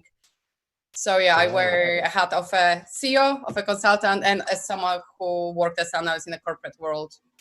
Right on. Thank you very much, Anna. And Eric? Yes, so I'm Eric Osia-Kwan, and I run Chanzo Capital. Chanzo Capital is a venture and growth fund based out of Mauritius. And our fund is called the King's Fund, which essentially focuses on the King's countries, Kenya, Ivory Coast, Nigeria, Ghana, and South Africa. Right. Our first fund invested in 16 companies. So, and we have 12 of them going. So we have 12 companies under management. We take a regional focus with the Kings, and then the sector focus is fintech, agtech, cleantech, edtech, health tech. So those are the 5 countries and 5 sectors. We have an office here in Accra, where I'm based. We have an office in Nairobi and Johannesburg. So that's our operational field on the ground. And there are 3 partners spread across these 3 geographies. Wow. And that's what we basically do. Right on. Thanks so much, Eric. I'll give a little quick introduction about myself as well. My name is Andrew. I'm a co-founder of Lime HK. It's a local Hong Kong-based accelerator program. So we get in touch with a lot of different startups here in Hong Kong, trying to expand into the Asia APAC region. So as per our topic, I mean, getting right into a business side of things, because I think all 3 of you guys are heavily dealt with different businesses. Maybe I'll direct my first question at Minish first. How did you have the idea to start off your own business? Because I remember you mentioned that you started the business only 6 months ago.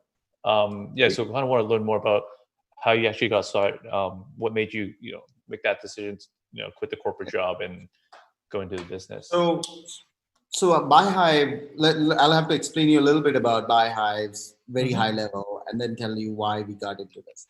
So BuyHive is a platform that we created pretty much to become the Uber of sourcing, right? It sounds very cliche, but it's basically democratizing sourcing. And what our assumptions were, because I come from the sourcing world, 20 years working in Taiwan, Shanghai, Hong Kong, Mumbai, New York, and London, I realized some of the issues that were there. And my previous company, that was a NASDAQ listed company called Global Sources, I was managing all their international business, and my co-founder and the CEO of my company was the CEO of the NASDAQ listed company.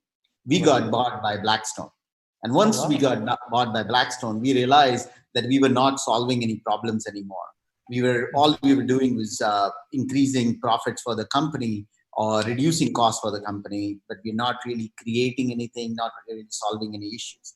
So we wanted to solve a problem, and we did not know about coronavirus then. We did not know about Hong Kong protests then, but we wanted to solve a problem when people cannot travel to come to China or to the different parts of the world to buy products that they need in their countries. Products are still being made in different countries and shipped to all over the world, and that will continue for the foreseeable future. So if they are unable to do that, if they are not able to travel, what are the solutions, and how can we create digital solutions to make sourcing easy?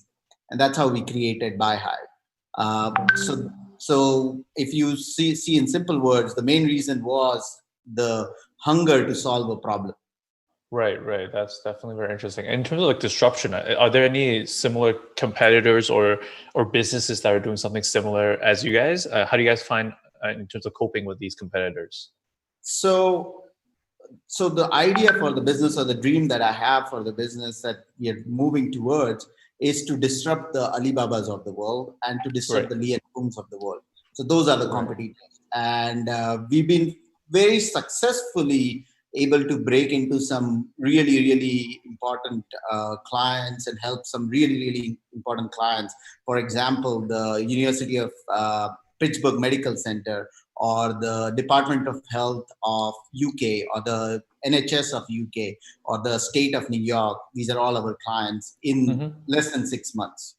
Wow. And then I guess going to Anna's, you run a couple of businesses yourself as well. I mean, how do you look at disruption in terms of different industry? Because I know you run an online academy as well. How do you guys deal with specific ways of transferring, like the education space, for example? How do you guys cope with that? One of the businesses I run is Distributed Academy. So we provide educational workshops for institutions around blockchain technology. And basically, it's primarily run by blockchain developers, in fact. Obviously, I'm on a business side. And what we do, we always deep dive into the business models, into the sectors, and we basically help corporate people, essentially institutions, understand what's blockchain technology, how can it can be applied to different aspects of the business, industry-wise, what are the advantages, what are the disadvantages, what are the risks associated, and what are the alternatives, essentially. So I would say, it's kind of bespoke educational workshops on blockchain to understand how it can transform specific sectors, so from healthcare to real estate to financial services. Apart from that, in the past, the business that I won, Forbes Under 34, it was something completely different. After investment banking, financial services work, essentially, I jumped into transforming nightlife industry. Because, it was very, very different. So basically, I figured out, it's a multi-billion sector. UK is worth 56 billion pounds. Everyone goes out. Everyone loves socializing, but at the same time, people don't know where to go. What's happening? And then venue owners don't have efficient marketing tools, data analytics tools, to attract customers and build relationships with. So we basically developed an app for the nightlife sector back then in 2016. Touch wood, it's already this transformation wouldn't be happening now because of COVID, obviously. So it's massively affected sector, entertainment and nightlife, that basically, now it has totally stopped and it's in financial troubles. But back then it was, very well-performing technology that, it was from B2B to C. And it was fascinating, to introduce something new to the sector that is so little disrupted by tech. Right.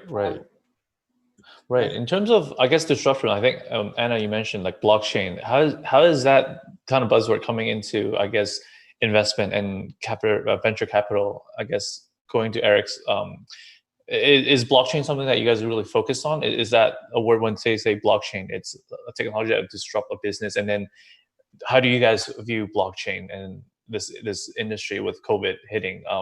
Has that really taken off in terms of like what you guys invest in terms of startups? Maybe Eric, you can give an overview of what sort of disruption in terms of like, the digital age you guys focus on. Right. So from our perspective, I need to give some background. So we as a fund have an important ethos, which is that we really invest in entrepreneurs and not in technology. So we believe that the entrepreneurial pursuit is a pursuit about people. And people create technology and people apply technology. The second important principle from that is that we believe in the application of technology. So we don't invest in technology. We invest in what technology is used for. And the third ethos is we believe in applying technology to solve critical needs. And if you look at the African continent, it's a place where there's so much need. And so we look for entrepreneurs that are able to look for the right technology to solve existing problems. And by doing that, they do not only create businesses, but in the process, they add value. And in the process, they make impact. So we believe that impact is ingrained in our DNA, in the sense that we don't need to measure impact. We believe that the most successful businesses in Africa are going to be businesses that solve challenges in society. And by doing that, they'll be making impact and they'll be making profit. And so we apply the PPP principle: people, profit, and planet. So this is a very important background for us. So now let's kind of respond to your question. So we believe that blockchain, it's a new technology that can be applied to solving problems. So for example, we invested in a company called FinAccess. FinAccess.co is based in Kenya. So they're trying to solve a problem in Africa where a lot of the mom and pop shops that does savings and small loans called SACCOs. In Kenya, they call them SACCOs. In South Africa, they call them Stokvels. In Ghana, we call them Susu.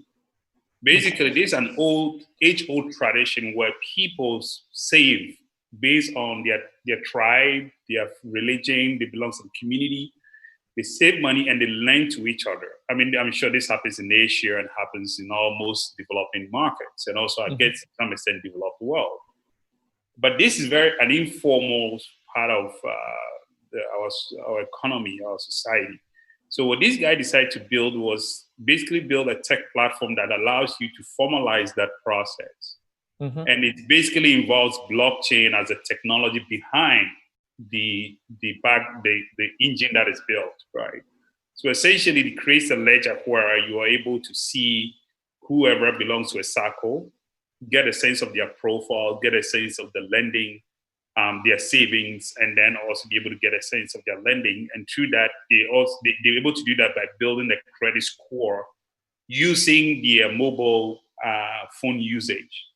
And most of this data is coming from their mobile money usage. Now, somebody may ask, what is mobile money? So in Africa, your money is on the phone. In the West, your money is on the card. It's on a credit or a debit card. In Africa, the credit and debit card is not known. The mobile phone is the device that has the money. Okay. And so that's what we call mobile money. And the way mobile money came about is that in Africa, most people prepay to use the phone. In other words, you have to put some amount of currency value into your phone, either by buying a scratch card for $10 or $5, and then you load that airtime into your phone, and then you're able to talk. So you prepay the means by which you communicate. So Safaricom, which is one of the leading mobile operators in Kenya, decided to reverse that equation and turn that airtime that you buy into currency. So in 2007, they launched something called M-Pesa, which was a way to take that credit into currency for electronic transaction. During the election violence of 2007-2008 in Kenya, that technology became the way to transfer money because people were immobile. And that made M-Pesa become the biggest technology spread in Kenya and today in Africa. And other technology companies have adopted it. So the general term that is used for that is mobile money, mobile. So in Africa, that's how most people in very remote areas, farmers, you name it, that's how they're able to transact electronically using mobile money as the electronic cash. Right, because a lot of times, like, they probably don't have access to, financial banking institutes. Like, they probably need to use their mobile phones on the go to really work around their transactions, right? Right. Perfect. Right on. I mean, that's very good insight as well. I mean, in terms of blockchain, it's really helping skipping that phase of like that traditional financial institution, where they're jumping from having no infrastructure at all to going into a mobile kind of currency. And I guess blockchain is kind of leading that into a technology revolution there. I guess so here you see there is that FinAccess is taking mobile money, which is sort of a local low-scale technology that uses SMS, by the way. It doesn't use internet. And then takes blockchain, which is a very high-scale technology, and then creates a core banking platform for these circles, right? So here's a classic case of applying technology to solve a very critical need. In Kenya alone, the circle, this informal banking and lending sector, controls $7 billion. So the $7 billion of Kenya's economy that the central bank doesn't see. We're hoping to see that on our network. That's the network we're building. Right on. And I guess earlier, Eric, you mentioned that when you guys invest in companies, you guys also invest in entrepreneurs. I guess that really brings into our other topic in terms of leadership. And maybe I could point to Manish, maybe if there's any advice for young entrepreneurs that you mentioned earlier that you might want to give in terms of starting a business. What are some of the leadership qualities or some of the thoughts you think you would look for? So, like I told you, my background has been a corporate career. So for being an entrepreneur, I'm very young. I am a 6-month-old entrepreneur. Yes, my business is much better and business is doing good. And we have never needed to fund the business from anywhere else. And hopefully we'll never need to fund it from anywhere else. But what I tell young entrepreneurs or whoever wants to start their business is the first thing you focus on whenever you start a business is revenue for the business with your business model, not raising money, not about the available capital in the market, not about the available opportunity in the market and all those things. It's all jargons.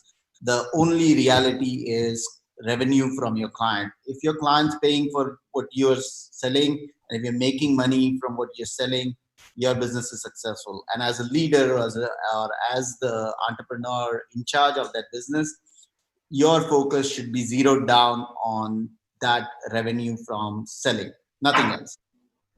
Right. So Nothing what else advice? Everything else is bullshit. What advice would you give in terms of the market scene? Because sometimes when we deal with startups here in Hong Kong as well, a lot of times the founders they're very laser focused on solving their own problem, or they think that there's a solution. But when they actually roll out the solution, the market doesn't really seem to reflect that. So what kind of advice in terms of I guess leadership skills for entrepreneurs? How would they pivot from that? Say if the solution isn't 100% fit. You have to be humble and you have to accept that what you build is not going to work, and there is no shame in that. You should not worry if you feel within a week of building something and having spent some money on it and stuff. Don't get emotionally attached to any of these things. If you are not pivoting, you're not a startup. The whole reason I left the corporate world because we couldn't pivot fast enough. Right. When you become a corporate company, you will become, if you're a successful entrepreneur, you're going to become a corporate company. When you become a large company, the biggest challenge with large companies is they cannot make decisions as quick as a startup.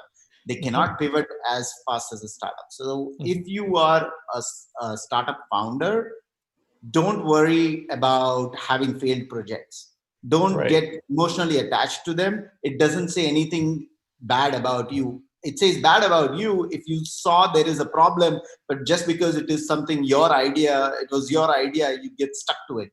Sometimes and in my business, in these 7 months, 6 to 7 months, I've had lots of my ideas that were not working, but there were advisors, there were people from outside who gave ideas, and I thought, oh, that is much better than mine, and we got to move, and we got to get into doing something else that will make us money.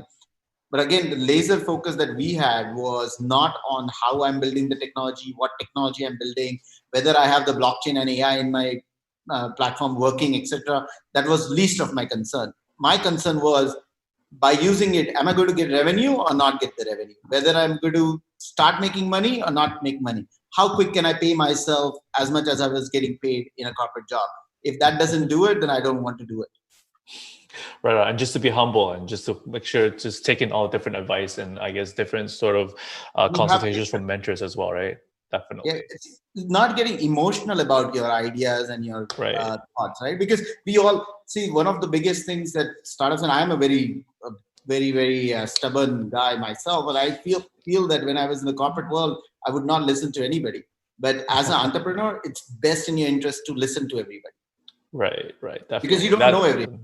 Exactly. I think that really ties down to in terms of like leadership, over managing of multiple business as well. I guess with Anna, like how do you find leaders to run? Obviously, you can't run all the business. The priority is to kind of delegate tasks, delegate your responsibility out. So, what sort of traits would you look for in terms of like a leader running, different business or business companies that you run? Yeah, let me also follow up on the previous topic, because I absolutely love basically product and building excellent product. And actually, to Minesh's point, it's so important to listen to your customers, which actually ties with leadership as well. But because one thing, it's a visionary leader, that's absolutely important, and which is one of the traits of a great leader. But second thing, it's actually listening to your customers and building products people love. And as many entrepreneurs or leaders are very stubborn, and they have to be as well, because they have to go through so many challenges and wear so many hats. They must listen to customers, whether they're like business customers, B2B or B2C customers. They must pivot. They must run A/B testing to understand which points work, which points don't work. So I would say that that's absolutely crucial and important to, at the same time, be very determined and have a vision and make people follow you. But at the same time, be humble enough to actually listen to your surroundings, to your customers, to your teammates, and best out of your teammates as well. Right. And in terms of other leadership traits, I think it's extremely important, especially in the technology world, to be ethical leader, because you're building technologies that are touching hundreds of thousands or million people. So it's so important to have a strong core as well.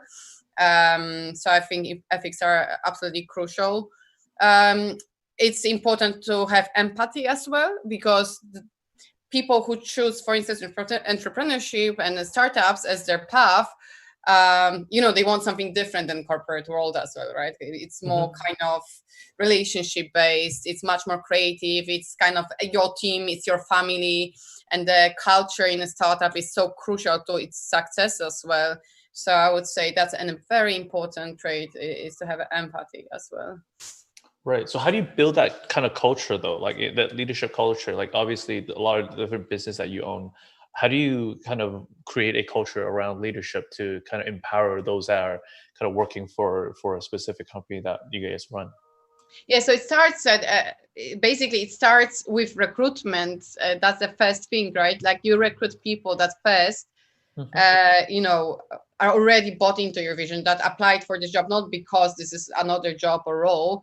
It's because they believe in it and they want to basically be part of the story. So I would say that first it starts with the recruitment, or it starts with the co-founders you find, which is another absolutely crucial aspect for setting up a company, like, to have a very solid co-founders. So it starts there. And then basically, I guess it's like with product testing, like you work with someone for 3 months, 2 months. I would say it's very relationship based again, very kind of open communication, open expectations.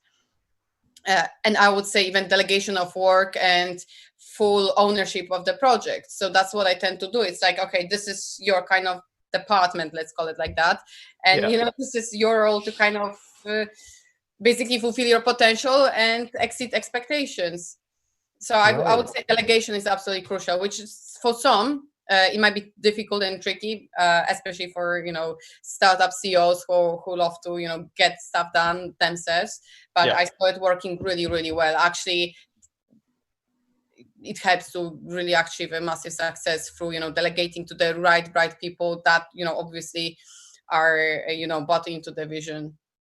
So delegation is really, really crucial. I would say it starts with the recruitment, then it's a bit of testing, obviously, open communication, and then delegation to basically so people can as well fulfill themselves in the roles, and that they feel they're part of something and they feel they're building something greater than just, 9-to-5 jobs, essentially. Right. So in terms of leadership, going to Eric's side, as a startup entrepreneur, like what sort of traits, or how would you kind of advise them in terms of like recommending them to grow their business? So what sort of traits that you would look into a startup, besides, because you guys mentioned earlier, you guys look into the founder, you guys focus on their vision, you guys focus on what they can do. So is there any specific leadership traits you can kind of like give some of our audience things that you would look for? I mentioned, because Anna mentioned, delegation of responsibility, how you guys can, is there any specific traits you would look for in an entrepreneur that you guys are, hey, these guys really would work? You guys see that specifically in a founder or a startup? Right. So when we look at entrepreneur, a couple of things that we look for. Obviously, we first want to work with somebody who is honest, or somebody who is what we can take to the bank, somebody we can build trust with. We also want to find somebody who's visionary, somebody who can see beyond the now and has painted a future that he's trying to take his team to. So the thing about leadership is that a leader is somebody who is able to see into a future that sometimes it's even difficult to explain, and even they themselves may not have the exact path to get to it, but they can work through the darkness to see the light at the end of the tunnel. So we want to see on somebody who has that ability to communicate a future that is currently unknown or is unavailable. The third, which is most important for us, is to then also see this person as somebody who is able to execute and be able to take the daily, weekly, monthly, yearly, second, minute steps to get to that ultimate vision. And one of the key defining principles around that is how they set up a team around them. And because there's no company that is ever built by one person, but it's always started by one person, right? So, or two co-founders. So we are not very big. I mean, we like to buy co-founders, but we bought single founders. The third important principle, the premise is that the person must be able to build a team around him or herself, or they, if they are two founders, around themselves to be able to execute. Because ultimately, the entrepreneurship game has two fundamental legs. It's an execution game and it's a team sport. So if you don't know how to build a team, or you cannot build a team, you cannot be a successful entrepreneur. You may have the terrific idea, but you cannot execute alone, which boils down to the points around delegation, having trust in other people, and rallying them around your vision to be able to accomplish that. And so being able to set up a team to execute the vision is the last of the three things that we look for in the entrepreneur. And building that team involves a lot of things. One of the critical factors in building a team is be able to set up your company culture. What kind of culture that you want to communicate as a business? So that every person that comes into the company must be able to align with that company culture. And the company culture is derived somehow from the vision that you're able to set up as an entrepreneur. And so for us, those are the leadership principles that we look for in the entrepreneurs that we back. Right on. So I guess recapping everyone's kind of comments on this thought is obviously to be very humble, to be honest, and to be responsible, obviously to build a really strong culture within this startup. And being entrepreneurs yourselves, all three of you, I guess I kind of want to wrap things up in terms of like motivation, in terms of being leaders. Like what motivates you guys? Starting Minish, how do you motivate yourself as an entrepreneur? Yeah, so the issue that motivated me to start the company was the fact of seeing the problems in the sourcing industry, which I am in the supply chain industry, and seeing that people will not be able to travel as much. We were thinking more from a budget perspective. We're thinking more from a green perspective. We're thinking more from just the way the retail space is changing around the world. But having that as a passion was what driving me and my co-founders to start the solution. And I think that's very important. Right. So actually solving a real world problem that you guys identified. And maybe Anna, like what motivates you as an entrepreneur?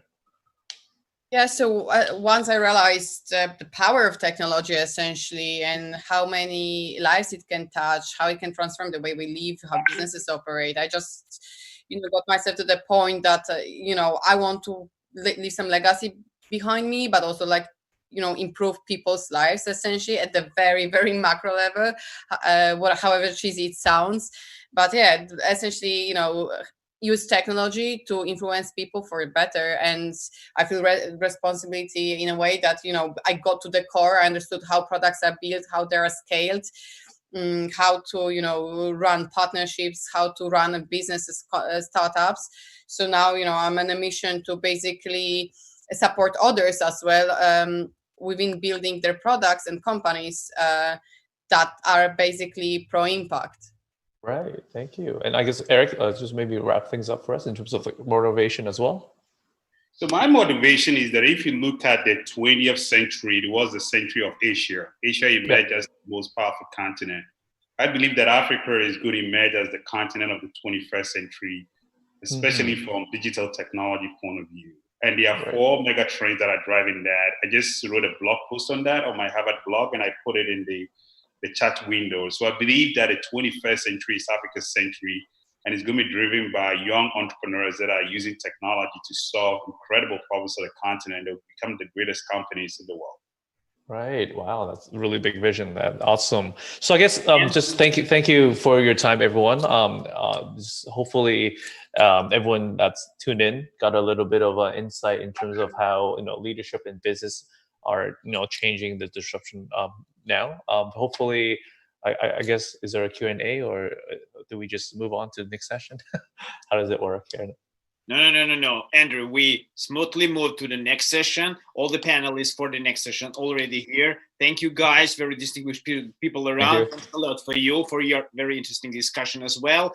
And now we are going forward for our next panel discussion.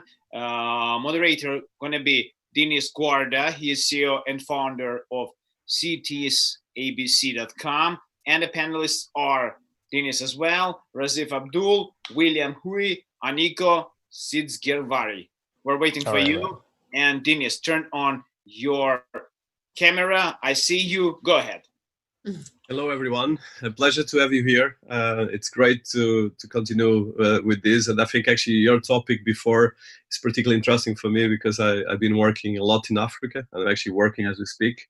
So I think for this panel, and I think probably we're going to be talking about fundraising and investment trends in tech in 2020, which is actually very relevant for what you were talking before.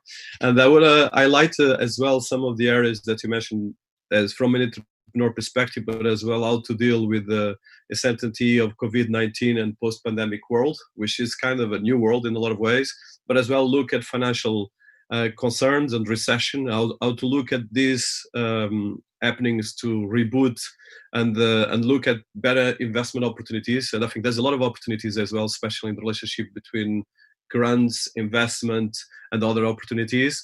And as well, how to look at geopolitics and the investment ecosystem. I think that's particularly important. That's what I would like to talk. So on this panel, we have, I'll try to spell correctly the names of everyone. So Razif Abdul Aziz, Acting Group CEO of Cradle. And then we have William Hui, Director of Creditis Financial Innovation Fund. And as well, Aniko Sidzgervari, Founding Partner of Atlantic Ventures. Is everyone on the call? Yes. Hi, everyone. Okay, so what I would like to suggest, if everyone could introduce yourselves, I think it's important. So I was already introduced, and you can find a lot about me online. I'm on YouTube all over the place, and I'm looking forward to hear a bit about you. So if you could, 1 minute to introduce yourself, and then I go to the topics. Probably ladies first. Sure. My name is Aniko Sidzgervari. I know my last name is hard to pronounce. I'm a Sorry for that. No problem. I'm a founding partner of Atlantica Ventures, which is an African impact venture capital fund. We invest in a number of verticals, including fintech, agri-tech, logistics, digital security, IoT, and B2B e-commerce across a number of countries in the continent, from seed to Series B stage, so very early stage. And prior to Atlantica, I was the global head of the technology, media, telecoms group at IFC.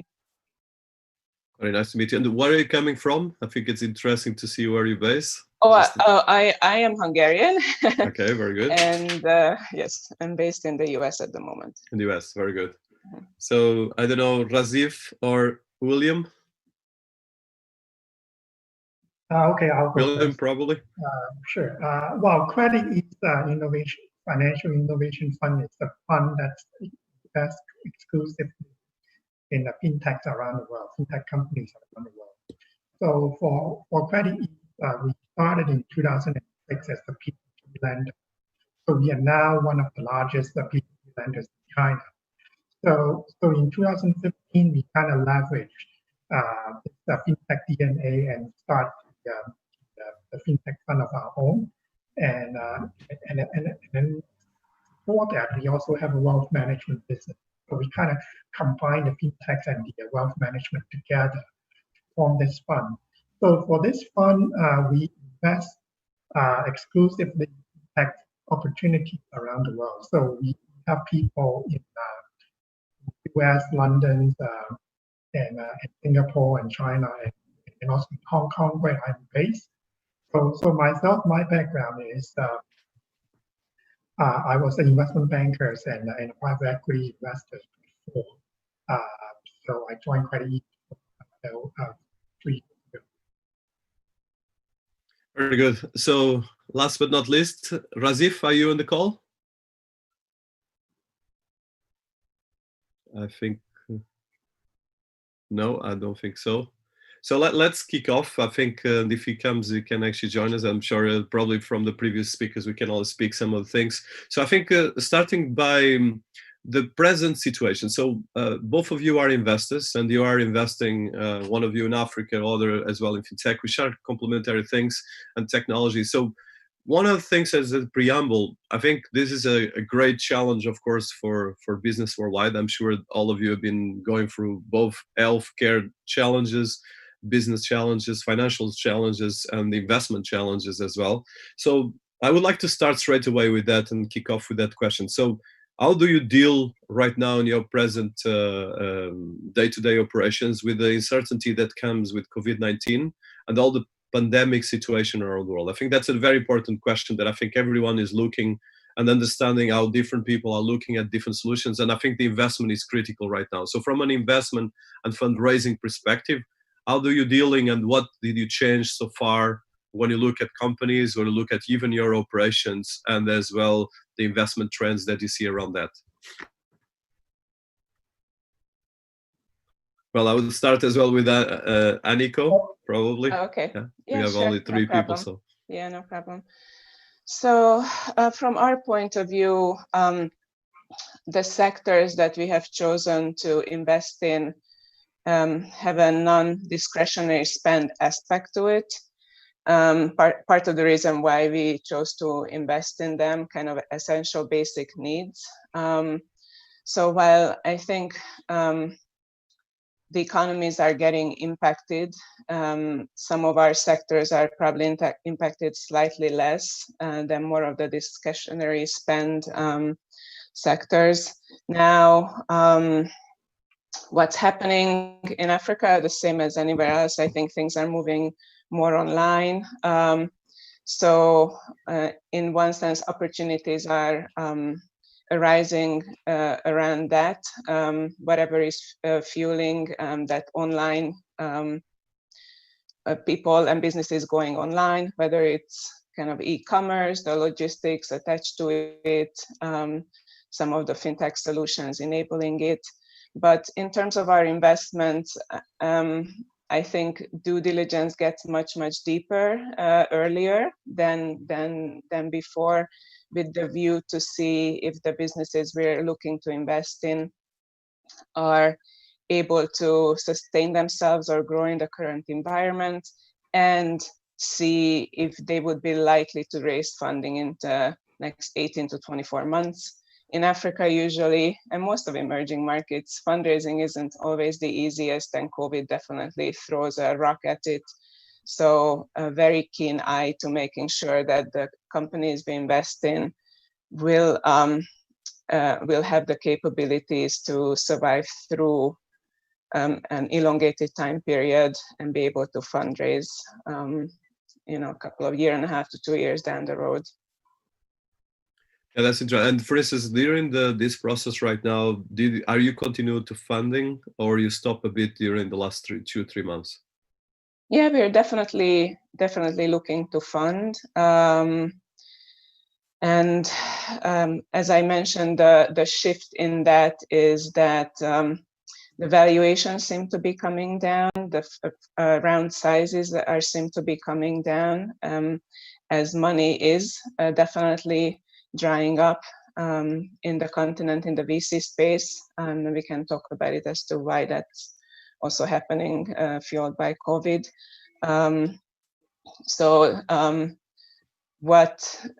As a result, while entrepreneurs have always been very open to sharing information about their companies, now that process is accelerating and we are digging deeper into companies much earlier on than before.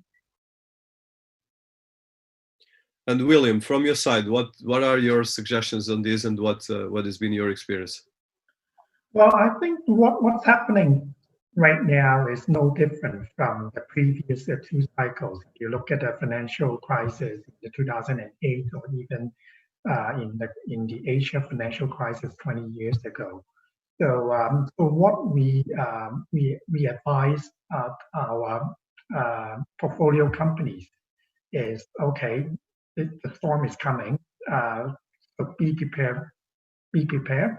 So we ask them to prepare at least 18 months of cash flow runway, because even they want to do another round anytime soon, it's a longer time. So a lot of our portfolio companies, they're taking a more conservative approach to cutting down their costs as to make the 18 months runway, or they will go and find another source of funding soon. But from the investor's perspective, just like the previous two cycles, and a misalignment of the valuation between the investor who's willing to invest versus entrepreneurs who's willing to accept the valuation. So from there, we see at least 6 to 9 months of the price discovery process, whether the investor sees that, okay, the company is not as affected by COVID, and they're willing to pay a higher price, or the entrepreneur starts seeing the reality that, okay, they are really impacted, and start to accept the reality that, okay, to lower the expectation of valuation. So I think that this is interesting how different, and I know that you are in Hong Kong. So from an Hong Kong perspective in China, you are already getting out of the cycle, or at least of more emergency in terms of COVID and all the effects.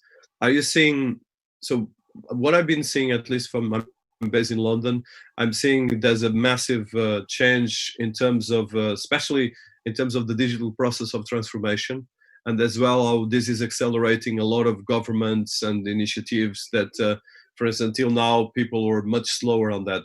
Are you seeing that changing a bit on your work, especially in fintech? Because, for instance, fintech is an area that has been, there's a cutting edge version of part of companies that are really going very fast, but there's already a lot of other companies or organizations that are going very slow. Have you seen this cycle accelerating right now with COVID-19? Are you seeing some changes, or not still any changes on that? Yeah, absolutely. The COVID-19 really speed up the process of people changing their habits in terms of getting online. As we all experience the lockdown in our own country, we see that business activity in general has slowed down quite significantly, but there are some other part of it that has actually grown. That, for instance, like for credit, we have a wealth management business, and we were already equipped with technology before the COVID. So because people are staying at home longer, so they start to think about how they will manage their own money. So we see the engagement rate, or the more people getting engaged to our technology platform in terms of what they pay more attention on the investment themselves. So that's a good sign. And then for the other opportunities that will arise, which we see from the other regions, is there are basically two areas. One is the office automation, like how they automate your day-to-day business process. That part has some of our portfolio companies have got a lot of phone calls lately on that. So the demand for that is really growing. And the other part is the customer service, because now the banks and the financial institutions are getting a lot more traffic on the customer service to the level that they cannot handle. So they are looking for the alternative strategies, whether it's a chatbot or some other technologies that will help them to cope with this volume and also to manage the cost. Yeah, that's a big opportunity. And Aniko, I'm particularly interested with, so being a US venture capital and as well investing in Africa, and as well with all the geopolitical concerns, and as well with all the concerns with COVID-19. So how is your approach towards Africa right now? What countries are you targeting? For instance, you mentioned some of the verticals that you are investing, but could you give us a bit more of a insights into the way you're looking right now, and as well, how do you see Africa, as the previous panel mentioned, is a fast-growing continent that probably will be the 21st century increasing more and more important? Sure. So just to clarify, we're an African fund with our headquarters in Nigeria. I just happen to be in DC. Okay. Yeah. Important. Yes, important. And I've been investing in Africa since 2004, so 16 years. The sectors we're investing in, fintech, agri-tech, logistics, digital security. Sorry, what was the question? How do I see? So how do you see Africa in terms of the verticals that you just mentioned? And as yes, well, do you yes, see yes. the COVID-19, but as well the general trends in terms of what you've been doing? Yeah, so COVID-19, I was just talking to actually an economist yesterday from the chief economist of the UNDP on what's expected in Africa. And he said, look, COVID happened and the pandemic happened, but the supply and demand impact of it hit Africa before actually the pandemic hit.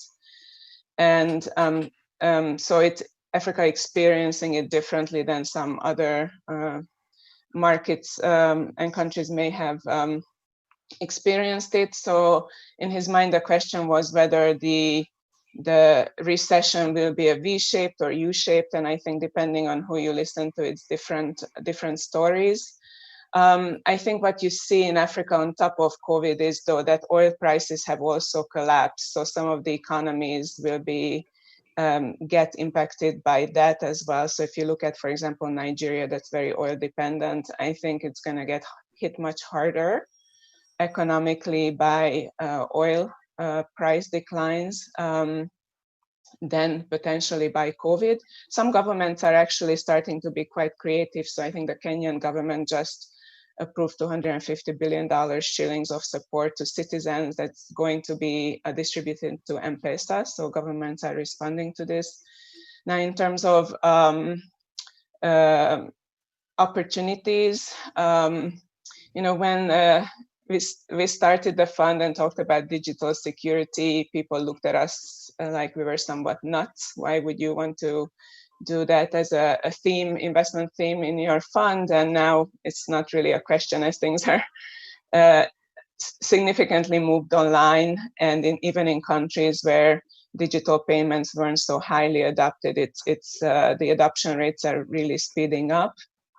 So I see one potential area, I think, that's really going to benefit some of the logistics businesses, especially that have the last mile component to it on the B2B side. I'm not talking about B2C or C2C. I think is doing well, looking at our portfolio, and expect it to do well. And on the fintech side, depending on which sub vertical within fintech, some are doing well.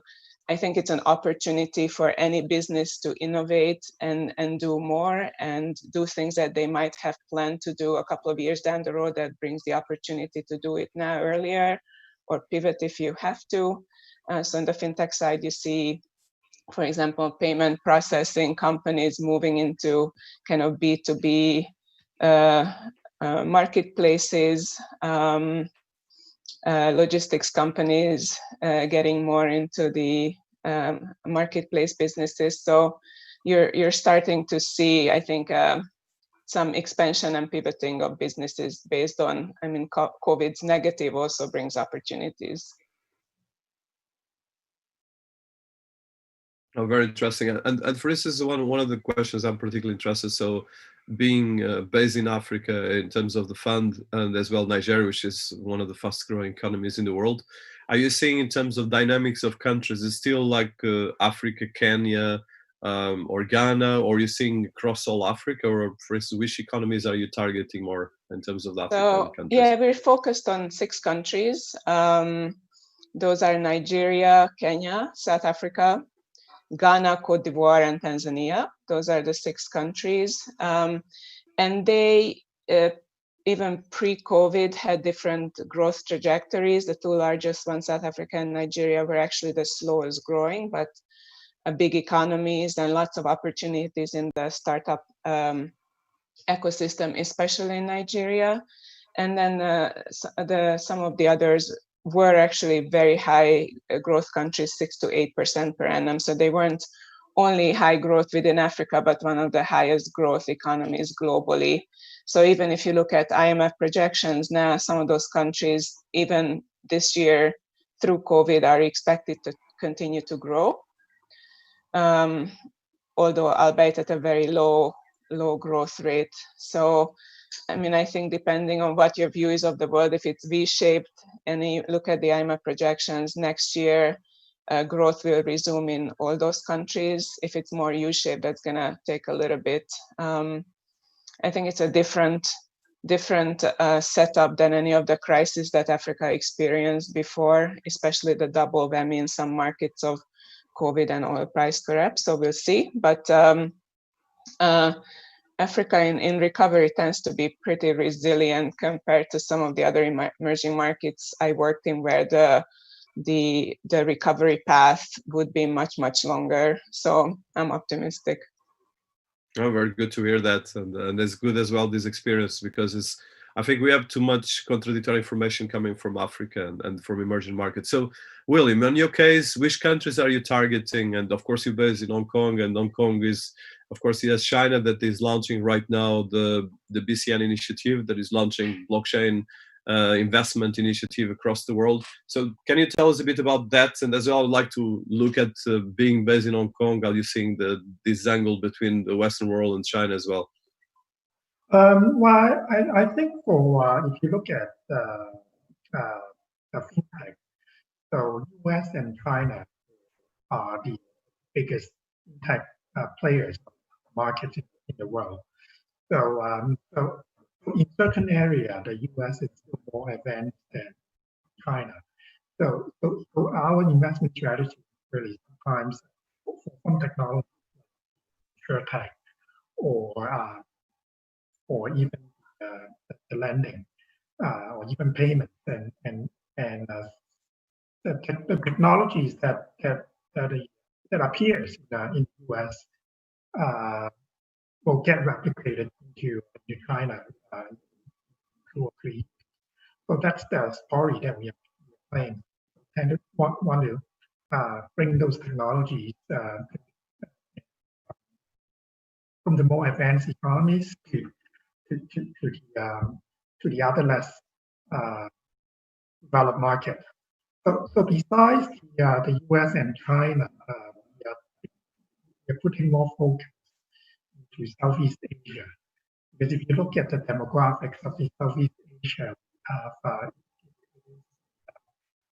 it has a 600 million population, and it's a mix of economies of different stages. Like we have a very developed market in Singapore, and then we have Indonesia and Philippines that's now becoming the middle class, and then we have the Vietnam that's become the emerging market.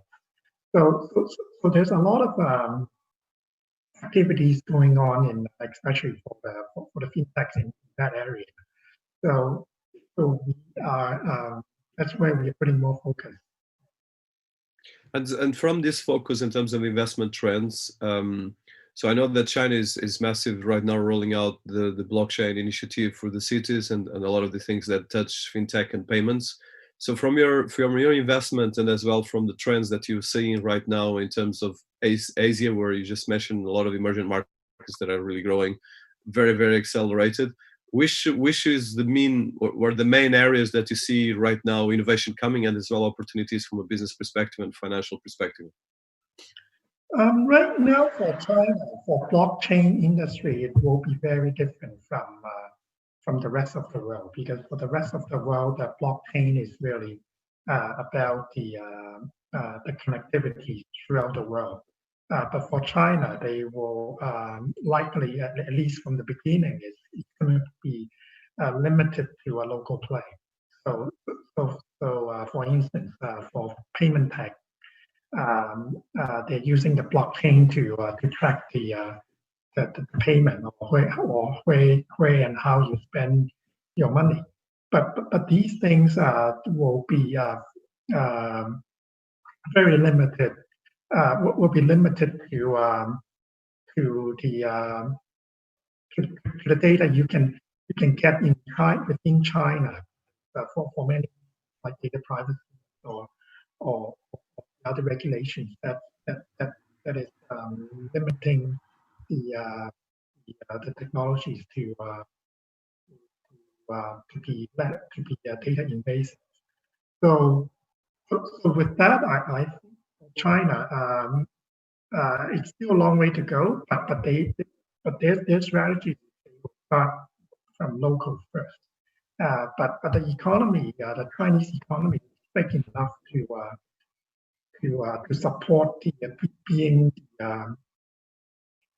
the local blockchain players. But eventually, after they, I guess they figure out or establish the platforms, then they start to export to the other markets, just like 5G. Yeah, very interesting. And from your side, and we are finishing right now the last minutes. So, Aniko, in terms of your experience in terms, for instance, 5G and a lot of these technologies like IoT, which you mentioned a bit, and big data and artificial intelligence, for instance, in terms of Africa, I know that we mentioned M-Pesa, and you mentioned M-Pesa as well in terms of Kenya, but what kind of innovation are you seeing right now in Africa and within the scope of what you've been working that is really coming up in terms of emerging trends, in terms of investment, and as well in terms of the work you're doing and where you see more opportunities? So 5G, that's a little bit far away in Africa. You have 4G penetration is less than 10% across the continent, varies a little bit by country. So it's relatively early days of network deployment, but it does, even 4G is making a huge difference in terms of startups' ability to innovate and offer services. You just have much better user experience, as it's Africa is a mobile first continent. So as you use your smartphones and sometimes even feature phones, you have much better user experience in getting to the internet, and therefore startups have the chance to innovate more. I would say, honestly, there's so much inefficiency and so many gaps, inefficiencies of sectors and so many gaps that innovation is coming from any and every sector that you touch. So I don't know if I can point to one. It really started a lot on the fintech side, but now you see opportunities and great ideas coming from across the board. Now there's a really vibrant startup ecosystem, 8,000 plus startups just in sub-Saharan Africa, attacking all of these inefficiencies and commercializing or making profitable opportunities out of it. On blockchain and crypto, I think it's relatively early stages, but I think it has the premise of fueling Africa, have the same impact on Africa as the mobile networks have had. Back in the kind of 15 or so years ago in Africa, most people had no phones. Phone penetration was 1 to 2%, and now it's over 80%. It really transformed the continent, and I think blockchain has the chance, and some of the cryptocurrencies, if it's done well and thoughtfully and supported by legislation and regulation, hopefully over time, has the chance, I think, of leapfrogging Africa once again. No, that's very interesting. And I think for wrap up, I think we are in the last seconds. I think probably just one remark that I'd like, probably if you could keep it in 1 minute, I think that's probably the time we have. What would be like the starting with you, Aniko, in terms of what would be your suggestions for people that are listening to us in terms of opportunities in your case for Africa, and the things that you suggest for the people that are listening to us, and as well in engaging with you and your work? In terms of investment opportunities? Yes, yeah. Okay, I would say, well, we started the fund because we thought there was we think there's a gap in the seed, very early stage pre-seed, seed, and Series A investing. And I think that's where you see a lot of good entrepreneurs innovating and sometimes fall short of scaling their businesses because of the lack of funding. Although Africa has received a lot of VC funding, it's still very little compared to the opportunities that are out there to fund and compared to other emerging markets. So I would encourage people to look at the early stage space. Very happy to talk to people who are interested. We're, as I mentioned, busy looking at opportunities and continue to invest. Thank you so much. William, to wrap up and finalize, if we have one minute more, even. Yeah. Okay. Okay. I can only speak for the fintech. So I believe the insurtech will be the one that should put more attention to look at the other fintech silos like payment and lending. It's already very developed. So insurance is always like 2 or 3 years behind the other verticals. So if you look at the first quarter's investment number, so for the total amount of investment in tech startups or in insurtech startups, it's $1.2 billion. Even higher than the fourth quarter of last year, versus the other the investment into the other verticals, which is less because of the COVID. So the investment in insurtech is billion. I think this trend will continue in 2 or 3 years as the insurance companies start to catch up with that technology, and also the lack of investment in the past 2 years, then that will present a much higher returns on the investment than the other verticals. Good. Thank you so much. Thank you, William. Yes. Aniko, thanks a lot for your conversation, for this great discussion. Now we have to go forward. Kai Lang, you are next, our speaker. The keynote is yours. The words goes to your side. Turn on the mic and you're online. Hello. So hello. Can you hear me, please? Yeah, for sure. And can you see my desktop, please? Yes. Share it. Oh gosh. I have to grant the on the bottom. Yeah, I tried, and apparently the system.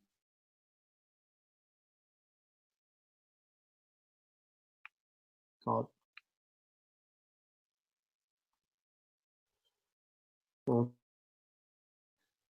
It's not working? Let me try again. Yeah. Yes? Okay, that worked now. Yes, yes, for sure. We see it. Wonderful. Right. So you can see my screen? Yes, yes. Right. Thank you very much for the conference organizers to invite me for this excellent event. And I'm speaking from London, and on behalf of Mount Science, which is a company I currently work for. Today, I would cover a subject that might be in the heart of many people on virtual reality assisted edutech or education technology with VR and AR. In particular, I'll give some example of what worked well and what will work in the future. So I'll try to be as positive as I can. And so without further ado, let's go forward to the next slide. Virtual reality education.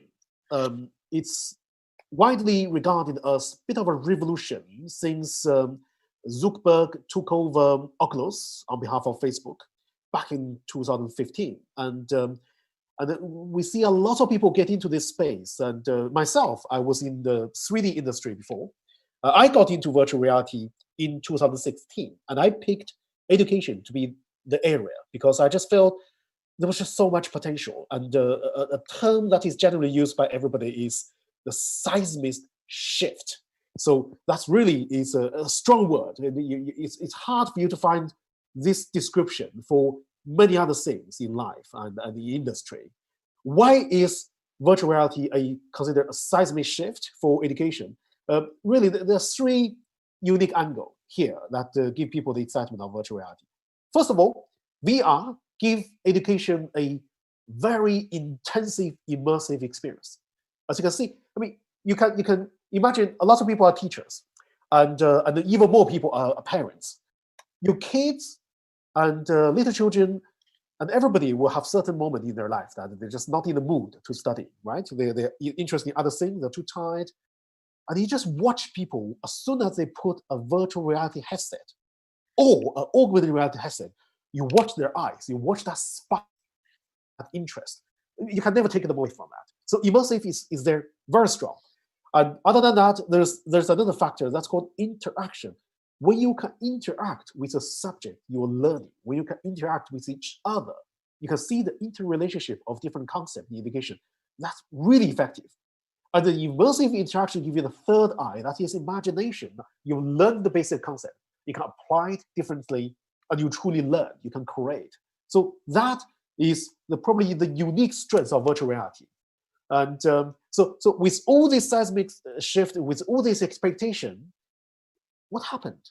It's interesting that from 2016 to 2017, people will say next year is the year for VR education. And then 2017, people say 2018 is the year. And then you just keep on going that. But gradually you see that the kind of like the VR education company around you, they kind of get less and less until last year, Google actually pulled out of the kind of VR education market as well. And I attended a kind of interview by a US magazine to talk specifically about this. So what happened? A lot of people think that perhaps the bubble burst for VR and AR for education. And people even think that the bubble burst for gaming. Now we know that is definitely not true. So what really happened here is that you have what's called the matured market. It goes through a consolidation. Take Chinese market, for example. I led as a sales director for VR School, and then as a director of international business for GrowLib. So these are two leading VR education companies in China for different times. So I led as director for both companies. So I was watching China at one stage has more than 150 VR education companies. But now perhaps less than 15 are active. But the last 16, these 16 are really, really good. Yeah. And why is it good? Because first of all, the quality of hardware has tremendously improved. And I list some of the VR hardware here, and people will see that Oculus Quest is there. It's a beautiful piece of hardware. and it's very reliable, and the user experience is so fantastic that it's hard for anybody to say no. So with the hardware to improve, and also the AR hardware is improving. I mean, I have a HoloLens 2 here. HoloLens 1 was brilliant, but for 3 years, there wasn't much change. But HoloLens 2, if anybody has tried HoloLens 2, you would think that this is it. The future is coming. It's to such an extent that the US Army ordered 100,000 units of this stuff. So nobody can kind of like argue against the fact that the virtual reality or augmented reality is going to change training, change life, change education. And then I have a big picture here that is Apple Glass. And there's huge amount of expectation for that. And as we learned from Apple Watch, Apple mobile phones, the Apple Glass, once it's come out, then that's going to take the thing to the next level.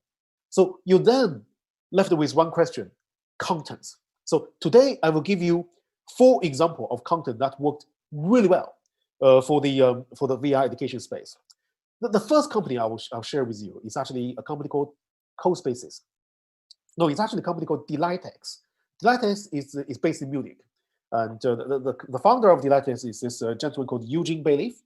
He is an extremely brilliant person. And he's one of the original co-founder of IDE. So his technology is absolutely spot on. Lots of people in VR, you probably heard about Unity, an Unreal Engine, but Delightex, they created their own VR engine.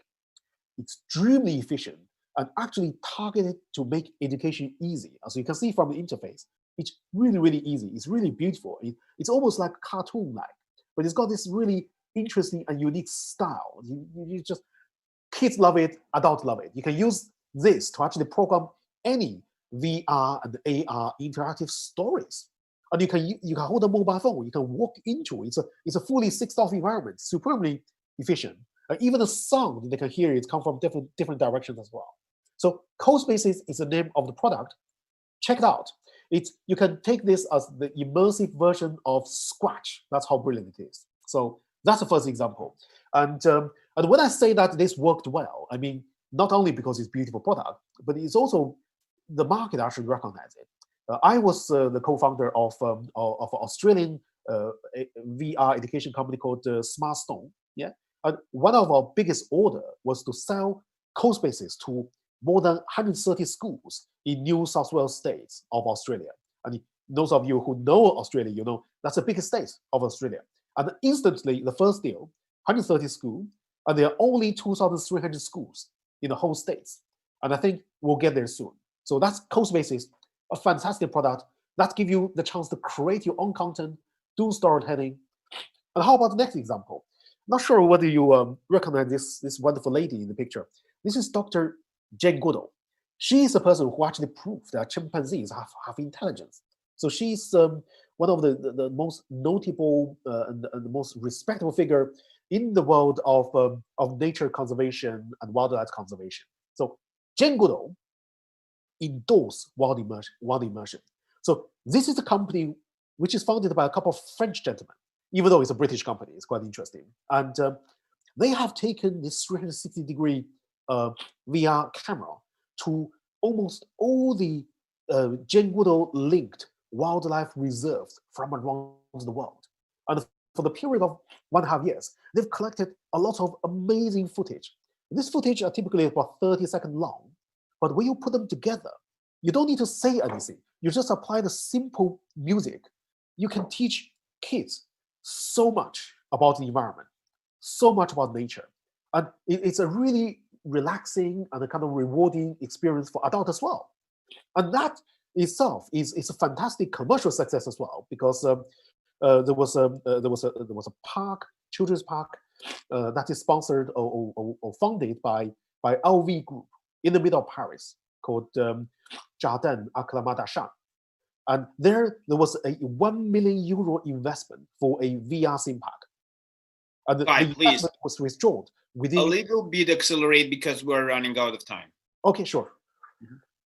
And all the investment was gained within about 6 months. Fantastic experience. And the third example is Roman Reborn. My friend, Professor Bernard Fisher, Bernard Fisher has been a historian of ancient Roman Empire for 20 years. So he recreated the Roman Empire to the most finest level of detail. And you can have this VR walkthrough. You can learn all the famous statues. You can learn all the stories with every building, and you can find all the history, all the event within kind of like a rainbow Rome. So this highlights the fact that with virtual reality education, you can be anywhere, anytime, in the past and in the future. Fantastic quality as well. And my last example is, of course, the company I work for, or I lead a part of the business for now, and that's called MileScience. MileScience is great because it's really takes the education, it combines the physical science education kit that you can do the experiment, such as this picture. And in the meantime, in order to demonstrate the scientific theory behind all these real examples, you have VR and AR interactive lesson of very high quality, adapted to many countries, to 60 countries so far in the world.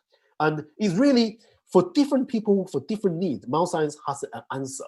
So the result is that the product is enjoyed by audience from 6 different countries so far, and the product is now translated into 7 different languages. So VR education works by the combination of real education as well as the best of the VR and AR interactive content. So I hope you enjoy this full example. You can find out more later, but what will work better in the future? I think there are 6 quick aspects here. We're short of time, so I'll speed through. First of all, with the improvement of technology, we can have like a holographic meeting. So the social aspects of learning will be improved tremendously. And I think the second one, which is very important, is the style. The future devices, they have to be fashionable. They have to look good, because our children have so much better fashion sense than us. And when they learn, they have to look good. They have to enjoy learning as well. And finally, the third is the scaling effect. The fact that with 5G, every device can be linked together, and that will totally enrich your learning experience and give you a lot more insight into how the world works. So that's the first 3 aspects. And then the next 3 aspects is going to be really interesting. The first one is integration. So it's extended reality that takes you the combined learning of the real life object together with virtual object with social. So that gives you this integrated learning experience, and you can add artificial intelligence, you can add a lot of voice control, you can add remote leadership in there and guidance there. So that itself is take you to the lifetime learning, but you learn as well, you guide as well. And the curriculum, what I mean is that within about probably about in the next 18 months, you're going to find a VR and AR replacement to all the content within curriculum. So this widened curriculum, this complete coverage of curriculum with VR and AR assisted education will take you to the center point, that is the investment and the reward. So I think, so finally we completed the circle. So you get the return, you have the tremendous amount of curriculum, you enjoy the experience, and you can find more things. You can link everything with it. So that's the future. And who can possibly say no? Any questions, please come back to me, and I hope this is useful for you. Thank you very much. Yes, Kai, thank you. Yes, we have to go forward. Kai, thanks a lot for your interesting presentation as well. And with huge respect to all the audience now, just turn on your videos, and we are going to Mastering Business 4.0 with AI, VR, IoT, and big data. And our panelists are Dr. Julian Wersberg, Igor Bashko, Ashid Chanda, and Robert Vasilyev. Turn on your cameras. We are on air. And the word is yours.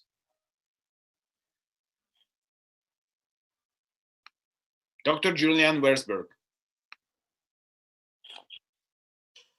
Hi.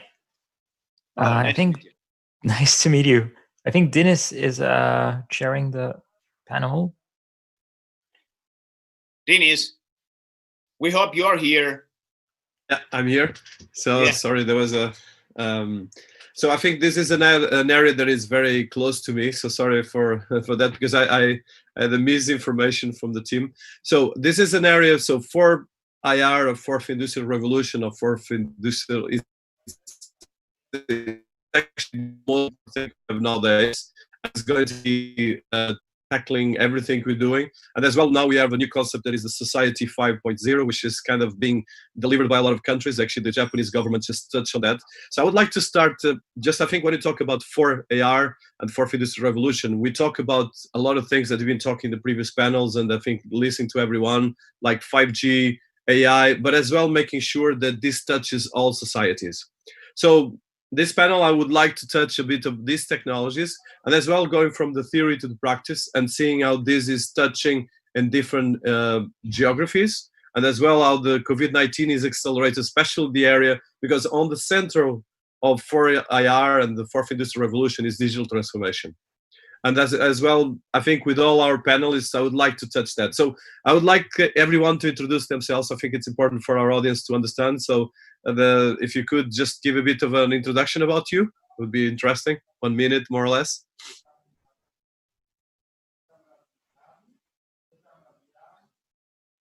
Julian, probably you can start. So yeah. I'm an AI expert, and I'm a founder of a boutique advisory on AI. I'm focused on computer vision, so AI for images, and also touching optimization problems and machine learning. So Very good. basically at the frontier between AI and applying that to business. Where are you based? In Zurich, Switzerland. Okay, it's good to get the geography as well. We have people from all around the world. Do you have Igor as well, or Ashish? Hi, this is Ashish. Hi there. This is Ashish. I'm the founder of Crystal.ai. Crystal is a wealth management platform that is powered by AI across its ecosystem, from client acquisition to advisory and how we go about investing in markets. I'm based in Singapore and have started Crystal about 4 years and a few months ago. Very good. So we have Zurich and Switzerland. Robert or Igor, I see that Robert is in the list. I don't know if he's, yeah, Robert. Yes, hello. Nice to meet you. Good evening. I don't know if you can put the camera. Can you hear me? Yeah, I can hear you, although there's a bit of a delay, but if you could put the camera, would be good. Yeah. Hello. So, can you just introduce you? Yeah.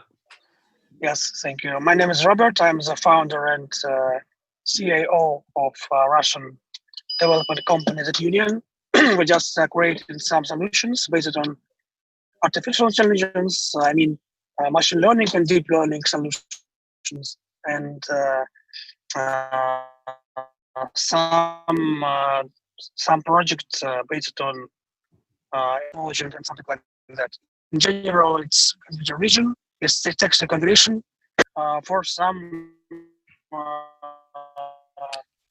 quests from our customers. So it is.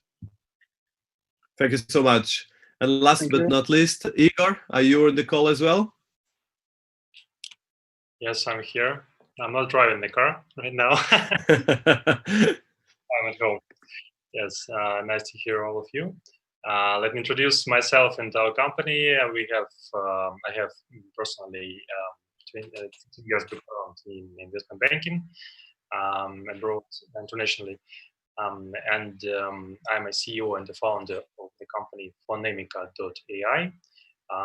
We do speech technologies, speech recognition, speech analytics, IVR technologies. We work in Russia and in the United States right now. We're planning to grow. We are partners with Robert here in Russia and have good experience in AI. Internationally in speech technologies, as I told you, and in video moderation.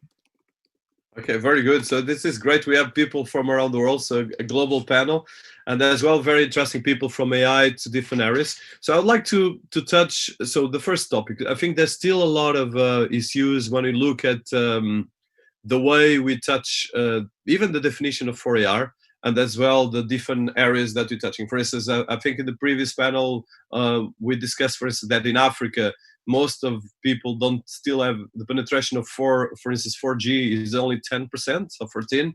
And of course, when you look at AI, we need much bigger penetration. The challenges I've been facing as well, building AI technology as well, writing and the working with policymakers, is defining the concepts and as well take it to the practice. So one of the first questions I'd like to ask to the panel is, from your experience working with advanced technologies, and most of you are working in blockchain or AI, what would be the first kind of learning and consideration that you would give for people that are working around the world in these areas, but as well specifically the bridge between business, policy making, and as well research? Because I think it's really important when we touch this. And probably start by the last one, by Igor. Yeah. We cannot hear you.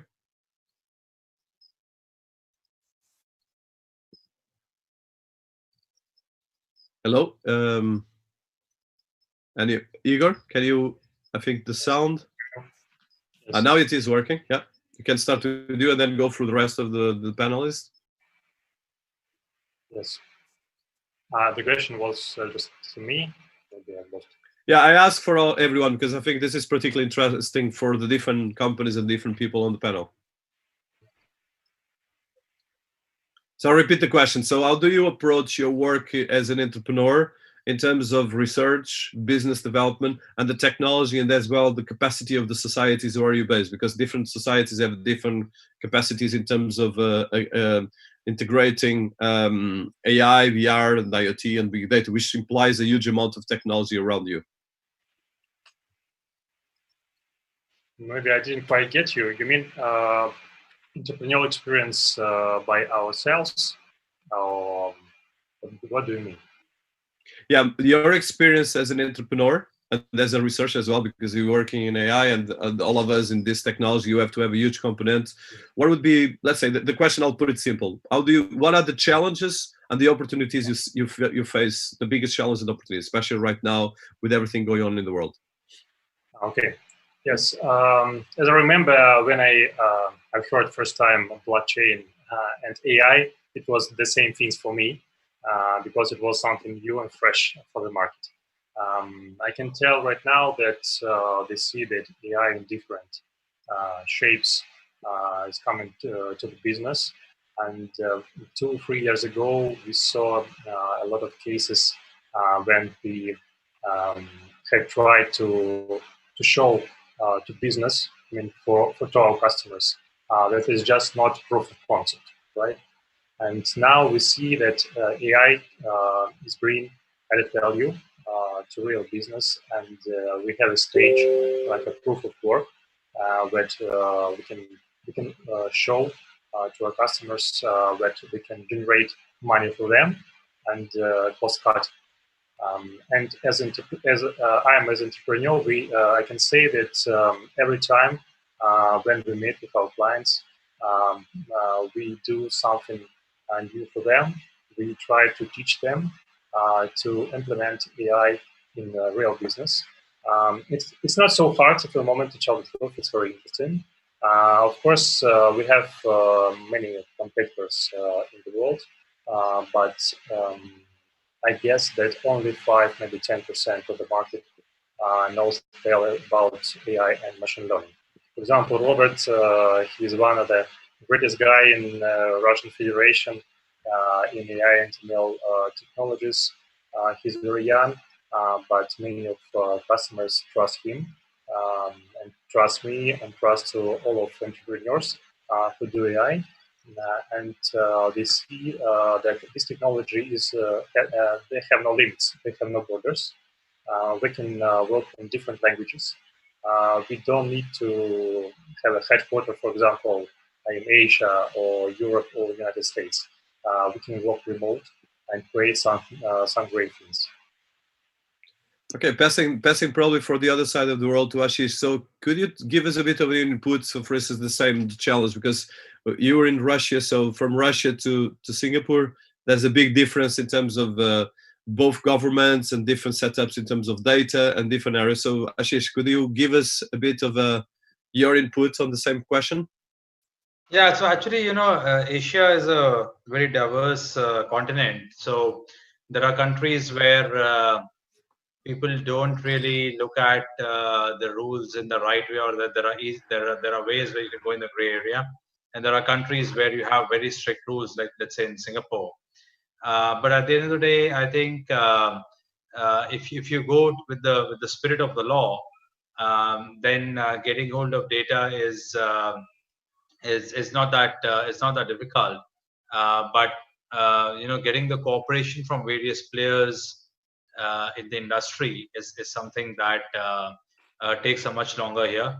So I would say that while the developments here at a much faster pace, but clearly in the Western Europe or in the US region, it's a much more faster development, both in terms of access to data, regulations, and clarity around it, than the challenges that we face over here.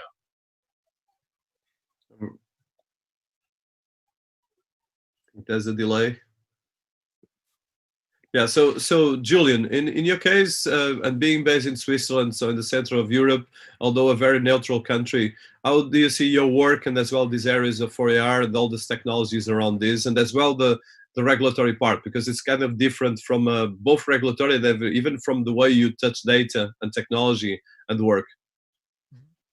So Switzerland traditionally has been a very exporting country, and therefore we have mostly to abide by the laws of other states when we export technology.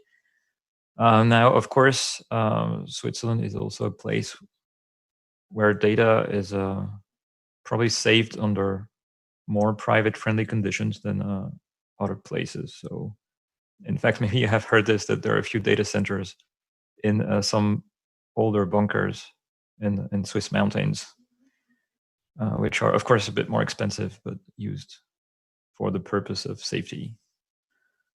Now, in terms of digital transformation, I think, so Switzerland has a lot of very niche industries that are export industries.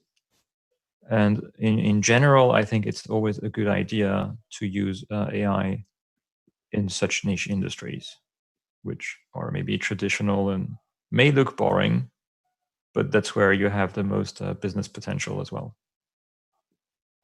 Yeah, very interesting. So I think I think we have still, do you still have Robert on the call? Or we lost him? Yes, I'm here. So Robert, from your side, I know that you are in Russia. So as well, so working in AI, I'm sure that Russia right now is under a lot of stuff from the geopolitics to other things, but as well, you have a huge talent pipeline over there. So how do you make the bridge between the geolocation part, but as well the innovation part, and as well the connections with the rest of the world? I think this is particularly important for especially these areas of technology. Yes, we can do all type of some solutions based on machine and deep learning, but then we have a real big problem between between understanding of this technology into our customers, between the technical team, I mean us, our team, and between our customers, because they don't understand what they need. So I think it's a really big problem. So it's a really big time. We need to to solve it between the real technical solution and the business, and to target business problem. I mean, so.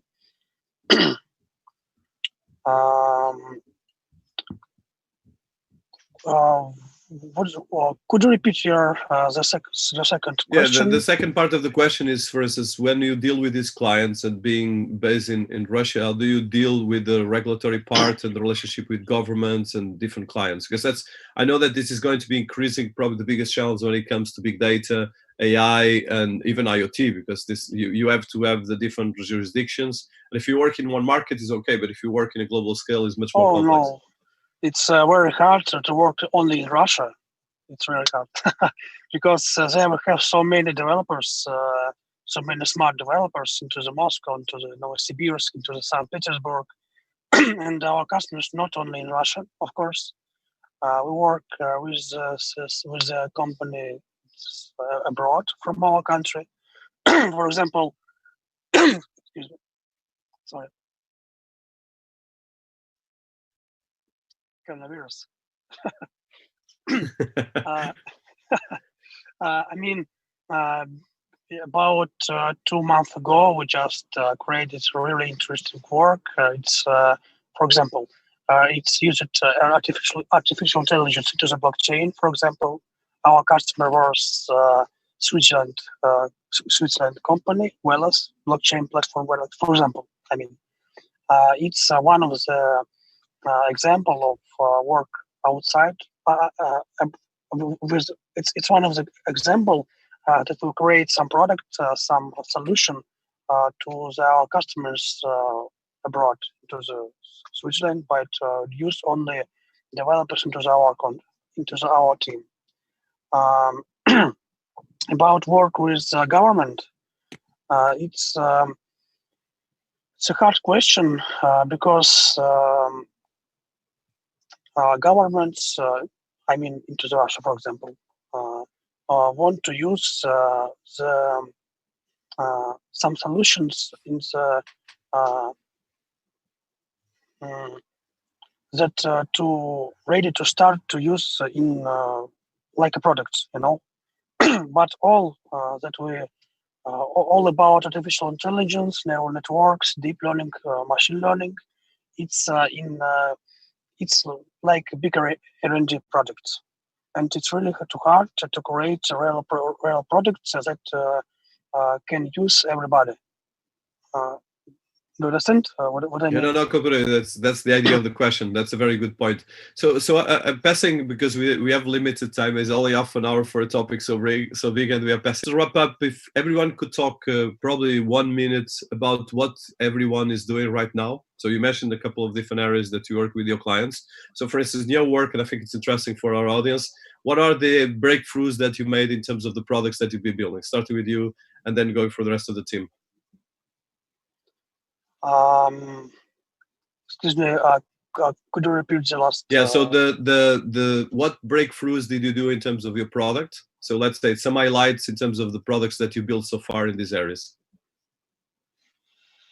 It depends on situation. Depends on one because we don't have a lot of time. One product that you're really proud that you achieved some breakthrough in terms of AI or neural networks or something like that. It's the last one product that we finished into the March. It's use neural networks into the consensus into the Wellers system blockchain platform. Real interesting projects. Okay, very good. That's very interesting, and I'm sure if you could put something on the chat about that or some link to your website would be interesting as well. So sure. Passing to the rest of the speakers and going one by one. So probably Ashish, and in terms of Crystal.ai, so what be the highlight that you give on yours? So actually, it was quite interesting for us because we are in the wealth management space where what we are trying to achieve is trying to mimic what a good wealth advisor does, and that's our first step of what we are in the process of achieving this year. And next year's objective is to try to make it a superhuman advisor. So first, we are saying that AI and ML should help us reach to a stage where we can mimic an advisor, and then it takes a step further where it becomes a superhuman advisor, because the algorithms can remember client's profile, data, or activity a lot more than a human relationship manager or advisor can. And because the models can remember what you like, what your profile is, how you should behave, so they can understand you a lot better than you know yourself. So that's what we hope and expect to achieve next year. Well, there's a lot of questions, but we'll stick with that. And now if you could pass as well some links to that is really important. Igor, in your case, and Funemica? Yes, okay. Yes, we have finished integration with Microsoft Teams and Zoom now, you can use this service if you work remotely. For example, B2B sales or conference speech. We do memo after the conference, like a protocol, and so we can analyze all type of speech between people and give information to our clients, what's going well or what's going wrong, key insights, and something like that. With Microsoft Teams, we have no competitors at the moment. This is a unique product, and if you use, for example, like a corporate client, this video chat or audio chat, you can use AI to analyze speech. Very interesting as well. So it's getting actual congratulations to everyone. And last but not least, Julian, if you could as well give us from your case studies about what you've been doing in visual sense as well, some case study and some benchmark. I am, in Switzerland, we like to keep things confidential. So, so what I can talk about is right now I'm working with ETH Zurich as a researcher as well. And we are looking at power line data.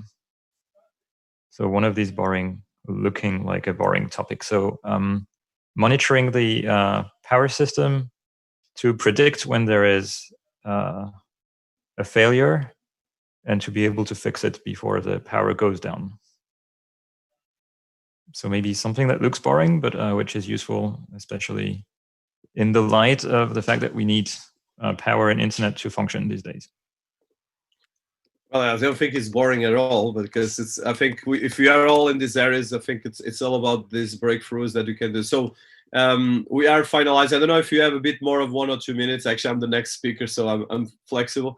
I think just as a wrap up, and I think what would be, I think especially bearing in mind that we are in COVID, so another 1 minute for everyone. If you could just highlight from what you're doing in terms of fourth industrial revolution. Most of you are working in artificial intelligence, or actually I think everyone in the panel. But what would, and as well some of you, of course, in blockchain as well. So what would be the advice and as well the insights that you have for people around the world listening to us in terms of these areas? Starting by you, Julian, and then going through everyone in the loop. I think with COVID, everything is the stable ground that we had tends to be moving a little bit more, which creates opportunities for new players to emerge or existing players to change their models. So I think there is an opportunity to develop new products and explore new things just based on the market changes right now. Very good. So opportunities, very good. So moving forward, so Igor, probably. Yes. Could you repeat the question? So the question is I know that there's a delay in terms of this, but what opportunities do you see? I think we know the challenge, but opportunities you're seeing coming out of the COVID-19, and especially in your sector and your area? In my area, we have seen many activities in pharma and healthcare. We have never seen it before, this crisis. And we have, since this period, we have around 10 new clients. We have updated our speech analytics engine, and we have a special model for all pharmacy and healthcare companies right now. And we see this is a great opportunity for all AI technologies. It doesn't matter in voice or maybe something like that. Computer vision as well. I think they have a great opportunity. Oh, very good. And Robert? Yes, I'm here.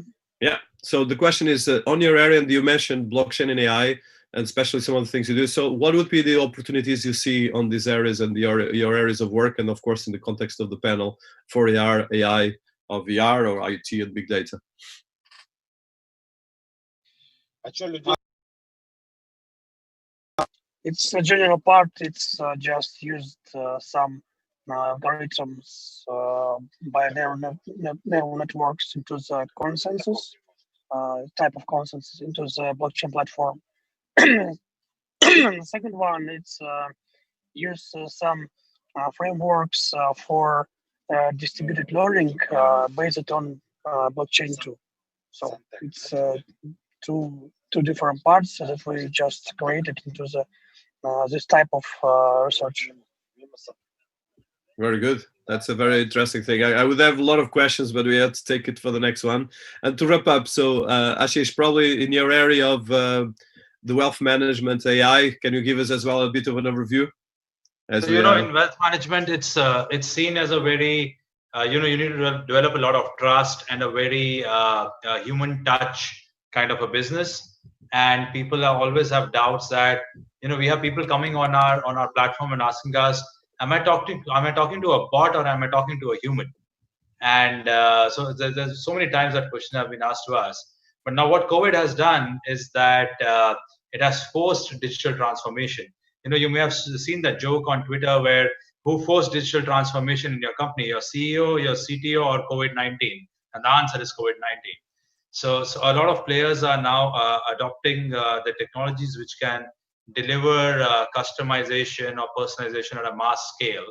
So it's becoming more mainstream, and going digital in wealth management was, at least in Asia and Singapore, was like 3-4 years ago when we started the business 4 years ago, was almost unthinkable, but now it's almost becoming mainstream, where I can see that the big private banks here in Asia are speaking our language, and that's what I think COVID has done in the last 2 months.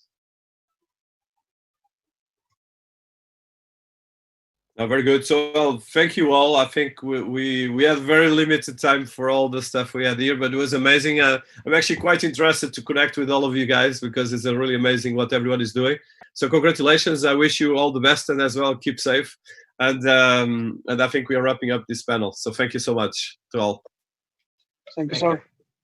Thank you, Thank you. Dennis. Cheers. Thank you so much. So Sergey, I think it's me now. Yeah. Go ahead, please. People eager to know what's about COVID-19, how to interfere with it. Yes, it's your keynote speech. Thank you. So I'll be touching a lot of the things actually that the two last panels touched. I'll just put it full screen. So I have 5 slides. It'll be very fast. I hope it works. I think it's already seen my screen. Let me just put this in a way that is full screen. And I'll put this. Yeah, everyone can see, I think. So I believe that COVID-19 is a chance to build the new cities ABC Magna Carta. And what I mean by this is a concept that I've been working with Professor Yu Xiang, that is as well one of the speakers in this conference. And the idea is that the Magna Carta was a platform, or actually a charter of liberties that was done 800 years ago.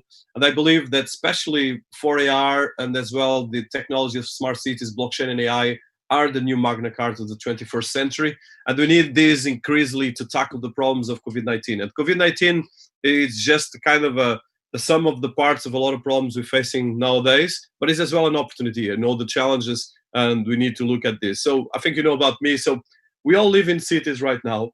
Cities are the epicenter of humanity's social models, and more that the world economy is becoming more focused and more centralized around cities than actually around countries. If you see, London is probably a huge part of the UK economy, and as well, for instance, most of the unicorns in Europe are actually based in London. If you go, New York is a huge part of the world economy, especially the US economy. Hong Kong the same, Shanghai. So we have more and more, not only the people, 70% of the world population is going to be in cities in the next 50 years, or probably 80. But we have as well the most of the wealth, the technology and the development is around cities and the epicenters. So we have right now to look at all this technology that we're talking about, and that this conference is leading, and the topics, and as well the explorers, and interesting in seeing how can we apply this to reality. So the COVID-19 kind of put a lot of fragility infrastructure that we had on the spot. So the lack of digital transformation. So for instance, we have a paradox that most of the world population you have a phone. Okay, 80%, even in Africa, 80% has a smartphone, or 90%. If you go to Western world, or 100% in some countries. But the irony is that we have a challenge that the financial industry is mostly digitized, but the world economy is still paper. So the biggest technology we have in the world is still paper. So the challenge is how can we look at putting the paper digital, first of all, and that's where technologies like blockchain and AI are critical, and how we can actually leverage this. So that's the idea of this. So we have a global context of we have 4.5 billion people don't even have access to toilets still. We have still 2 billion people that have not access to countries that are mainstream countries like US and Europe. And then, of course, you have cities that are growing, but we have still a lot of challenges. So I think COVID-19 just took this upside down and created a huge challenge, but as well opportunity. So for instance, before COVID-19, if you look at the world debt, for instance, the world debt, according to Bloomberg, is around $275 trillion, okay? But after COVID-19, probably will be another 100 trillion on the top of this. So just US put around $6 trillion in the economy. And of course, this is creating a problem. Okay, we have right now this money that is coming because of the challenge with COVID-19, where we have most of the world population stopped because of quarantine, or at least in panic because of healthcare. And of course, we have a lot of issues in terms of geopolitics and a lot of things. But at the same time, we have right now an urgency to become digital. So a lot of things that governments were going very slow, they were afraid of touching, now they have to go. This model that I've been building in terms of looking at a city strategy to manage COVID-19 impact. And it looks for looking at the cities and the nation's top-level strategy, looking at narrative, timeline, short-term, middle-term, long-term, and as well looking how can we look at government policies, how can you look at financial institutions, how can you look at education, and putting all of this together in a way that it creates a new empowerment model using a smart Keynesian concept by Alan Mayo, the idea of the approach to the economy that brings the circular economy thesis as basis, but as well looks at all the things that most of the people in this conference are talking, from artificial intelligence to machine learning, and take it to real case studies that can accelerate innovation and accelerate solutions. And I think this is particularly important because if you look at this, right now, for instance, if you look at most of the world population is living for less than $500 per month. So from a money perspective, it's not so difficult to tackle most of the problems of humanity. The biggest challenge we face is the perception between countries, the perception of the concept of money, and of course technology as the driver, and as well right now the new oil of the 21st century. Actually, the oil actually melt down in terms of investment as we had it as well, because people are not traveling as much as we have. So I think this as well, most of like the panel that we were listing before, most of the panelists right now are working from all over the world.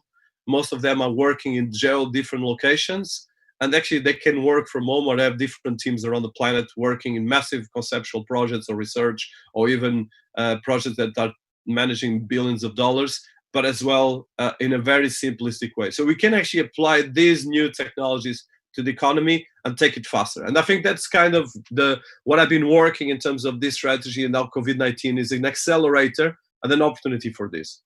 And I think on this, we have to look at 4 angles: the environment, infrastructure, mobility, energy, strategy angle, the quality of living, education, healthcare, and community, the government and leadership, and all the things in terms of social empowerment, and of course, the business, industry, economic, investment, financial strategies. So if you put these 4 angles together, we can actually create a better society and as well accelerate a lot of innovation and a lot of fixing some of the problems we are handling. And I believe that this can be done better through cities and actually through countries, because the cities can actually get communities that can work together. And let's say someone in Moscow, like we have people here in this conference, or in Singapore, or me in London, or someone in Kenya, or someone in the US, can all be collaborating like we are in this conference and creating quite a lot of insights and network. So I think this is where we need to accelerate things. And as well, of course, for this, we need to, and I think that's probably the biggest challenge we have, is how do you look at data? And data, of course, is the, but as well as it needs to be regulated, it needs to be private, it needs to be in a way that serves us and we're not actually managed by data. So we need to enhance smart cities infrastructure technology. And when I touch about smart cities, is a matrix in the sense of just creating smart governance, smart manufacturing, smart buildings, and accelerate this to just create better productivity and actually manage better resources. And I think if you get this, we can actually create a lot of, first of all, economy of scale. Second, save a lot of money. and a lot of energies, and at the same time improve and locate solutions. For instance, if everyone, all the researchers in the universities worldwide would be working together, for sure, in terms of data, we would be solving COVID-19 much faster than we are right now. So we know this in theory, now we need to put it in practice. And I think I'm finishing. I will just get this slide, and this will be available afterwards, is that, so we have from April 2020 to April 2021, I think right now on the top level, we have models like blockchain and peer-to-peer and AI to accelerate circular economic models and so forth.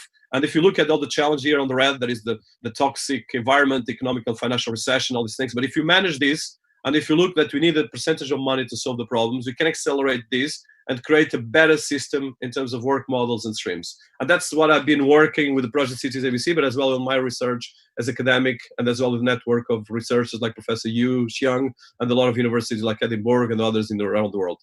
So that's it. I wish everyone to keep safe. And I think there's a lot of opportunities. Of course, this is tricky days, but I think events like this conference and Digital Week is a great opportunity for us to listen and to find solutions for this. Thank you so much. Denise.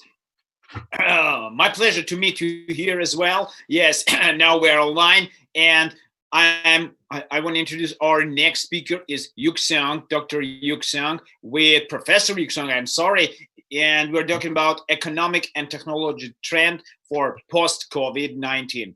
The word is yours, go ahead. Okay, hello. Thank you for inviting me, and also it's glad to see some old friends here. And also, I think my name was mentioned by Denise already for our initiative about the Cities ABC project. And also, I am glad to see Kai here. So, and actually, early on, I have been messaging with communication with Kai actually via WeChat, and we're thinking about we already get used to the lockdown life, right? So it's very interesting because we have actually more busy than before, have a lot of meetings. So that's why I think about if we consider post-COVID-19, so more and more people get used to lockdown life and maybe think about a new style of living. So what would be the impact to the people, individual, and to the also to the economy, and of course to the technology. So I have slides to share with you. Okay, so first, let me. Oops. Okay, so my name is Yu Xiong. I'm from Surrey Business School of University of Surrey. I'm also Associate Dean for International for the university, coordinating the we have three faculties, and I'm coordinating this international effort from the faculties, especially the work with China. And of course, we are, as a university, we also have a great impact, got impacted by the COVID-19. So we have to think about what to do next. Okay. So I'm also co-chairman of the largest innovation center in London, which is in Liverpool Street Station, called Coca-Cola Global. So we have 7,000 square meters, 6 floors in the center of London. So we help technology to be commercialized. We work with venture capitals, incubators, accelerators. Yeah. So if we look at the economic feature, okay, so what the economic feature will looks like after COVID-19. Yeah, so of course we will see that the international trade cost will be increased. Okay, so the costs, as we can say now, okay, so the logistics costs already increased, and also there will be more uncertainties. Okay, so especially during this period, and after this, we don't know when this will recover. It may take maybe a few months, or even to or 1 year. Okay, so there is more cost of international trade and more uncertainties in international trade and transportation. And actually, just yesterday in our university work, we are talking about how we should arrange staff to travel internationally. Okay, so because more people now they adapt to the current work lifestyle and the work style. Okay, it seems to some of the people it's quite comfortable, right? So staying at home, doing more things, have more meetings. Okay, so and now because many countries already suffer from the international collaboration because they cannot get the product they would expect to get from another country. The supply chain does not work well. And so what they should do, such as the UK's medical sector, they claim they want to control the medical supply chain and make it a domestic supply chain rather than international supply chain because for some strategic product. So they want less uncertainty to save people's lives, right? So then I think during the next few months, and it's already happening, so the whole world will think about how to make more control of its supply chain. That's why US want the supply chain to come back to the US. The government would like to pay the cost. But of course, this is a painful process. So how long would this process take? Nobody knows. Okay, but this is a trend. So, and it's because that there is less economic activities happen, especially inter-countries. So they have less rely on the other country. They have less mutual benefit among other country, and this will lead to economic deglobalization. And people, they feel that a disease like this can really can be very, very detrimental to the current structure of economy, current structure of global supply chain. So this will lead to less weight of economies in future consideration because there's less reliable, less benefit when we work with another country. So this will create before when we want to create trouble for another country, we also think about, okay, what the other country may bring to us economically, yeah. But now since the economic benefit is less, so a country have less concern when one country want to have conflict with another country. So there is less to compromise. Okay, so the world will become less stable in the next period. And so there will be more and more international conflict in the next period, as we could say. And so this is what we have to face. And opportunities, okay, so we will see that, for example, UK and China. So like UK, originally the manufacturing industry is shrinking. However, because of this, UK want to get control of the lower end of the value chain. Before, a country always want to offshore or outsource the lower end of the value chain of all the industries. They want to do this in China, in India. But now, this sort of industry will be encouraged, and such as manufacturing. Okay, and in China it's the same. Okay, so though it's mainly for manufacturing, however, compared to many other industries, China, they encourage that the farmers or peasants, they are encouraging them to go to cities. So I think now there will be a trend that to encourage more people to go to agriculture to give enough supply to the nation, because originally they can source internationally. So you will feel, okay, why China source agriculture food internationally? Actually, China is one of the largest countries actually export or import food. Okay, so this is because that agriculture create less profit margin. So that's why China would like to source money from other countries.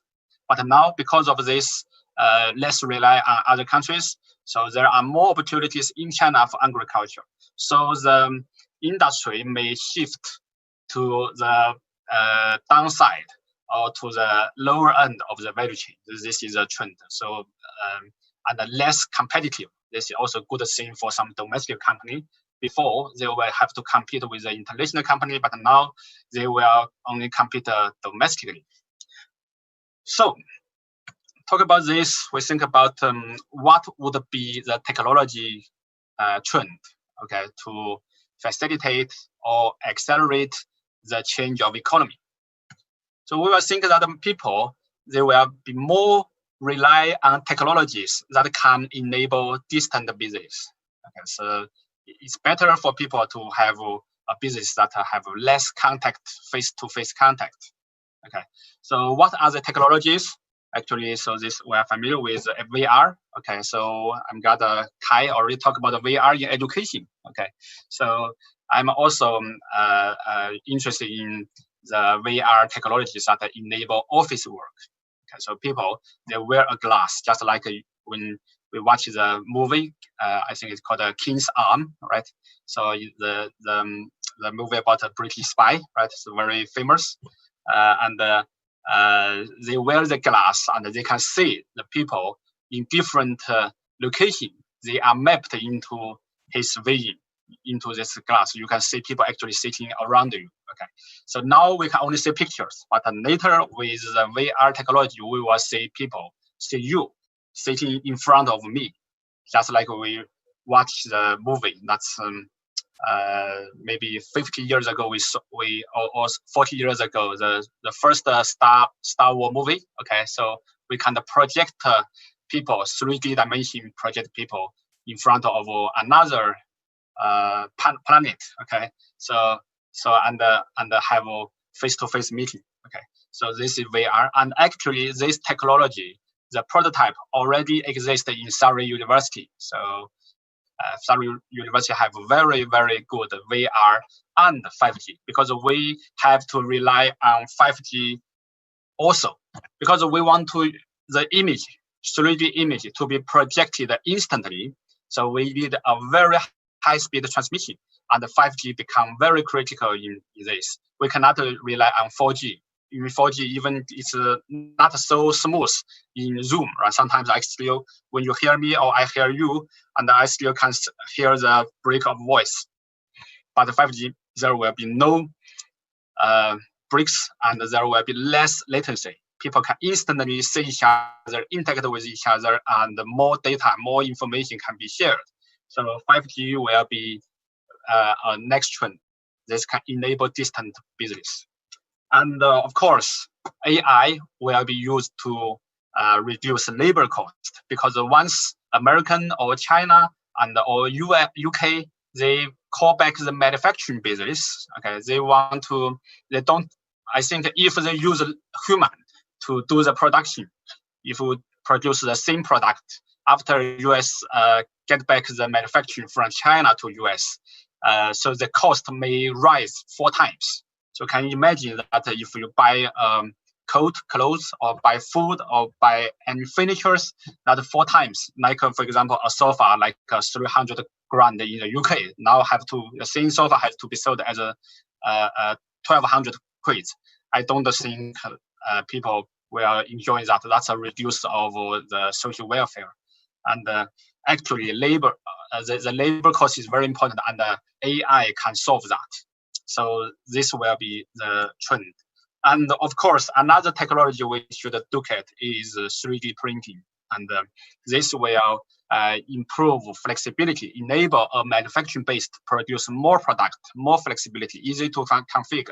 Configuration will enable one facility to print hundreds of products. Okay, so and also for 3D printing, design become more important, and more people focus on creativity design. Once you design, you send it to the machine can print whatever you designed. So the intellectual property become important, and people are thinking, if this become important, people only think and design product, and this may create some IP conflict. Okay, so I think what we have discussed earlier in this panel or in previous skilled speakers talk about the blockchain. So blockchain will closely work with 3D printing and other technology to enable that we can enter into a more smart world. Okay, so basically, I think COVID-19 it's a disaster. However, this indeed push the technology forward. Okay, so and one thing become extremely popular, especially from early this year, especially after COVID-19 or after the break of COVID-19. It's a live stream commerce platform.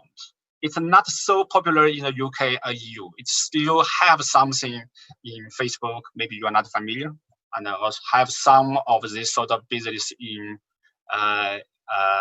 Twitter or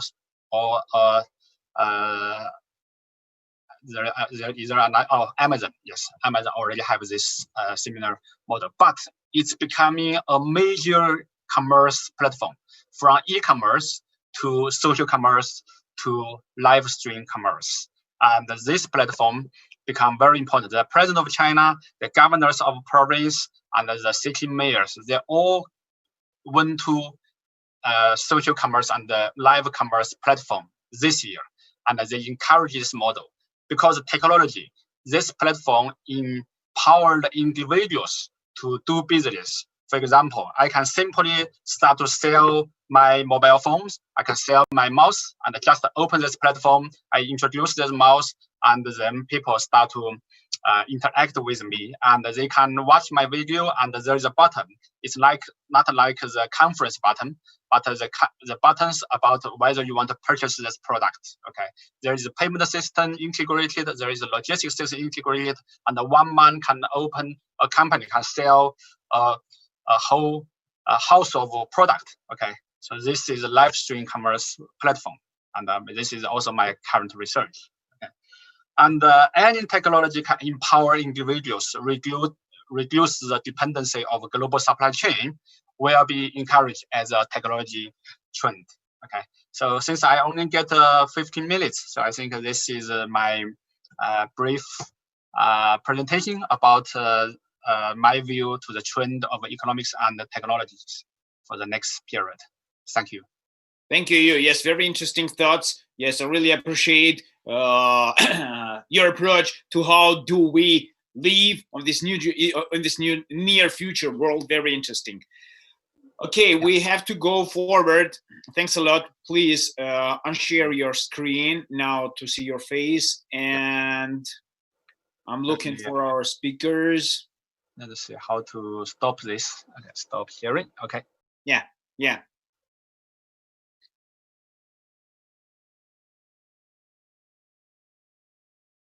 Okay. I see. Yes, please type your name just to understand. It will be great. Yes, you can. We are on air. You want to check something? I'm Mohsen Rezayat of Siemens. Can you hear me well? Yes, for sure. It's okay. Great. You are going to be on panel within a half of hour. Yeah? Correct. Okay, cool. I think the best way now to be disconnected, because we are waiting for other next speakers. They are on the way to our room. We are meet you a little bit later. Guys, really very interesting speeches for now. And if you don't mind, yes, we have a couple of seconds. I think all of us really get excited of Sensorium, but we haven't a chance how to their looks like their last video. And now, as I'm alone here, I'm willing to share with you this video to see how it looks like.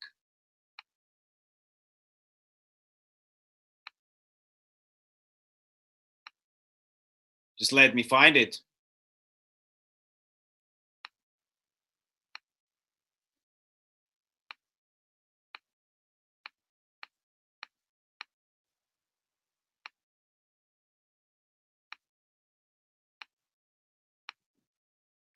Yeah, here it is, and it's really amazing.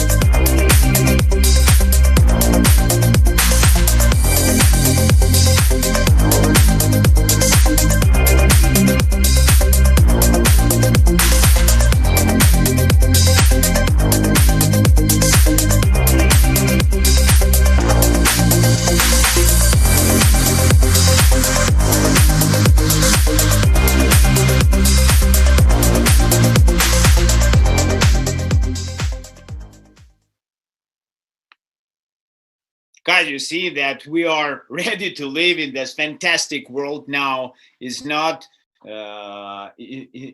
because of COVID. It's because of human imagination, because of humanity imagination. I can say about that. Yes, you know, I see the people around me. Please, if you are here, you can share your screen. We can have a conversation, discussion about what's going on, because till we are waiting for our speaker, we can't be offline. We have to be online 48 hours per day for our viewers. We have a lot of people which are watching now online.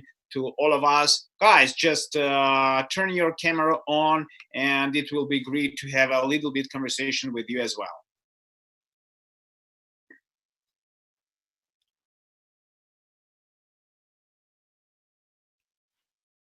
No, unfortunately, no one want to talk with me at this moment. But let me show you once more thing.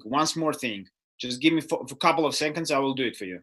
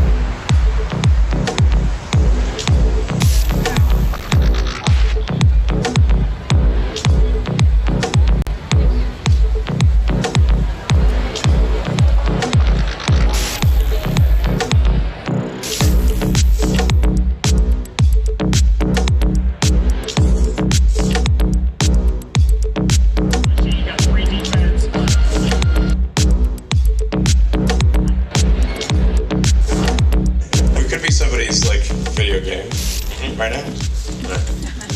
Why? Whose avatar are you?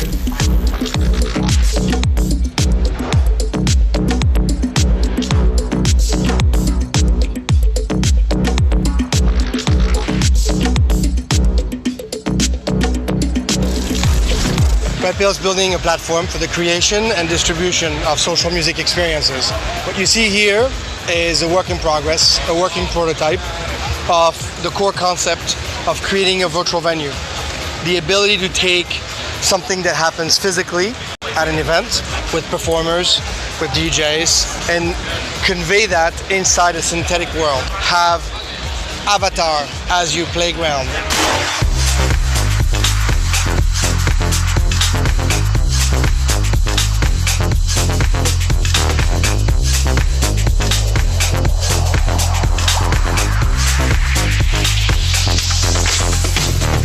With our events, we heavily invest in bringing people over and experiencing a live, literally a live stage. And we invest in pyro, in artists, in stages, in decorations, in dancers, and bringing that world onto a virtual world thus far has been quite two-dimensional. And with this new development and technology, it gives us the ability to really recreate the worlds we create and have it, bring it to people at home.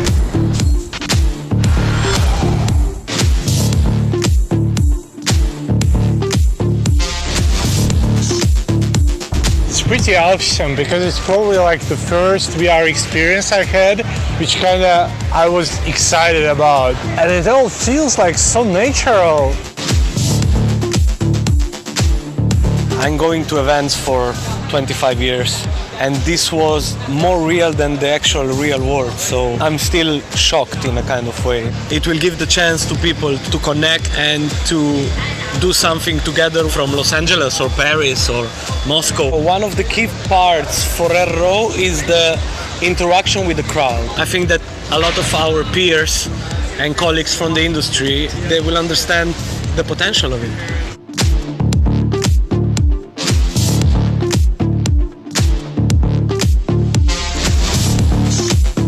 I was inside and it was like another world, seeing people dance and how I could be interactive.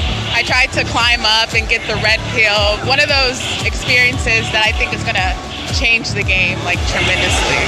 Honestly, it's kind of like mind-blowing to me that this is where the gaming, like VR stuff is going. I climbed on top of the DJ booth. I jumped around. I teleported. I saw my friend in there. I think this is going to be the future for sure because people are already lazy enough as it is, like to get ready to go to the club. And here you can just put on like some sweatpants and dress your character up and already look bomb. So I love it.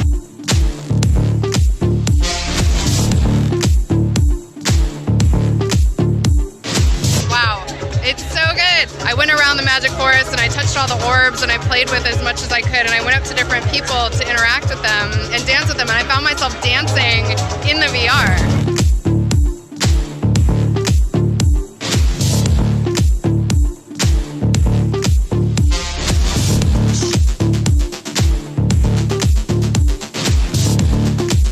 See a lot of pavilions here and a lot of gamers and a lot of new games, but this is probably it's a future of the games, yeah, the future of the music. It brings them together in a very unique way that it's looking for that next hybrid kind of solution, I think. So if you don't have money, for example, to fly to Ibiza or fly to Tokyo or fly in Moscow, you just can go to all places. It's the same evening. You pay a little bit of money and you jump to another disco. It's amazing.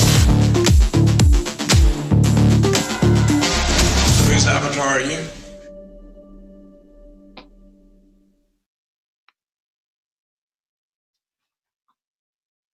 I think we already in the future, really.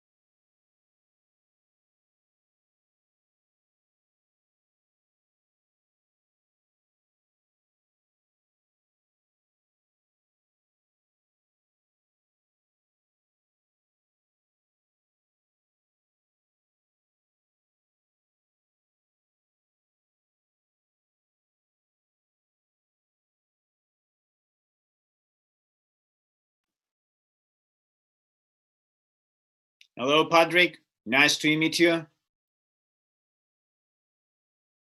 We're just in waiting room.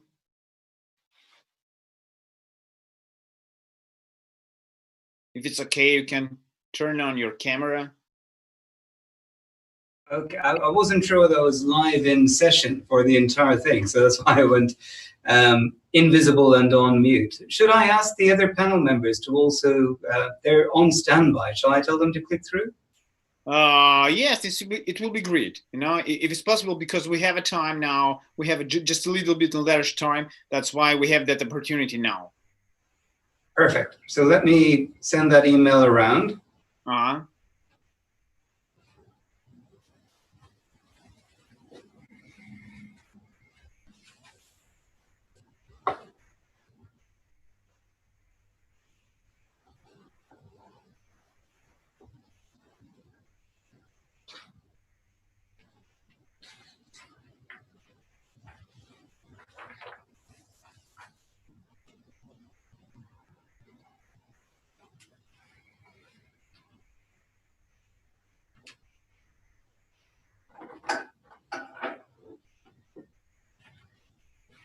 I want to remind to our viewers now, we are preparing to our next panel discussion. It's going to be about balancing privacy, data ethics, and public health in a post-pandemic world. With our moderator, he is already here, Padraig Walsh, partner of Tenure D. With from Hong Kong. The second panelist should be Agnieszka Wiercinska-Kruzewska, partner at WKB Lawyers from Poland. We are waiting for Mike Nitterdy, member of Frost Brown Todd from USA, Kim Walker, partner from Shakespeare Martineau from UK, and Dr. Mohsen Rizayat. He is a chief solution architect at Siemens Digital Industries Software.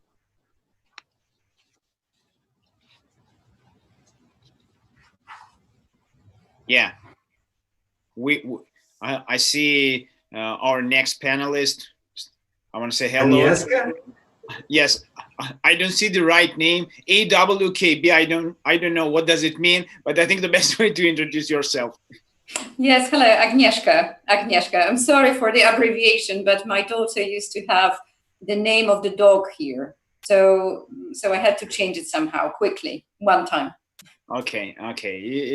It's very good looking, just okay for us. You know, I want to remind to all of you that we are now on air. Just have a conversation with each other, because it's a good way to have a time to speak and to discuss a little bit more. We have that chance. Excellent. Okay, I see. That's Mike Nitterdy from Frost Brown Todd has just dialed in too. Hi, Padraig. How are you? Not too bad. Good to see you, sir. Good to see you too. And Kim Walker. Kim's joining us from Shakespeare Martineau. Kim, we're in a waiting room just before we go live online. So, you know, we are on live now. Just we can start the conversation. Yes. Everything is already happening. Yes. Oh, thank heavens I didn't swear in that period.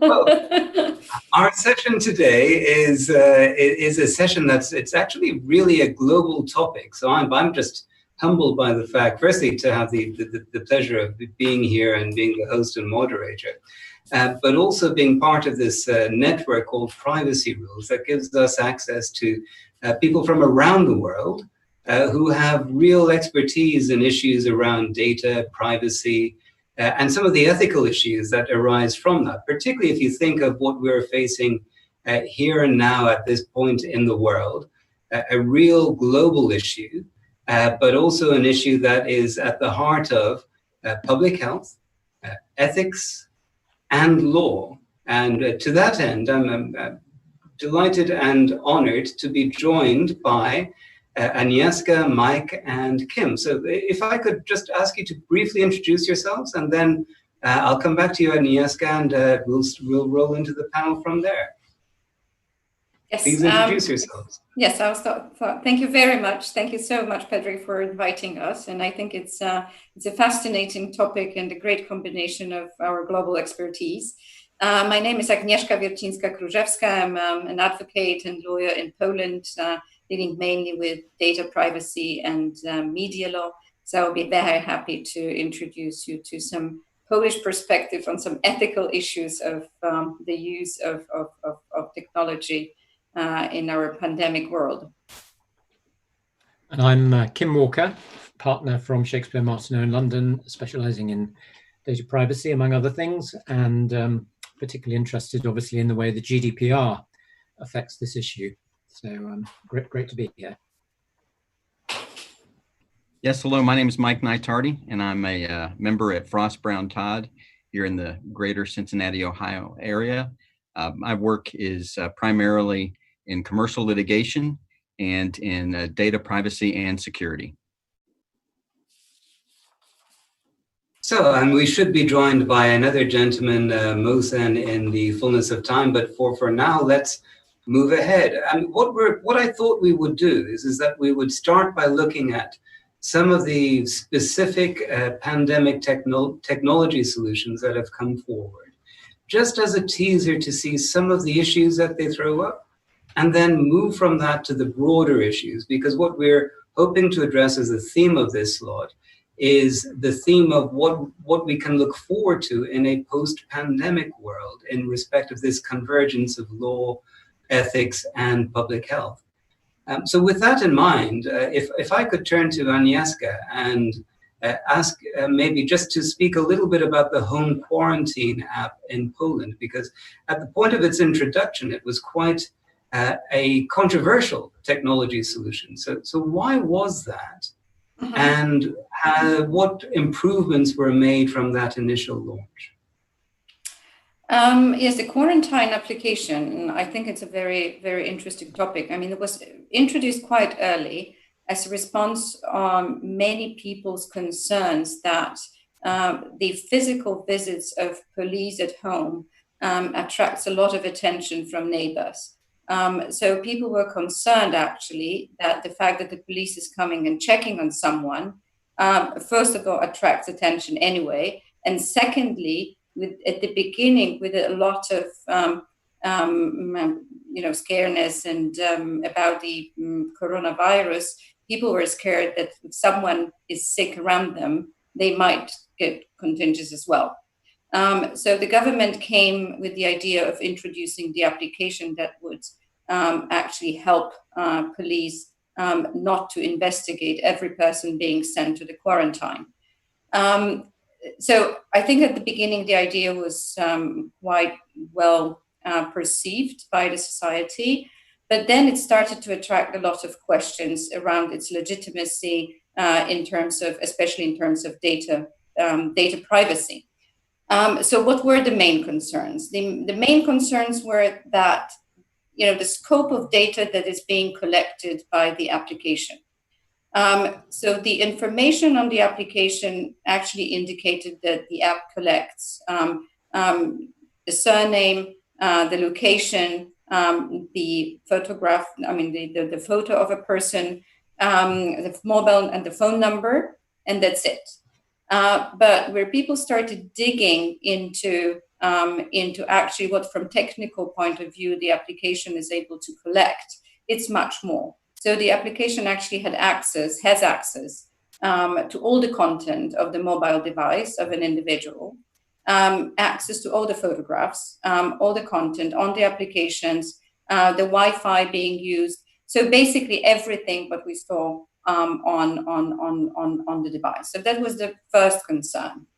The second concern was the length of data retention. The bylaws and the terms and conditions of the application, they indicated that all the data is being stored for 6 years, which is quite a long time for bearing in mind a 14 days period of the quarantine. The 6 year period comes from the general civil law rule on the time ban of the claims. So the creators of the application said that if there are any claims they're time banned after 6 years. That's why all the data has to be stored for 6 years. The third concern was the entities that actually have access to the data. So the general information of the application indicated 5 institutions and companies that would be allowed to have access to the data being collected, and all of them pretty legitimate institutions. But under the Polish law, all the secret service institutions, public institutions, they don't really apply data protection laws. So the third concern was that basically this data is being stored by the ministry, and the ministry has to give access to all the secret service authorities upon their request, without applying any data privacy laws and without really having any consent from the data user. So the main concern was that the app will be used for artificial intelligence learning of the people's profiles, really in the use. So these were the main concerns that were raised by watchdogs in Poland, and also some other non-profit organizations. And I think it started to be discussed, and also a lot of questions were put to the Ministry of Digitalization. So ministry started to answer the questions. So for example, they decided to delete the photograph after the quarantine period and only keep the other data in order to, let's say, reserve the right for the claims. They also informed that all the other access to the mobile device and the content of the mobile device will be upon the separate consent, like a pop-up window that would give you the right to deny access if necessary. So, step by step, I think that certain measures were introduced to limit the concerns that they were raised around the application. And now, from the time is passing, there is less and less people being sent to quarantine. People are treating all the measures with a lot of reluctance, I have to say. So also this application is being, very rarely used right now because of the change of the attitude of people towards the measures that were imposed by the government on the Polish citizens. My word, I have a degree of sympathy simply because so much needed to be done so quickly in an environment that was so new. But that sounds like almost a train wreck at the start, and that improvements were swiftly made. If I could move to Mike. Sorry, I should interject and just say we have been joined by Mohsen. So Mohsen, would you like to say just a couple of words to introduce yourself before I move on to the next question to Mike? You're on mute, Mohsen. Oh, sorry about that. Yes, I'm Mohsen Rezait of Siemens. I lead the Advanced Solutions Group and responsible for research division of Siemens. Thank you very much. So coming back to Mike, so in the US, one of the most interesting projects is the Google-Apple project. And that's been met generally with warmth and support. I have two questions for you. One is, how did they sort out the billing? Google-Apple or Apple-Google? And but more importantly, what were some of the features that made their project more broadly acceptable? Yeah, the first question, I'm going to let the marketers handle that one, but that's a great question. I'm sure that they've thought about that as well. But the second question is also a very good question. I think it's key to the reason that there's been better acceptance, at least of the idea of this type of notification tracking or exposure notification, if you will. And that's because of the way that Google and Apple have decided to do this is not through any type of location data, but through basically making it so that it's Bluetooth from certain handhelds talking to each other in terms of proximity and closeness of the individuals that are carrying their handhelds.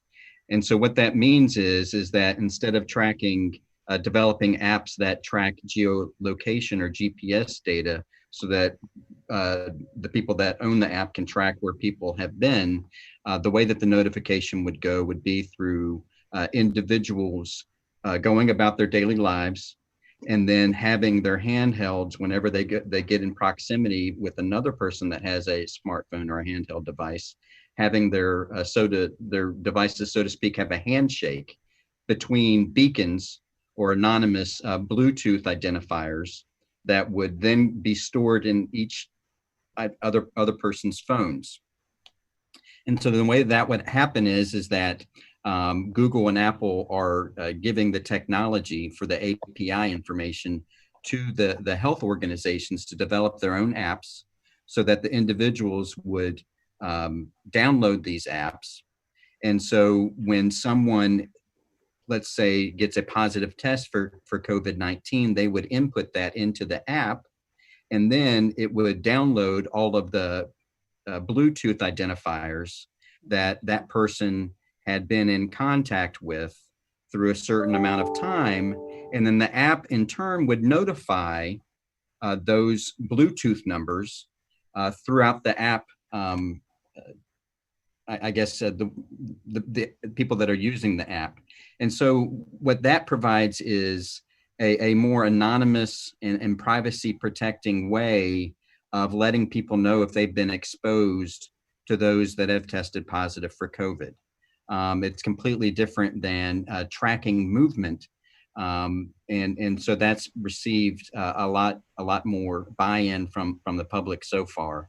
I know that in the United States, there are 3 states, North Dakota, Alabama, and I believe it's Mississippi is the other one that has already their public health agencies are working with them to develop apps along that line.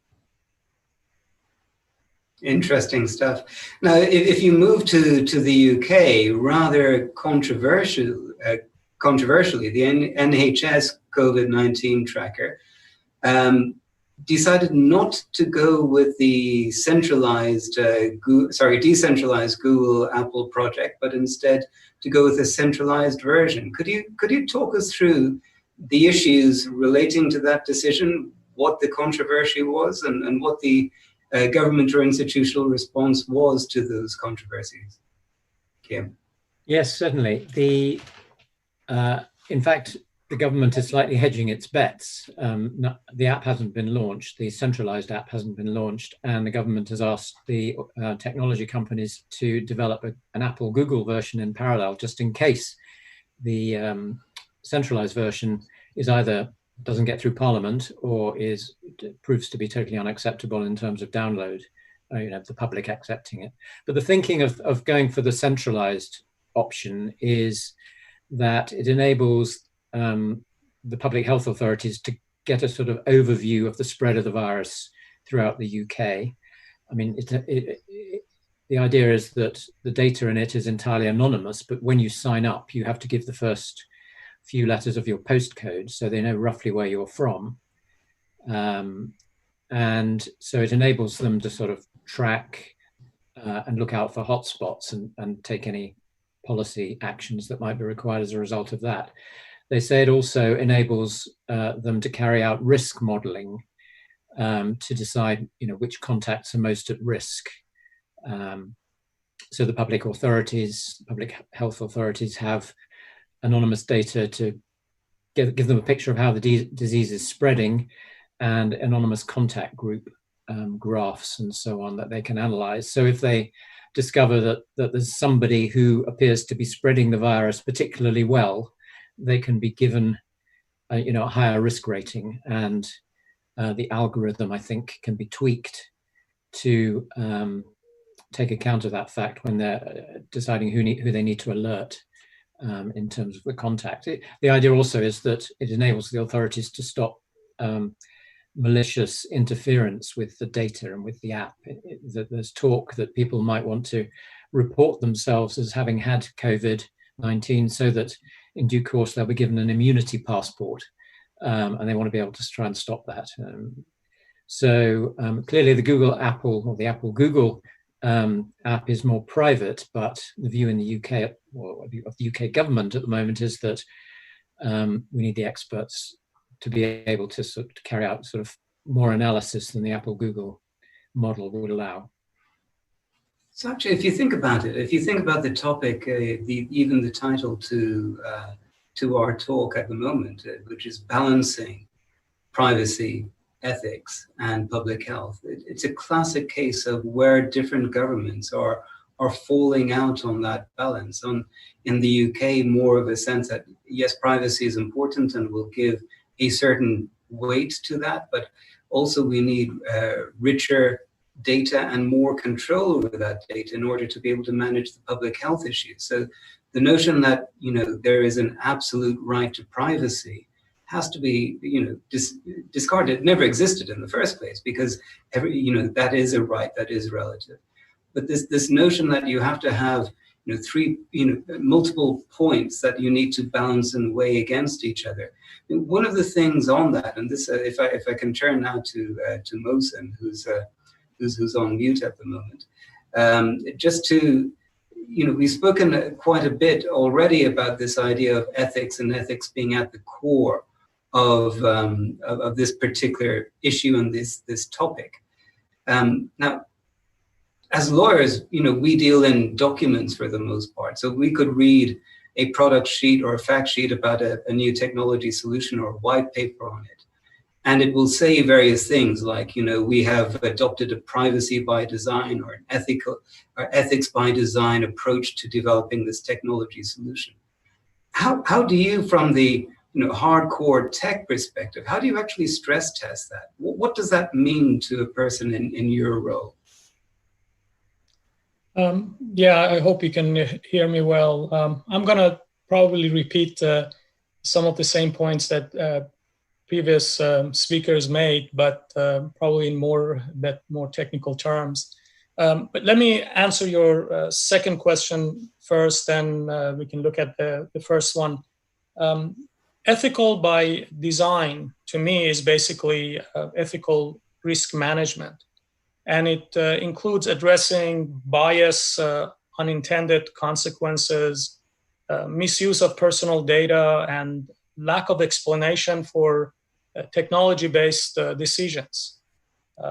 I should also probably add corporate value alignment, brand and reputation, legal and financial risks that must also be managed. If we don't consider these issues, whatever we build would be impractical, ineffective, and most likely damaging. For example, any mobile app should have a strong privacy model. Otherwise, we won't receive accurate data because people don't trust it. And it could also bring social harm to individuals. Now, to answer your first question, let's look at the COVID Watch app, which is very similar to what the previous speakers were discussing.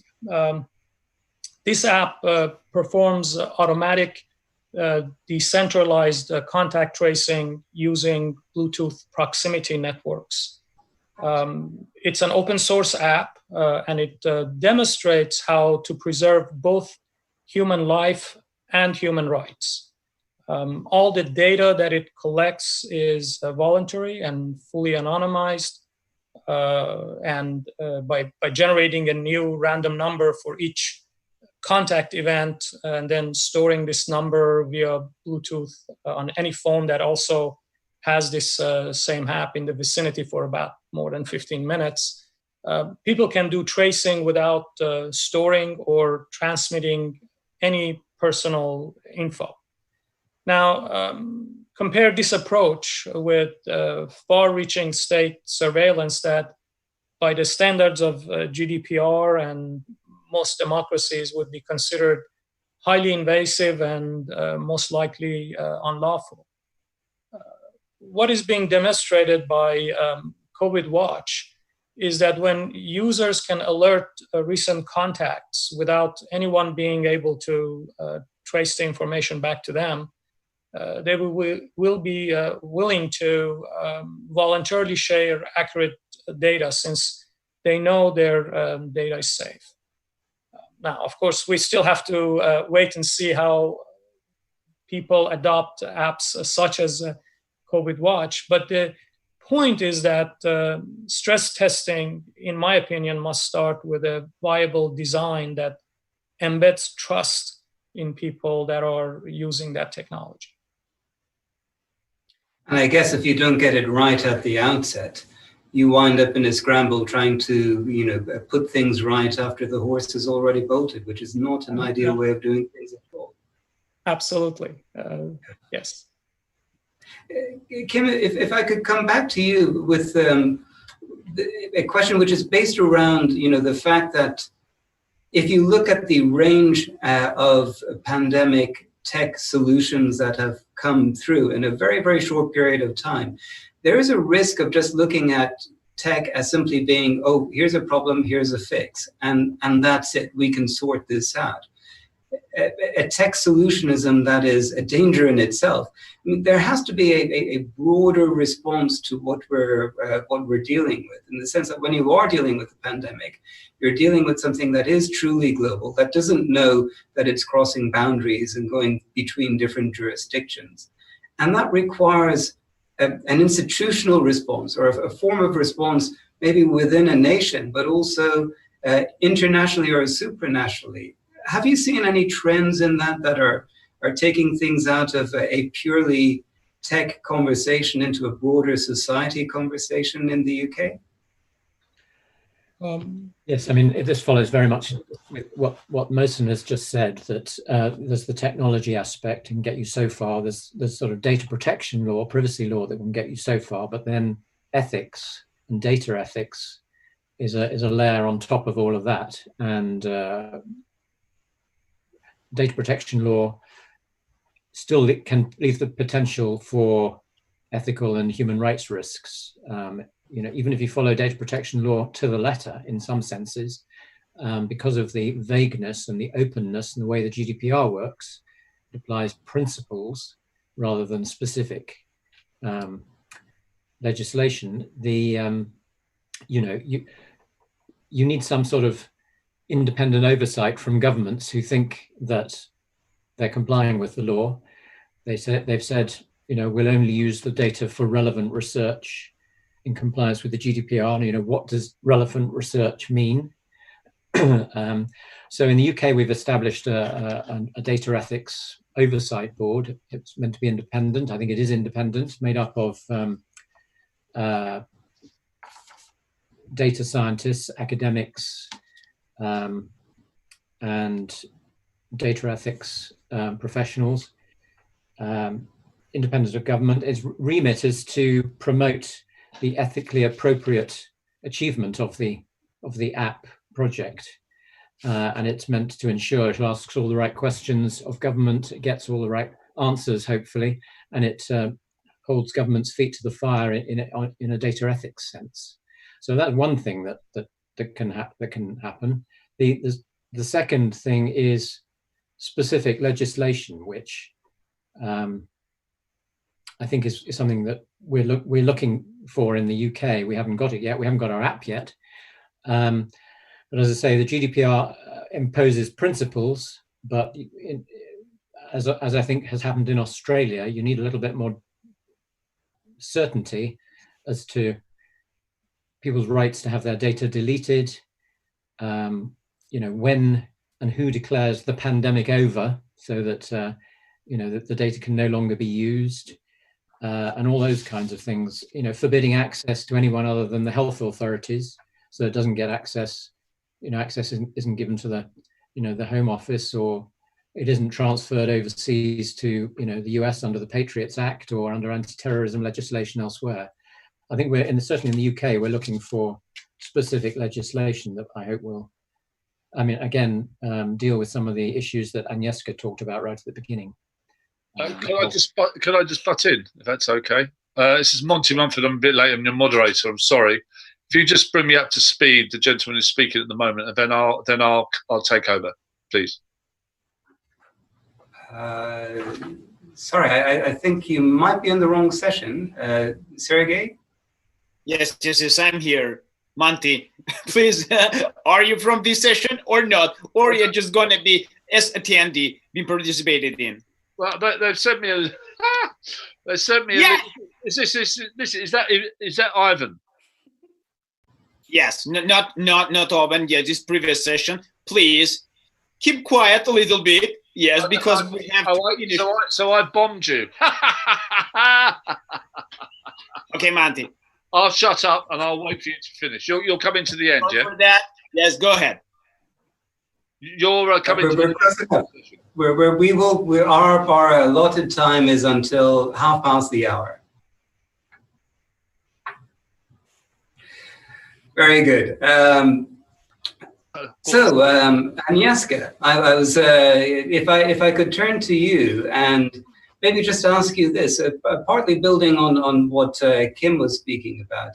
It's interesting there that, the UK took an approach where legislation was needed. Australia has done likewise. Funnily enough, Singapore, with similar technology to what's used in Australia, didn't use legislation. But you hear all of this about privacy not being an absolute right on the one hand, and you don't want an Orwellian state of mass surveillance of personal information on the other side, and all of how do you achieve that balance in practice? Because it can be quite theoretical. How do you achieve the certainty that Kim was speaking about?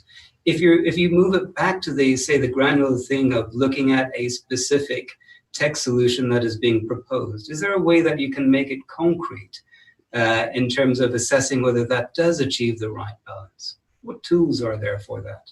Yeah, I mean, a couple of years ago, I would think that this is a very theoretical question for me, living in Poland, a democratic state. But looking at the recent events in Poland and Hungary, probably, I have to take this question very seriously, I have to say. So all of a sudden, all these measures in practice are more important than they used to be, because there is, I think there is lack of one of the principles, lack of trust in the state. So something that is, I think, extremely important, and all these tools have to be put into achieving this goal, is to, let's say, regain the trust in the state, so that the state is using the apps, the data, the technology for legitimate reasons. And I think that they are defined in the laws. They're defined even in GDPR, how and why and what you should do to inform people about using their personal data. But if the state is failing, then where are you looking? You're looking at the media. So I think it's really, in practical terms, very important to support free media. And I think that this is what we try to do in Poland right now. The second is to support the court system. So at the end of the day,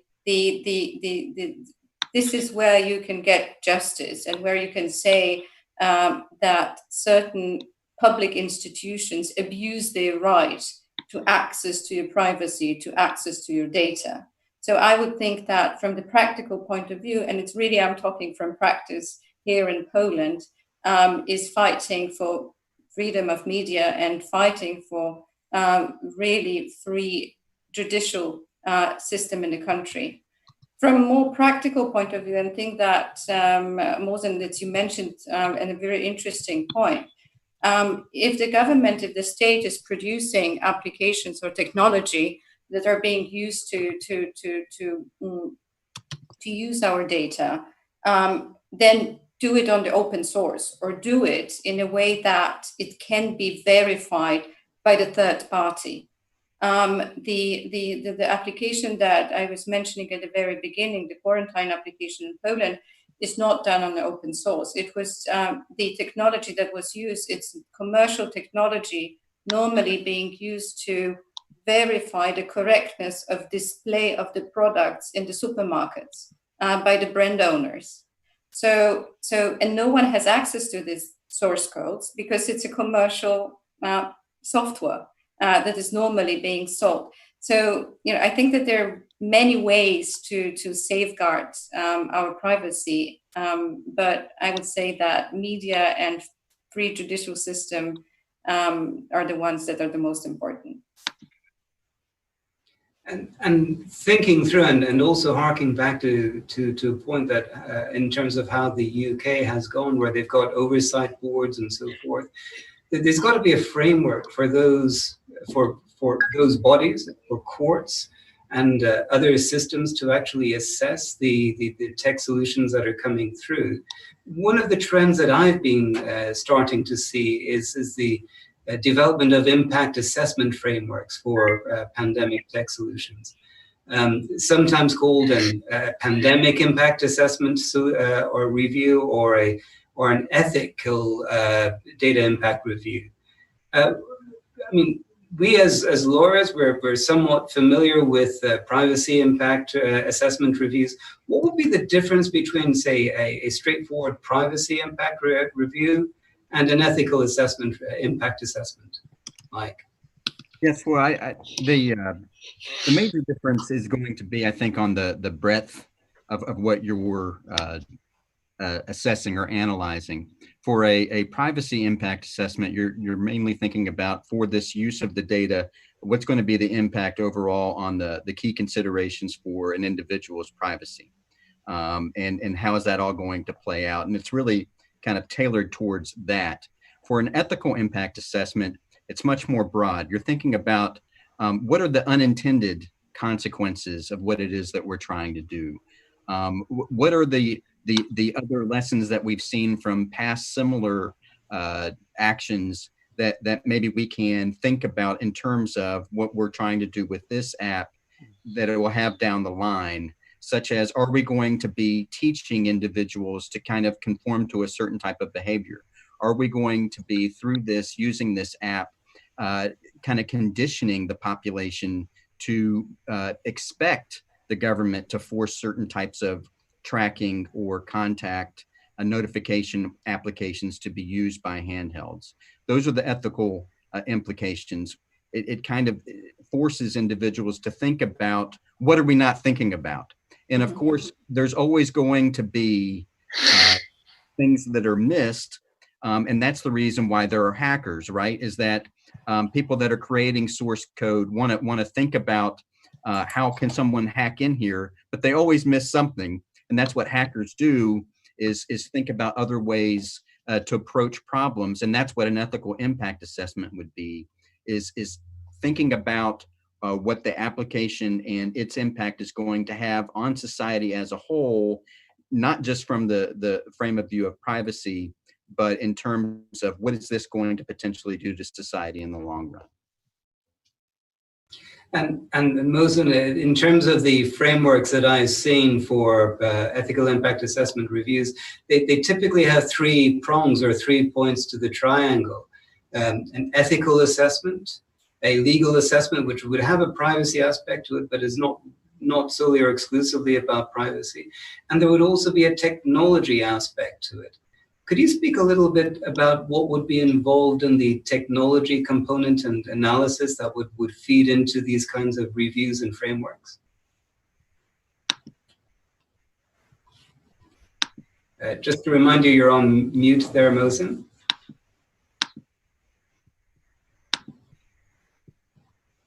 Yes, I should remember that. Sorry about it. Let me rephrase the question. I guess you're asking, how would I assess adherence to ethics and desired outcomes in technology-based solutions? Yes. I think to some extent I kind of answered this question regarding general technology in the previous comments I made. So I like to focus on AI here, since that's an area that I've done quite a bit of work in. In my opinion, any AI-based solution should have huge overlaps between legal, ethical, and technological concerns. Additionally, even though this technology can currently make incredible discoveries that no human could, at present, AI lacks common sense and the ability to reason in a morally correct, human-like manner. So the responsibility falls on us model creators to ensure adherence to legal and ethical concerns you were talking about. But this is not always straightforward and requires some guidance by broader stakeholders, at least to my experience. And I can give you two examples. A bank notices that majority of home loan applications being rejected by their AI model assessing risks belong to African Americans, even though they had anonymized names and races in the data. After some investigation, they discovered that the model was linking addresses of the applicants with level of risk and rejecting those in poorer neighborhoods. In another example, Google notices that searches for CEOs are returning very few women images. They look at the data and they see that currently only 5% of Fortune 500 CEOs are women. So the question is, should image search results for CEO reflect that number? Ultimately, a variety of stakeholders involved in both of these examples I just gave you evaluate the particular quote-unquote harms and decided to alter the data to represent the future we would like to have rather than rely solely on past data. Now, for me, to get the desired outcomes and remain ethical in my industry, I would ensure all sources of bias are considered, including historical and representation biases during data generation and aggregation and evaluation biases during AI model generation. Thank you, Mohsen. And maybe just to wrap us as we're drawing to a close, if I could close with these small observations. If you have listened over the last half hour, what you will have realized is how complex these issues are and how looking at any of the issues that we're facing and the technology that's coming through, if you look at them through too narrow a lens, you will miss the support that is needed for these solutions to be truly effective in their intended purpose.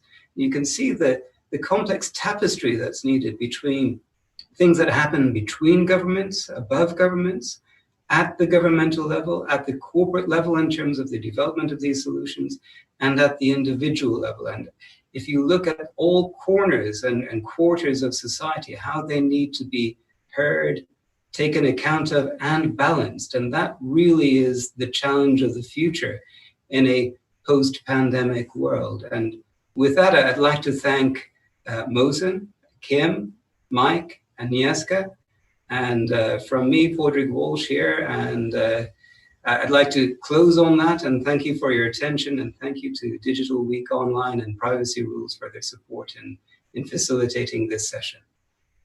Thanks to all of you. My pleasure to meet you here, to have you here in our online session.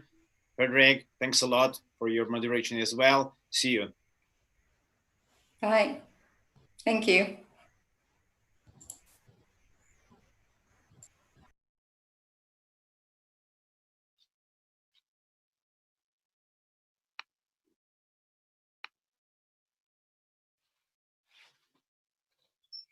Okay, Monty, Sendai, please turn on your cameras.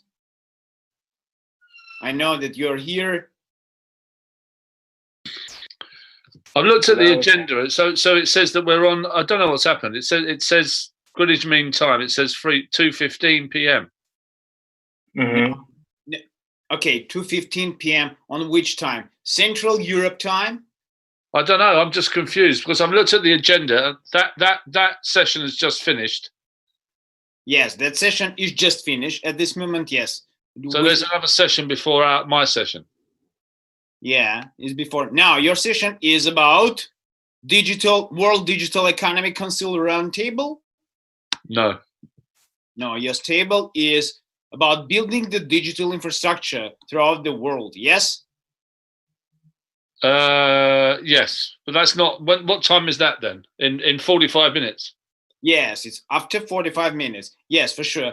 Now we are still don't have.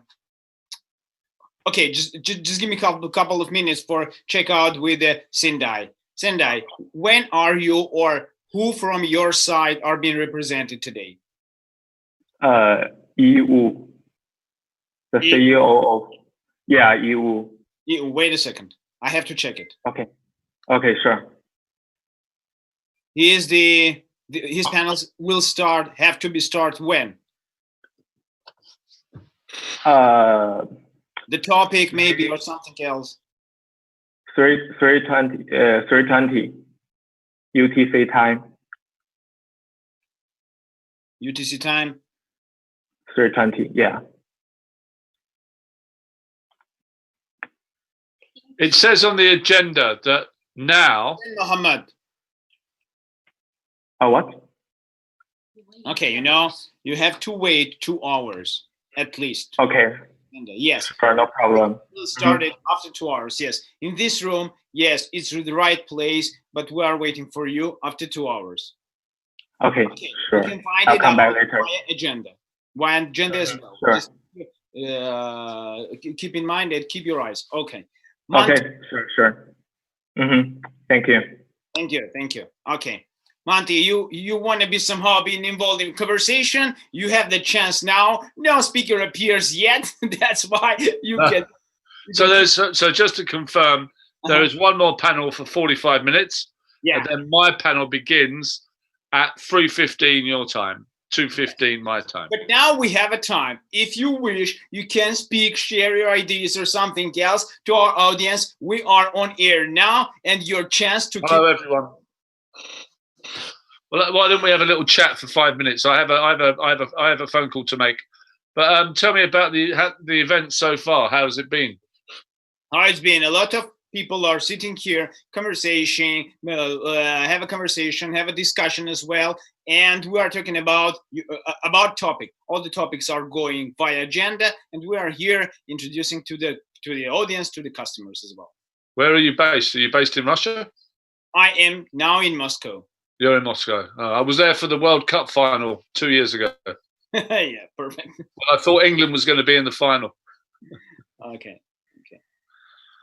So I have a very interesting session later. Really looking forward to being part of it. We have a number of panelists in 45 minutes time.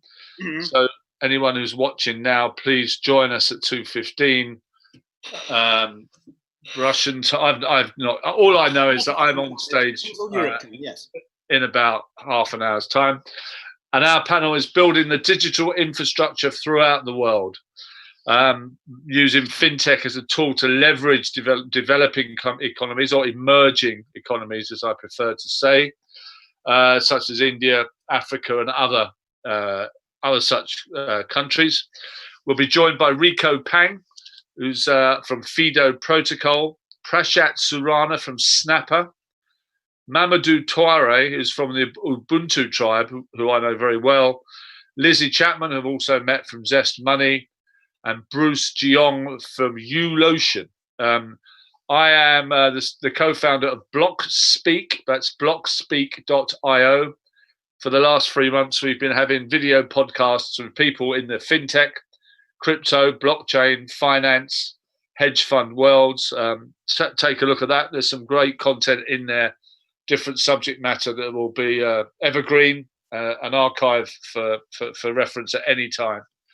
But we, on our panel, I'm also a venture partner at 7BC, based in Silicon Valley and London. So what we're going to try and do for the audience in about 40 minutes time is to understand about what they do, how they're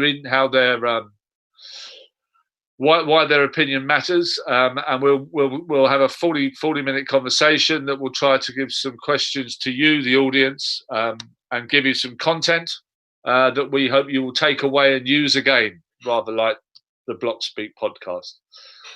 So I'm going to leave you now. I'll pass you over to this very kind man who's got a bookshelf background now. Looks very intellectual. I've read Tolstoy. I've read Dostoevsky. I've read them all. Google. I love Russian literature. It's amazing. I love Dostoevsky. So I'm going to leave you. I'll turn off my video, and I'll see you in about 40 minutes' time. Okay. Bye-bye, everybody. Enjoy.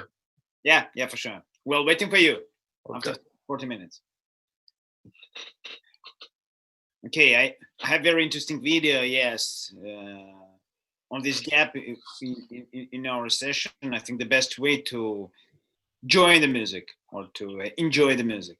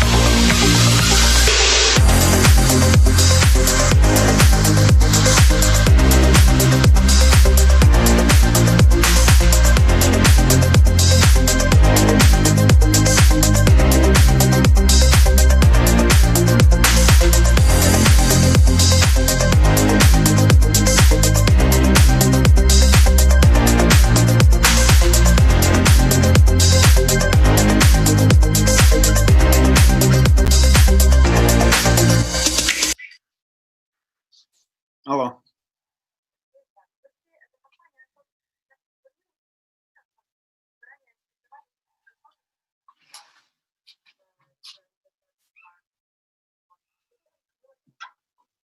Ну, было.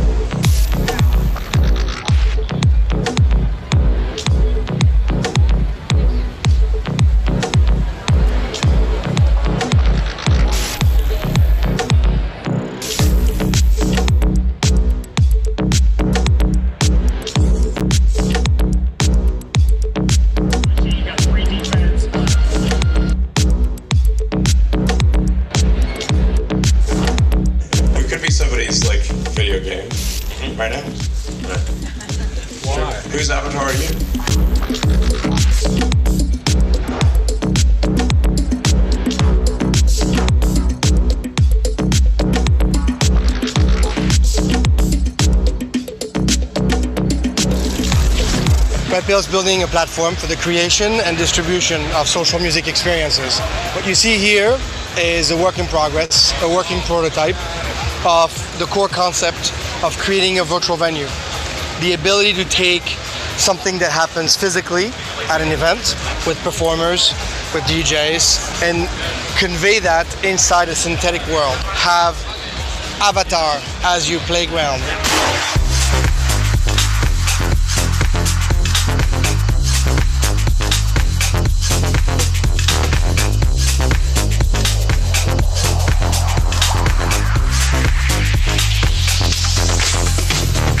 With our events, we heavily invest in bringing people over and experiencing a live, literally a live stage. And we invest in pyro, in artists, in stages, in decorations, in dancers, and bringing that world onto a virtual world thus far has been quite two-dimensional. And with this new development and technology, it gives us the ability to really recreate the worlds we create and have it, bring it to people at home.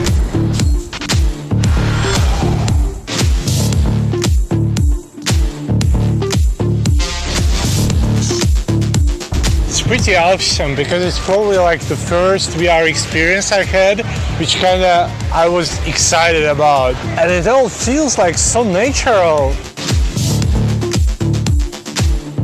I'm going to events for 25 years, and this was more real than the actual real world, so I'm still shocked in a kind of way. It will give the chance to people to connect and to do something together from Los Angeles or Paris or Moscow. One of the key parts for RRO is the interaction with the crowd. I think that a lot of our peers and colleagues from the industry, they will understand the potential of it.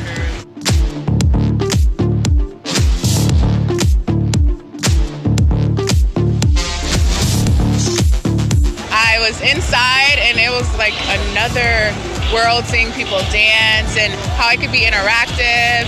I tried to climb up and get the red pill. One of those experiences that I think is gonna change the game like tremendously. Honestly, it's kind of like mind-blowing to me that this is where the gaming VR stuff is going. I climbed on top of the DJ booth. I jumped around, I teleported, I saw my friend in there. I think this is going to be the future for sure because people are already lazy enough as it is to get ready to go to the club, and here you can just put on some sweatpants and dress your character up and already look bomb. So I love it.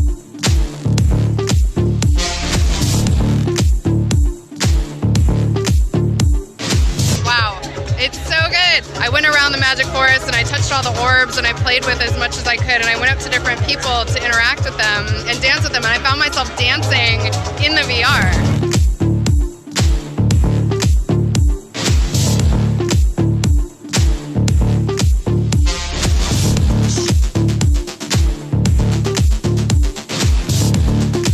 We see a lot of pavilions here and a lot of gamers and a lot of new games, but this is it's a future of the games, yeah, the future of the music. It brings them together in a very unique way that it's looking for that next hybrid kind of solution, I think. So if you don't have money, for example, to fly to Ibiza or fly to Tokyo or fly in Moscow, you can go to all places. It's the same evening. You pay a little bit of money and you jump.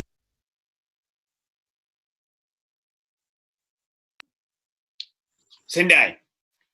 Hi. Are you with me? Yes, we have all the chances now being present in front of all audience. We are now on air. We are just missing our one of the speakers, and you have all the chances to be online now. Are you ready? Yeah, I'm ready. Perfect. Go ahead. Your turn, and the stage is yours. Okay. Wait a minute.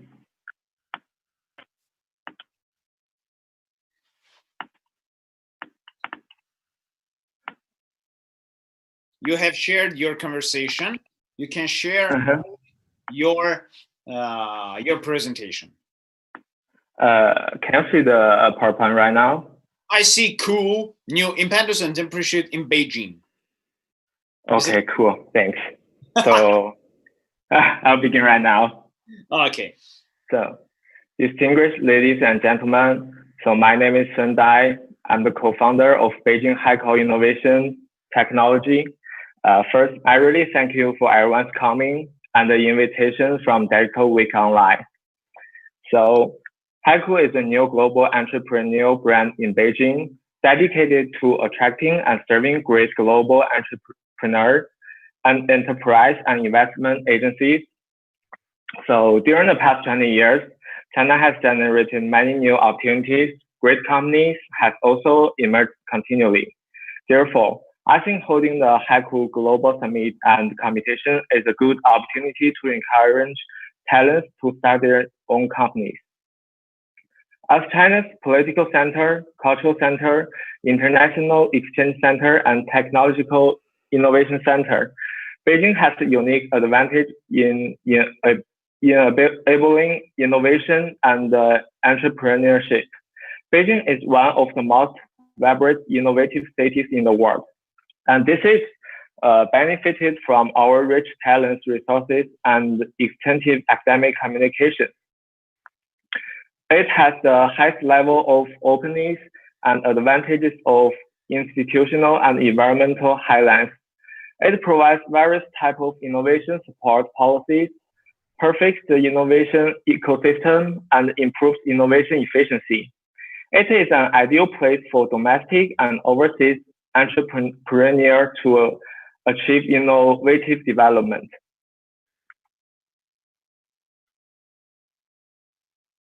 Okay. So right now, based on such conditions, we hold Haikou Global Entrepreneur Summit and Entrepreneurship Competition in Beijing. The overall schedule of the competition is planned in 6 stages to guarantee the participation time for domestic and overseas projects.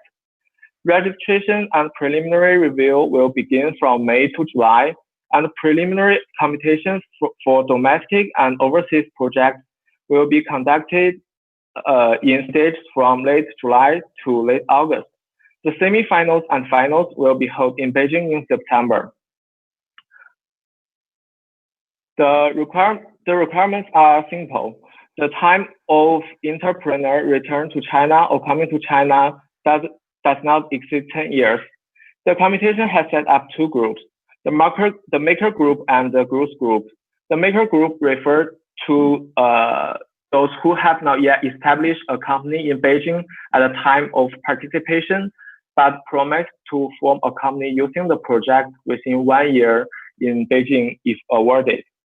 And the growth group means the companies that have been established in Beijing for no more than 10 years. Okay, so the competition focused on 6 fields. It's artificial intelligence, big data, financial technology, medical health, next generation information technology, new energy, new materials, and smart equipment, cultural creativity, and other high-tech industries. The regions cover North America, Europe, and Asia Pacific.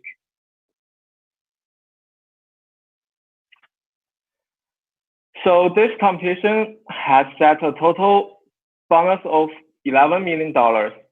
In order to encourage people to actively recommend the project, the competition has specially set up with Talent Score Award.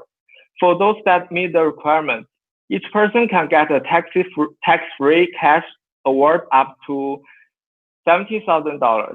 Furthermore, for projects with financial needs, there will be an opportunity to receive $140 million of Haikou Fund investment, as well as the support and investment opportunities from more than 100 investment institutions in the fund islands. Besides that, the winning project can receive training service from top incubation institutions, and will also get all-around support in media, industrial resources, and leading company stackings. The theme of this competition is hoping that entrepreneurs can always stay positive, optimistic, and of innovative spirit when facing difficulties and challenges, creating and capturing opportunities from crises in order to achieve better development. We will strive to build a high-level platform for idea collusion and communication exchange for global entrepreneurs, and to let each participant get a rich harvest and extraordinary experience. We sincerely welcome global entrepreneurial talents to come and develop in Beijing, to ignite dreams, display talents, and embrace the future. Finally, I wish the Haiku Global Entrepreneur Summit and the Entrepreneurship Communication a great success. Again, thank you for your guys watching. Thanks.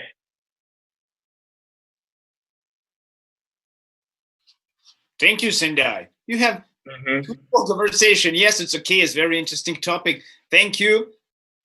Yeah, thank you so much, Sergi. Have a good day. Okay, you're welcome. You're welcome. Yes, have a nice day too. I think yes, you can repeat your conversation once more time, but I think it's no needed. Okay, yeah, it's the first time for me here, and it's really excited. I'm very happy. You know, thank you very much. If somehow been happened that your CEO been available here as well, we're waiting for her. It's no problem. Okay, sure. Thank you very much. Have a good day. Okay, bye-bye. Hello, Marvin. Nice to meet you. Nice to meet you here. Yeah, hi, nice to meet you. How is it going on your side? Oh, good, good.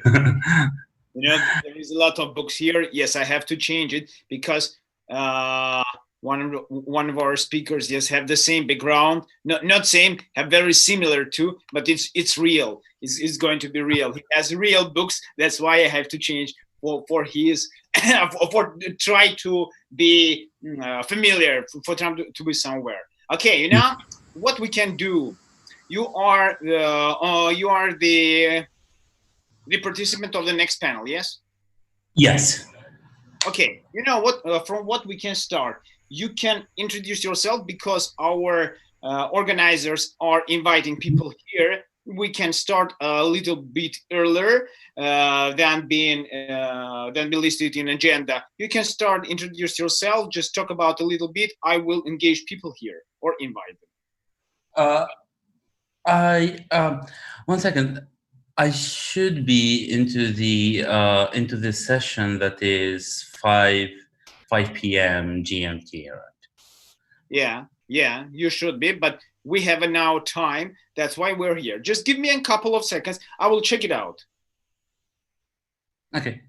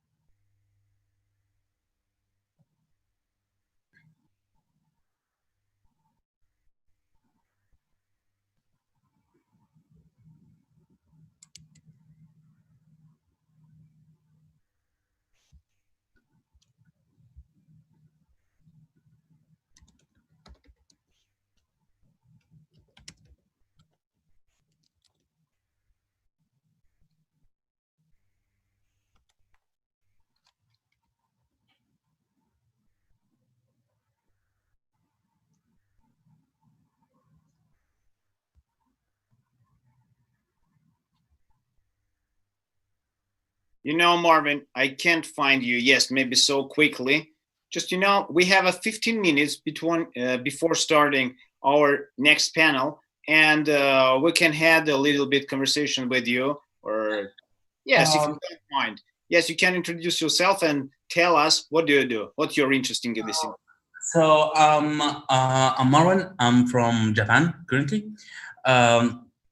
I'm the developer on psach, which is a source code marketplace based on AI. We basically try to provide a marketplace and a platform where companies and developers can share and exchange that source code, buy and sell it.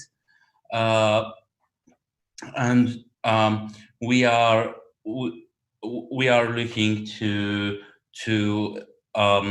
present our ideas and our startup to into this event. We are looking forward to it.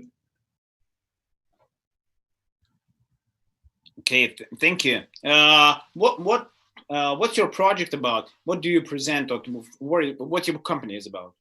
Yes, so psach is because the market on terms of hiring new engineers and hiring new software engineers did become too much tough for companies, and there is a big shortage in terms of labor into that field.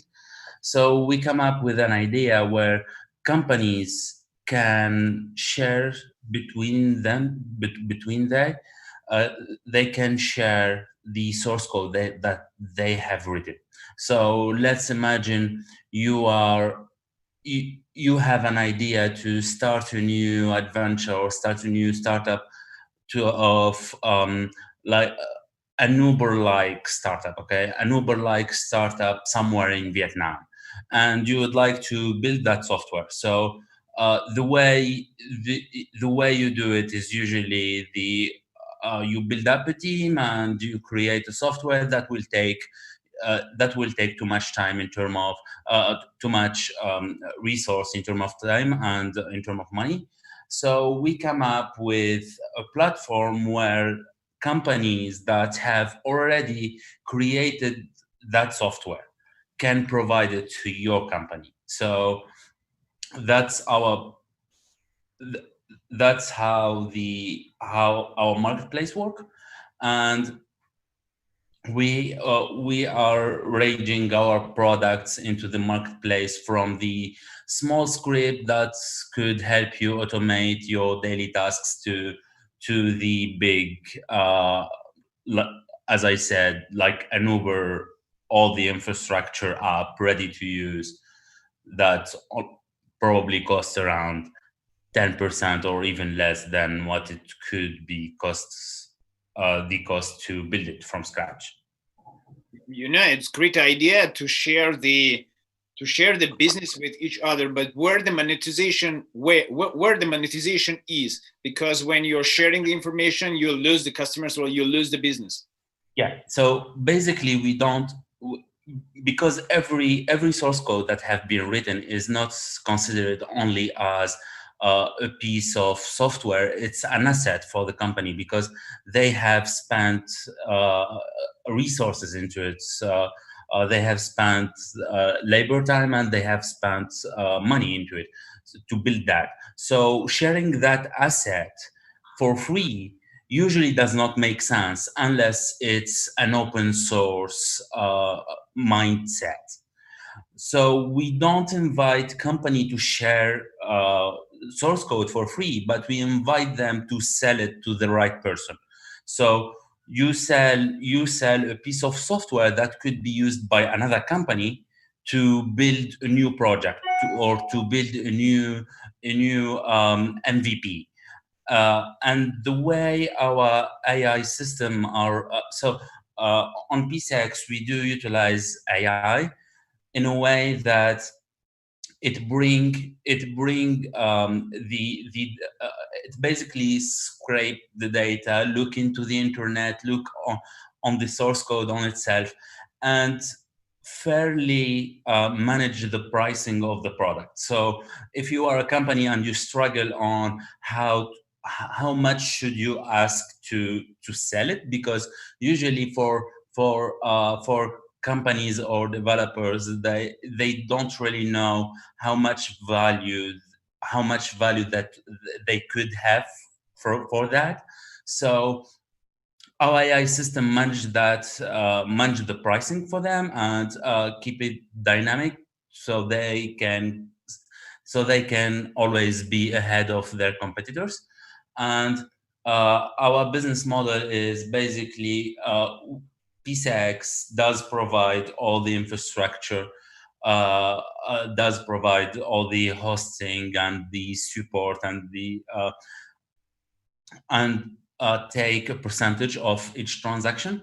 And every company or developer that would like to sell a piece of software, source code, they can sell it multiple times. So that pricing could be actually monetized multiple times. Okay, I got your point. Now, is it working for Japanese market, or you are going to spread that information to whole the world? We already started going worldwide with a big emphasis on India, because it's a huge market in there, especially in terms of tech companies. A lot of developers here, there. That's why maybe a lot of developers worldwide are Indians. Yeah. Yes. So because we started to build the infrastructure to build the AI, so to allow the AI systems to get more and more data, we started with the individuals, the small developers, the freelancers, and from there we started to shift more and more into the upper tier of software that is more designated for the entrepreneur or for the company. And for India, when we started to go worldwide, we got a great response from there. So we actually did open an office in there, so we can be close to that market. But we are not only in India, we are in Japan, in India, and basically all over the place. You know why when asking that question, because the businesses are concerned about their products. They are really concerned of it. That's why, and you are in this way sharing the ideas with the people around. Now I got your point. How do you monetize it, or where the business model is correctly? It's a very good idea. I don't know why people don't share it yet. So basically, the biggest concern when we speak about companies is usually in terms of trust and security. So we did actually solve those problems for the enterprises by allowing them to require a contract or an agreement to be signed before any transactions. So if a company would like to sell like a very specific software that is a core that is a core business, and they wouldn't like to sell it for, let's say it's a taxi company and they don't want to sell into the same country they operate in, okay, they can actually do that. And every company that do publish their source code can require an agreement or an NDA to be signed before any transaction. Perfect. Thank you for your time. Yes, very interesting. I think I'm sure that you're going to participate your panel as well. Just have a conversation a little bit. And I see a lot of people have connected to ours. And just please turn on your cameras and you can start your panel as well. Guys, Mamadou, Prashant, I see you, Nikolai. You had been online just a few seconds ago. Just show up yourself.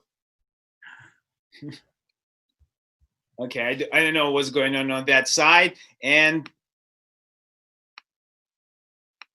yes, now we are going through the following panel. We are ready. We are going to talk about how to build the digital infrastructure throughout the world, fintech as a tool to leverage developing economies.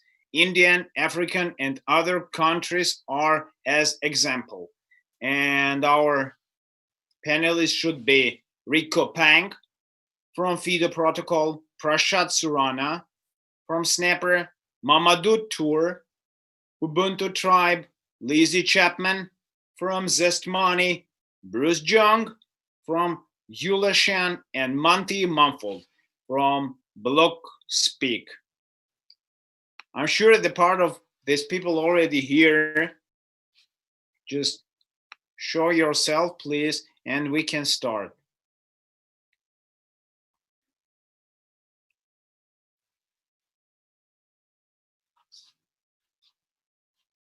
Marvin, am I heard? Is okay? Yes. Yeah? Okay, Yep. cool. Just waiting for them.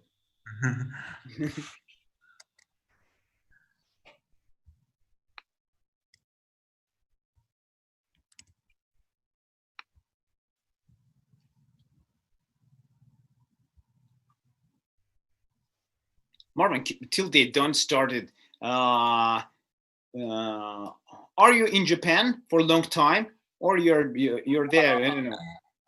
I moved in Japan in 1 year and a half now. Uh-huh. What's your business is about? What's your specialization? I'm originally a software engineer from Tunisia. Perfect. Yeah. Now all the people around the peers, thank you for turning on your cameras. Yes, turn on your mics as well. And the word goes to your side. You're on air. Just go ahead.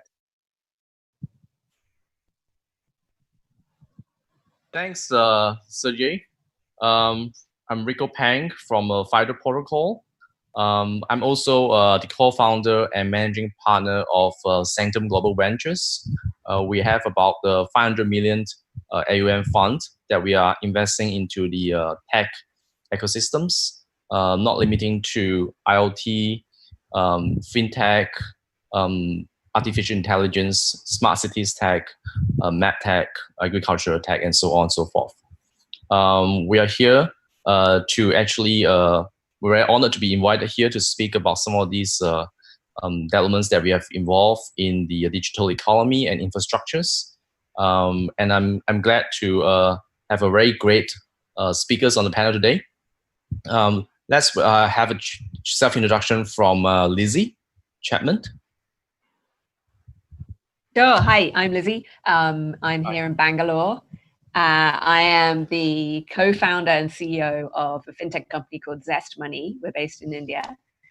And we are one of the largest digital consumer lending companies in the market and the leading POS finance company online in India. So we help people afford online shopping by providing a point of sale credit product. I've been working in India for about 8.5 years. Before this, I was working in a digital bank with DBS in Singapore for the India market. And before that for a UK company called Wonga, who was one of the biggest digital lenders many years back. So excited to be here and have a good conversation about infrastructure and digital rails to provide better financial inclusion and financial services. I think, Prashant, you're the next. Prashant, you're next, yeah. Yeah, it will be good. So, hello everyone. Thank you so much for having me here today.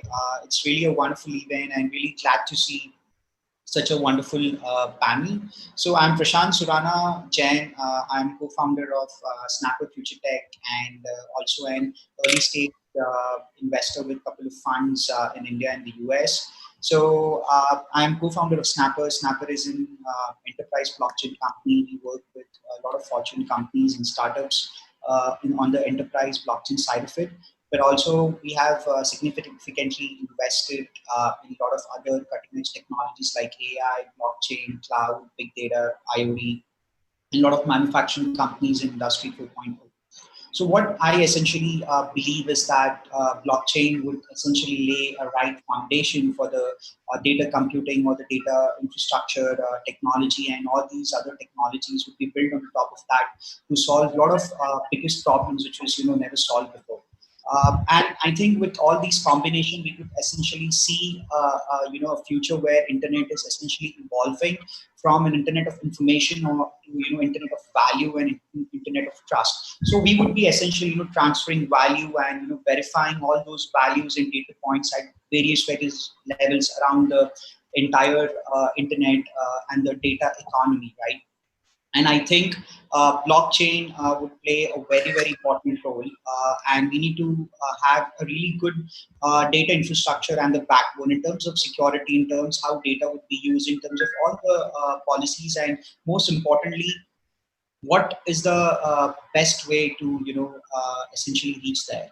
So I'm not a big fan of centralization, though. I really support 100% decentralization, and I see that peer-to-peer or a data infrastructure of with blockchain is going to power an economy where I think every individual just having a smartphone and internet connection or a blockchain protocol would be the next, or would be essentially able to move value from all around the world. So yeah, thank you so much, and really great to be here. Thanks, Prashant. Mamadou. Turn on your microphone. Yeah. Just did it. Thank you very much. Thank you for having me for this panel. My name is Mamadou Kwijum Toure. I'm the founder of Ubuntu Group. Ubuntu Group involved a series of financial services. In particular, we've launched Ubuntu Tribe, which is a fintech company focused on democratizing access to digital gold. Our vision is to harness the natural resources of the earth in order to create shared abundance through a digital platform that would allow equal access to opportunities for the population. And the way we do that, we put together a digital platform and secured, gold resources across the African continent and some other places in the world, and making it available for people to be able to trade. As you know, you have 3 billion people who don't have access to the global economy because they don't have a credit card.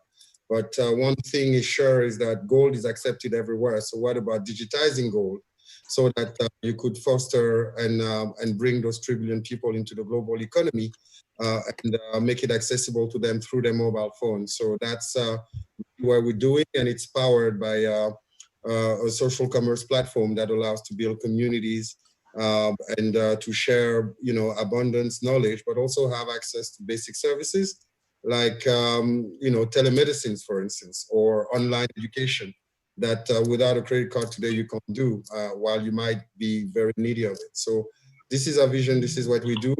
Clearly, I'll come to that, of course, later. None of that could be done without an adequate infrastructure, not only in Africa, but also an infrastructure that connects the regions.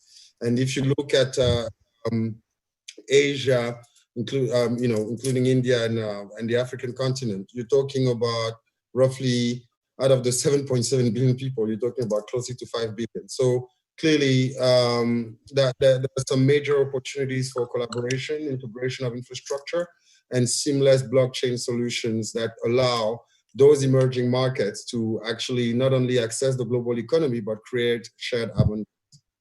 Thank you. Thanks, Mamadou. Monty, you might share with us an introduction about yourself? Thank you. Mike, please. Please unmute yourself, please. Yeah. Sorry. Who's the moderator, Rico? Me or you? Just so I know. You go for it. I'll tell you what, you've got a new career. You're very good.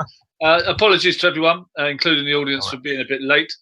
I'm Monty Mumford, currently the co-founder of Blockspeak, blockspeak.io, which is a conversation with myself and so far 12 of the biggest figures in finance, hedge funds, crypto Jesuses and blockchain specialists and all that stuff. I did check it. It's a great archive, it's evergreen. There's some great things, but everyone's white, 11 men and 1 woman. So, which is against my whole existence. So we need to raise our game on that one. Also a venture partner at 7BC based in Silicon Valley and London. Obviously times are quite slow at the moment, but we're moving on, raising our funds and sending out money. And previously I've been a columnist for Forbes. I still write for The Economist and the BBC when it comes to something I'm interested in. Telegraph, MIT Tech Review, Wired, Newsweek. I mean, collected them all. So a reasonable amount of knowledge of these sectors, especially fintech. So I think you've all introduced yourselves to the audience. I think I will probably just refer to you as I can see you, Rico, Prashant, Elizabeth, Mamadou. I heard you speak, Mamadou. Thank you very much for that. So Rico, I'm going to start with you. Okay, so where do we sit here in this world that we're trying to change, what needs to be changed? A digital infrastructure has been built, and we all know about M-Pesa and in Kenya and other forms of technologies. Where are we at the moment with this digital infrastructure? Thanks for the question, Monty. I was very impressed with your background, and I realized it's a real background. So I'm going to borrow some of your books about fintech later on. Well, I think we have been working on tech development deals for the last 5 to 6 years, and my partner Dunstan has been working on quite a few sovereign blockchain technologies for a few countries. Which is why we were quite experienced in the sense of the architecture needed for most of the banking solutions. Right now, we are looking at launching a new protocol. It's called the FIDO protocol. It's a holistic ecosystem where we are going to have our own hardware nodes that is scalable, very lightweight, so that we'll create a more decentralized consensus across the blockchain, and we are able to solve some of the problems like DeFi issues with Ethereum, Ripple, and whatsoever. That I'm sure that you mentioned this in your introduction, Rico, without feeling too much about your company. The point I think is, but my question was, apart from where you stand, I'm happy to listen to what you thought the problem was that you're trying to address. Well, the problem is about the technologies that is ready there for the enterprises, for a digital infrastructure, so to speak. And of course, the challenges in terms of regulations with the financial world that we have now, many people do not understand the advantages of having a digital currency or digital economy, and how do we use that to the advantage of managing the financials of the companies, of government, or taxations. All these things can be done with the new fintech solutions we have. And most of the banks are still using dinosaur systems. Yeah, legacy systems, right? Very legacy systems. And they are having a lot of issues in integrating with the new apps and the way databases are being designed.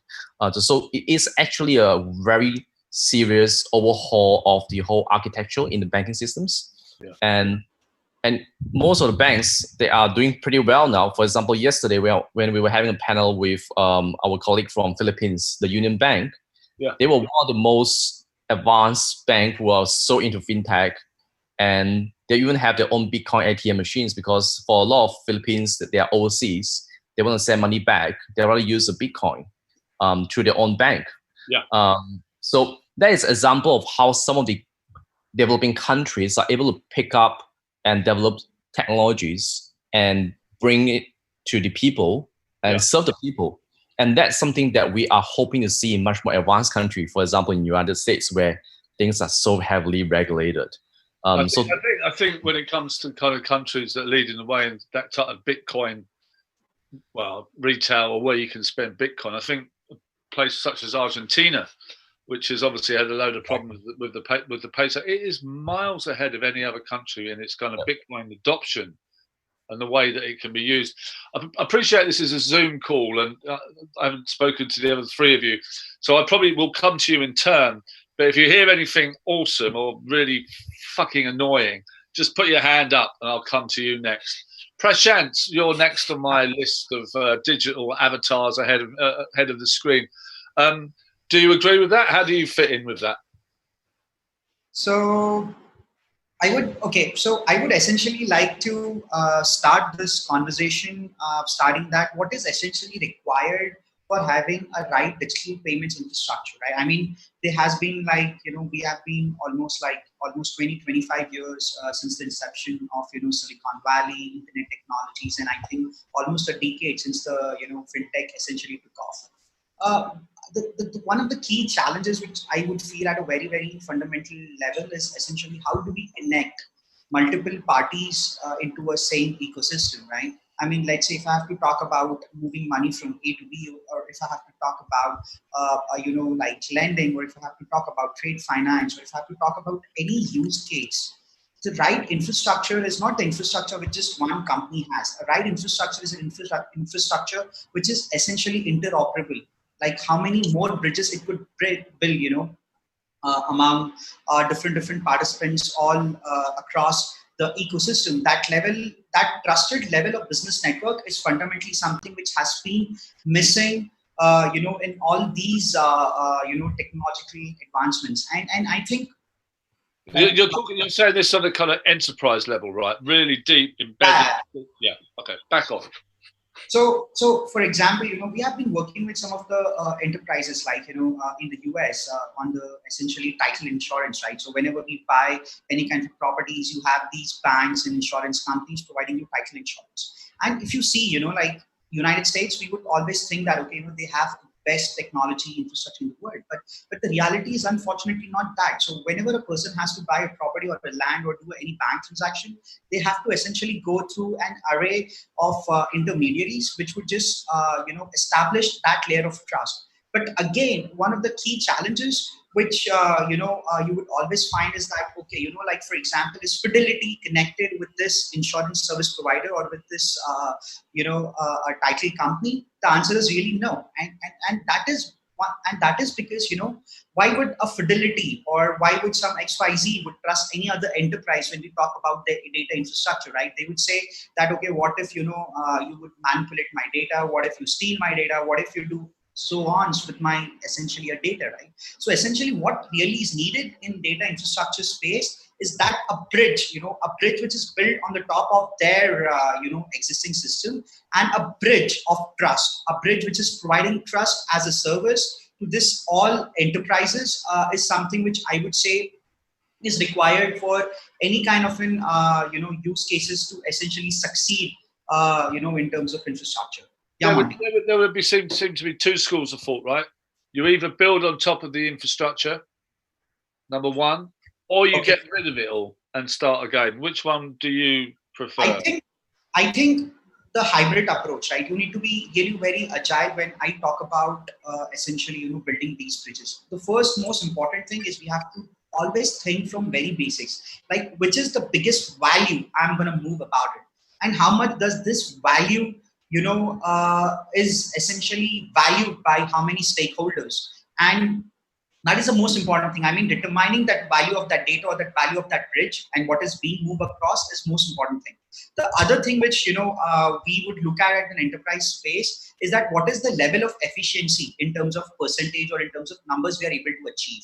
Are we saying that, okay, we are able to achieve 10%, 15%, 20%, and 90% versus the ROI, over the years. So, and most important thing is, I would always prefer an approach where I'm building this bridge on the top of their existing systems rather than disrupting all of that. Okay, understood. Lizzie, I thought you were putting your arm up just then, but you were just scratching your ears like you'd like an auction saying, "I'll have that 100 grand painting, please." Prashant seemed to me to be talking quite a lot of sense there. Would you agree that we should build on legacy systems or existing infrastructure, or should we start again? Yeah, no, that's a very good perspective. I think we're really lucky though in India because we have a government that sort of put it out there as an agenda to be a digital economy, whatever that means. And so they are more willing than many. I was interested to hear your point about some countries in LATAM, but I think people overlook what's happening in India. Right. The type of payments, rails infrastructure that our government has invested in from a purely public sector perspective over the last 5 years is completely unique in the world. So we have no use for products like Venmo or PayPal anymore because our government has created, you know, a P2P, P2M, instant, free money transfer network that works really robustly. And sometimes I think, you know, people within India don't appreciate what a phenomenal piece of infrastructure that is and the amount of kind of railroads that we've been given to just build on top of. I lived in India from 2008 to 2010. I lived on to get away from the last financial crisis. I lived on the beach in Goa with my wife and 5-year-old. And Prashant, I became a Bollywood film star. I was in 2 movies. You know? Wow. Me too. I've shot people. I've been burnt to death. I'm the worst actor in the world. That's just to give me some cred. But in those times, I was on set. Some of the most famous, and even more. I mean, Tamika Padukone is now a global star, and no one had an iPhone. It was like, you know, 3 years later, everyone had a BlackBerry, and they no disrespect to those people, but they weren't exactly setting a standard in adoption of kind of new technology, let alone mobile money. So I'd be very interested on a personal basis. Come back. But I will always come back. I've been 25 times. So what happened 5 years ago? Was it a deregulation thing, or it was someone's particular vision? What happened? Yeah, it was a little bit of someone's particular vision. A guy called Nandan Nilekani, who actually built one of the most successful listed companies that's ever come out of India, Infosys, one of the co-founders. And he had a political ambition, which is another story. But because of that, he had this great vision to create what's called India Stack, which was a stack of digital infrastructure to enable new digital businesses. The most controversial piece of that stack is the global biometric identity system that we have, which was a phenomenal enabler when it was, you know, in its full swing. And I know, you know, a lot of people here and a lot of Europeans get really shocked and outraged that a government would expect its entire population to put its biometrics into a database. But I think a lot of people aren't coming from the perspective of what's the give-get, right? So I'll give my biometrics if that means I finally have access to my land records, if that means I finally get health records for the first time, if that means I can get free gas supply to my house. Right, like there's a really powerful incentive. No, I agree with that. I remember speaking to a Rwandan woman, and I was going on about Rwanda and its lack of press freedoms, and she said, "You don't understand Africa." I mean, I've been to. I think I do understand it a bit. She said, "You know, we don't really give a shit about press freedoms. You know what I mean? We're more interested in food." And having a Western attitude can slightly, you know, India is mental, right? India is crazy. Prashant, I'll come back to you, and then I'll come to you, Mamadou. In that it's impossible for India to work, but it does, right? And this would be another case in point. But you think that changed things? Yeah, it did. And I think to your point about your experience on set, what happened over the last 5 years is a bunch of consumer tech companies exploded. And they had a lot of cash. They raised a lot of money from all over the world, billions. And they used that to drive digital adoption. So, you know, the rate at which consumers came online and were comfortable doing digital transactions and doing all things digital, I think has been faster and more dramatic than pretty much any country in the world in the last 5 years. Well, I obviously need to kind of catch up with India. Prashant, before I come to you, Mamadou, You were raising your hand there, and very nice way. So I wanted to tell what happened in India 5 years ago. What happened in India 5 years ago was Modi protocol, our Prime Minister's protocol, which essentially, changed every payments. And I think the most important thing what India has is the access to the cheapest and the most fastest internet. Like I could have I could just spend like $5 and I could just get like 50 gigabytes of like 4G data at like super high speed, which essentially drove faster consumer adoption. But again, in this entire stack, what we have, I think security is one of the most important challenges. So we have the best and the most unique identity system, but it's again, compromised to a lot of frauds. I mean, you could essentially go to the darknet and find, every, billions of people's of data which has been compromised. And I think that's the same side with it, because India has been really good in building the technology, but when we talk about the security aspects or the core of it is something which is essentially really missing from my perspective. But what happened in India is we call it a Modi protocol. So it's just yeah. I think I would also add to that the fact, the kind of psychological effects on getting rid of the country's biggest banknote. And people not trusting cash anymore. Was it 500 rupee notes? I think that was a massive kind of cultural change and stuff. Especially for women who used to keep money away from their husbands. Suddenly they've got small money. It's nowhere. Mamadou, man, sorry, dude, to keep you waiting. No problem. I was a bit worried with the time, and I'm trying my best. It's all no a bit. Problem. We have an adage in Africa that says, until the lion learns to ride, tales of the hunt shall glorify the hunter. Absolutely. So, thank you for giving me the mic so I can share a few words. Basically, what is critical here is when we talk about fintech, I think Africa has demonstrated over time it's the global leader in terms of mobile banking today and mobile payments, right? So if you take the success stories like M-Pesa, but even more than that, what is interesting is that in the case of Kenya, mobile money kind of took banking penetration from 26% in 2006 to 86% in 2018. So, and the reason for that is, unlike India, we didn't have infrastructure, right? So you need to send money. If the roads are poor and you don't have a payment infrastructure, it forced our people to be creative, innovative, and ingenious in terms of putting the right solution.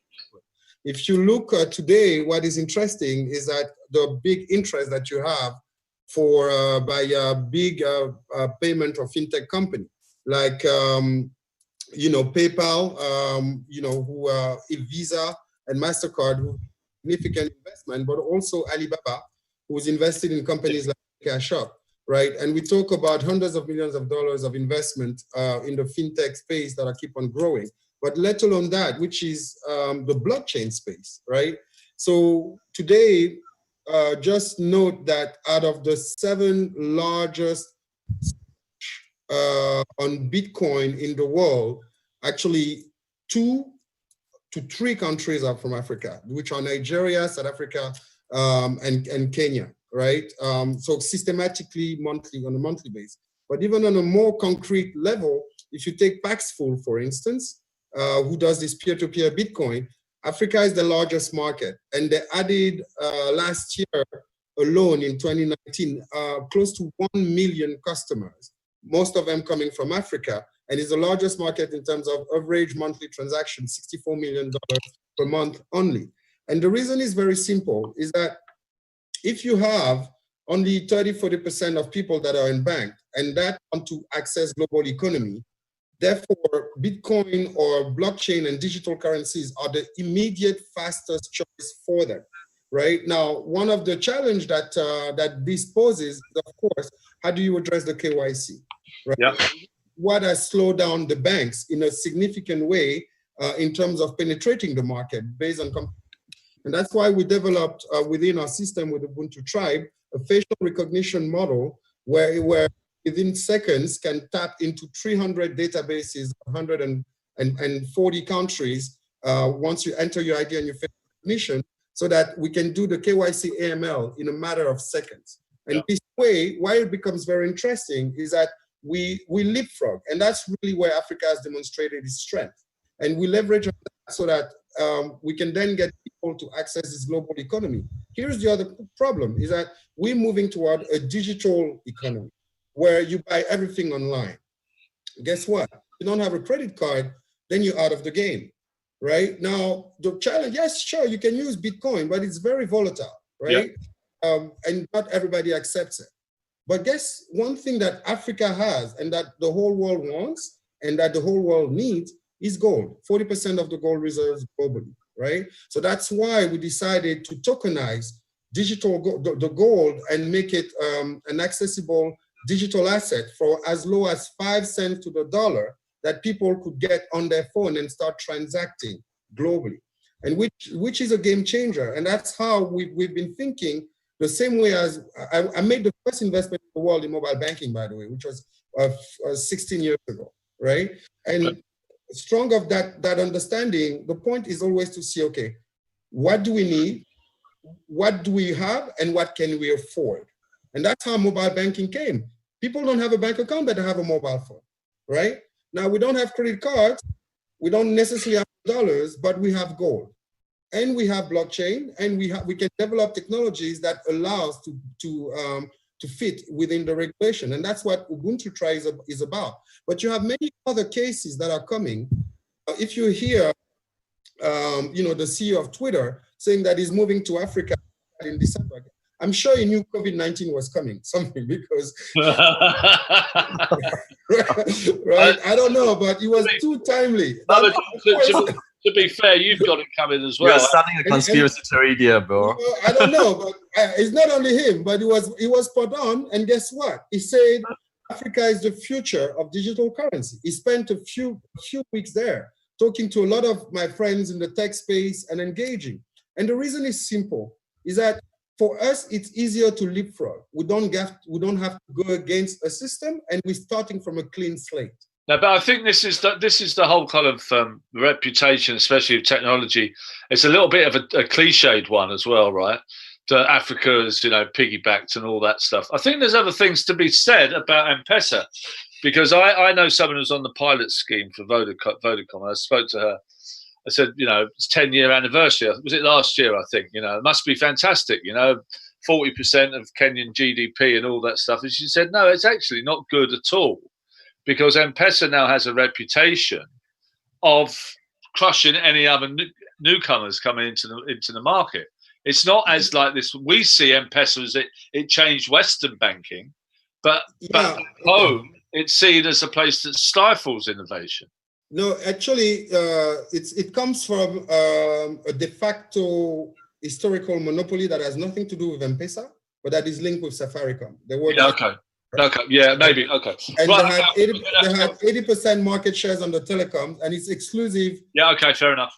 The beauty about coming with a product like Ubuntu Tribe, it's network agnostic, right? Yeah. And what is all the more interesting is that it also helps develop the local economy. Because 5% of transaction fees are used to build schools and communities with the mining. Yeah, no, I like the idea. I like the idea of mining for Bitcoin, mining for gold. And after this call, I want to let's connect. So I'd like you to introduce you to someone that might be able to help. Thank you. It looks like I'm glad I came. Well, you got one business, and I'm glad you saved the best for last. Hopefully, You know that. You guys, I had to find a nice joke to. I think he's at his moment. Rico. I'm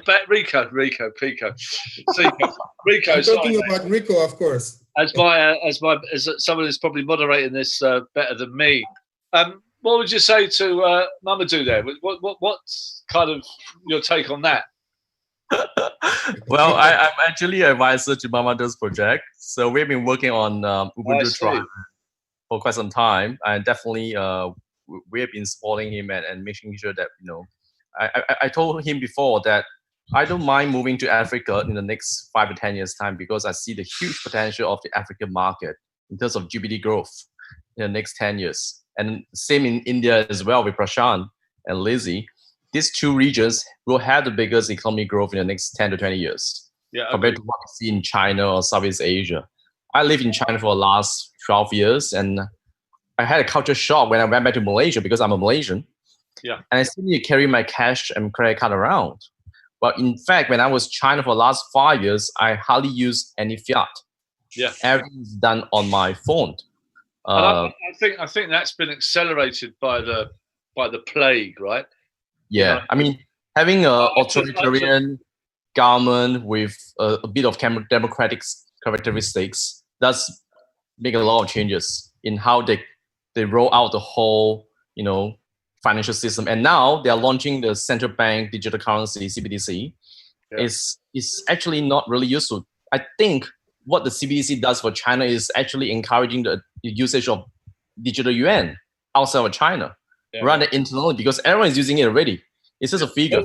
I think what we need to realise, what maybe our audience should know, is that the whole kind of Bitcoin, crypto, it's part of the global financial system is so infinitesimally small. You know what I mean? At the moment, it's not like the biggest deal in the world. You know what I mean? And maybe we should put this into perspective if we're going to have a kind of conversation about crypto. Lizzie, you're based in India, or you're based in the UK? Yeah, no, in India, Bangalore. Bangalore. You can hear the storm outside. Bengaluru. Bengaluru, yeah. It must be coming up to monsoon, no? It is right now.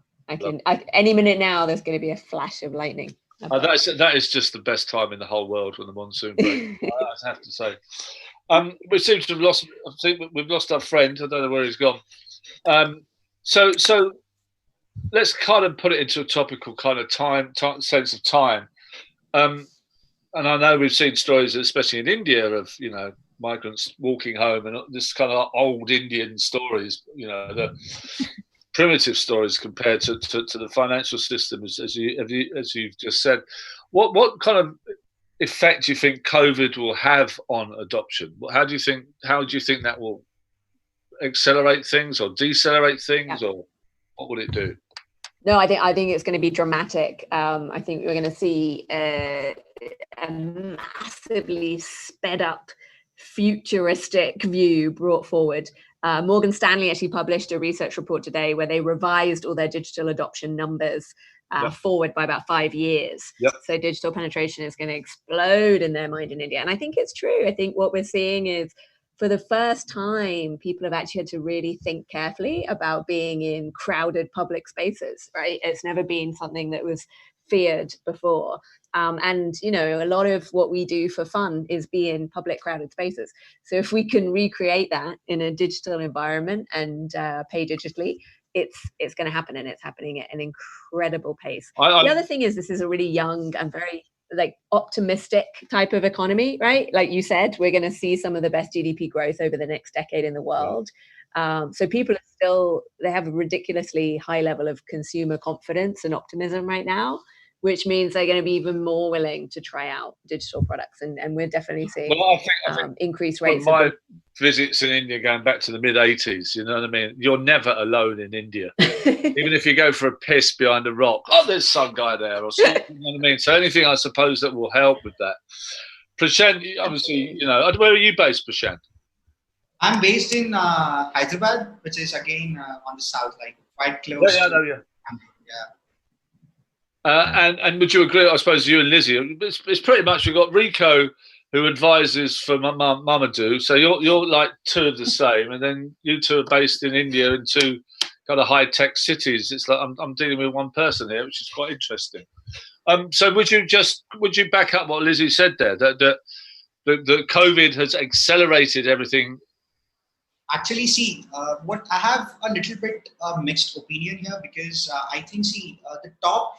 So if you look at the Indian economy, right? I mean, let's go with statistics, right? There are 50% population in India, which is in the middle class, and then you have other majority of the population which is having this transition from low low income category to middle income category. And I think this transition is really, really affected by the COVID scenario, because people are having job cuts, there is pay cuts, etc., etc.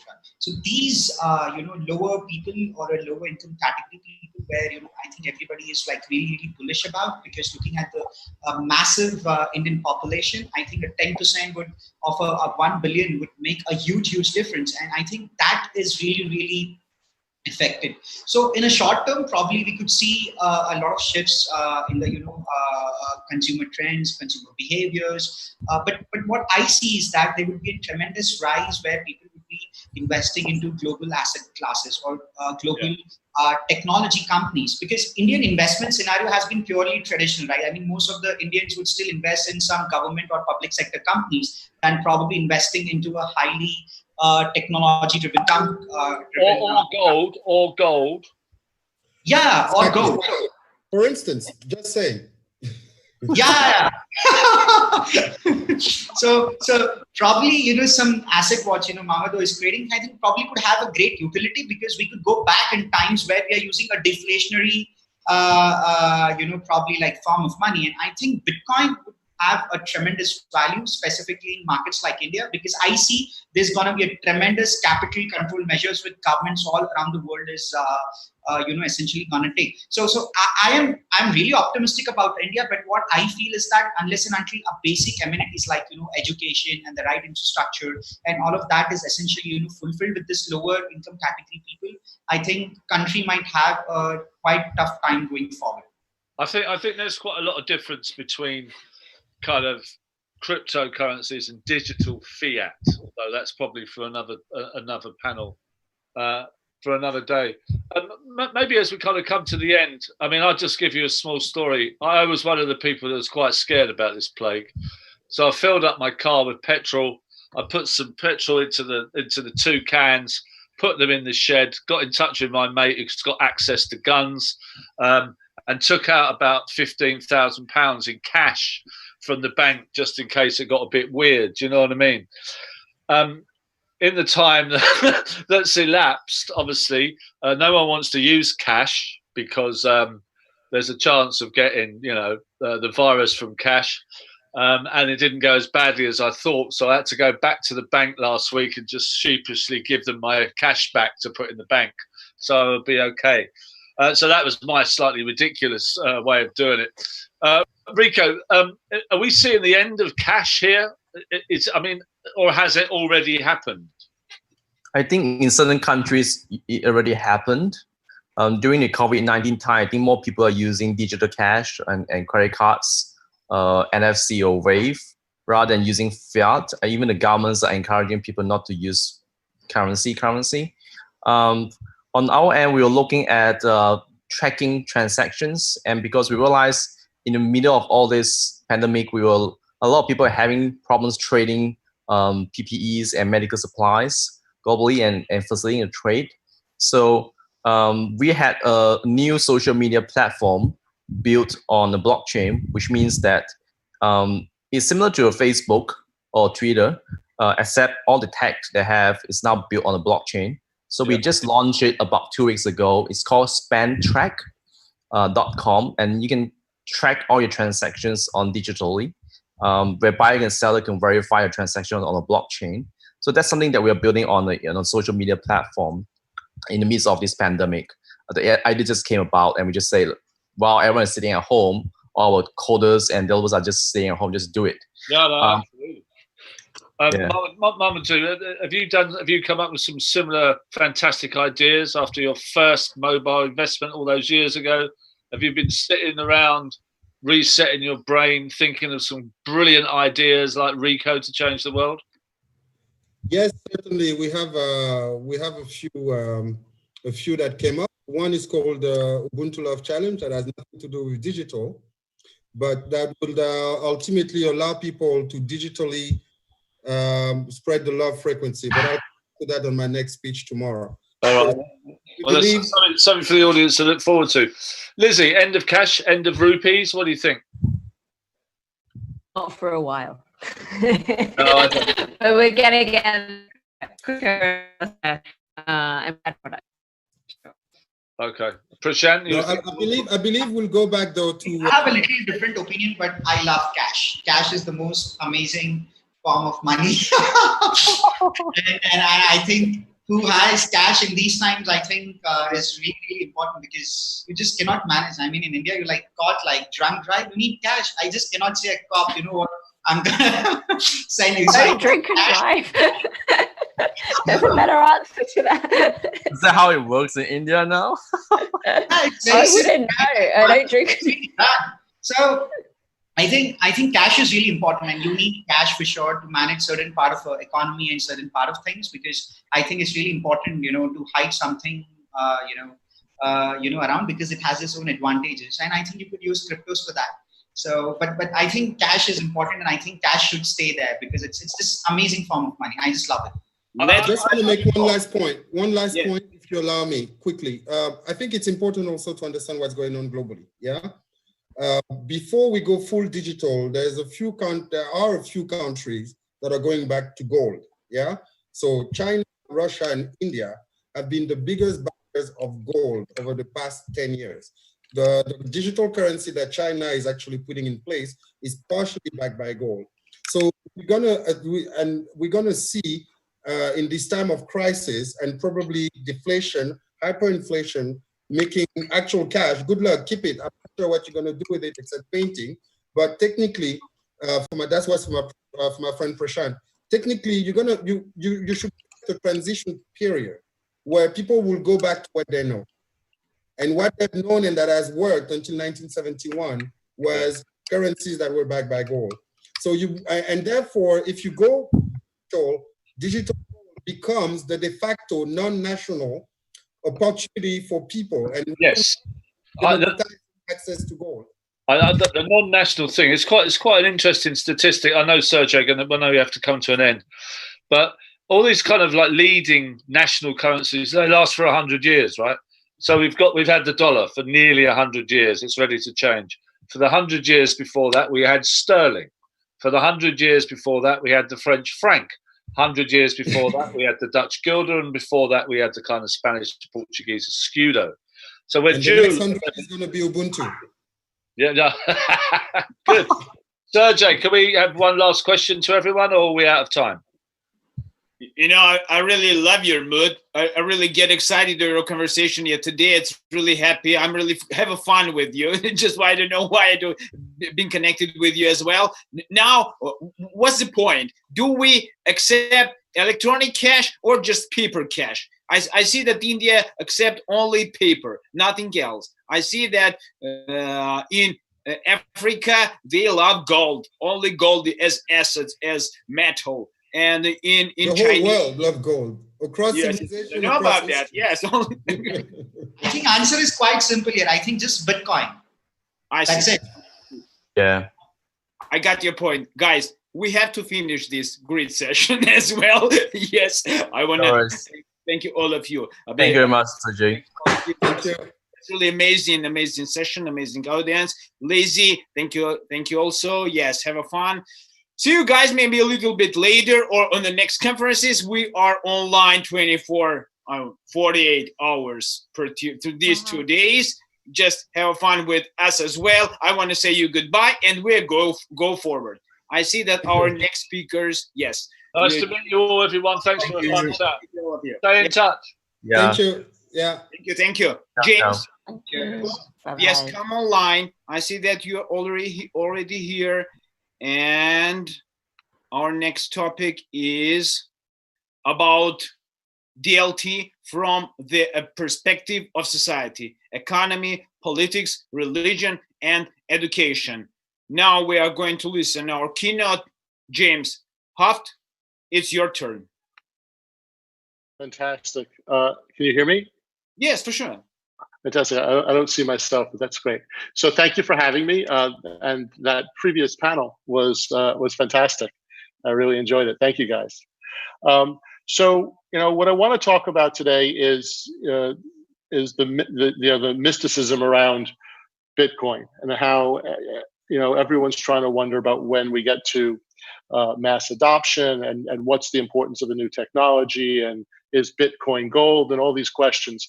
And I think that we're all looking at it backwards.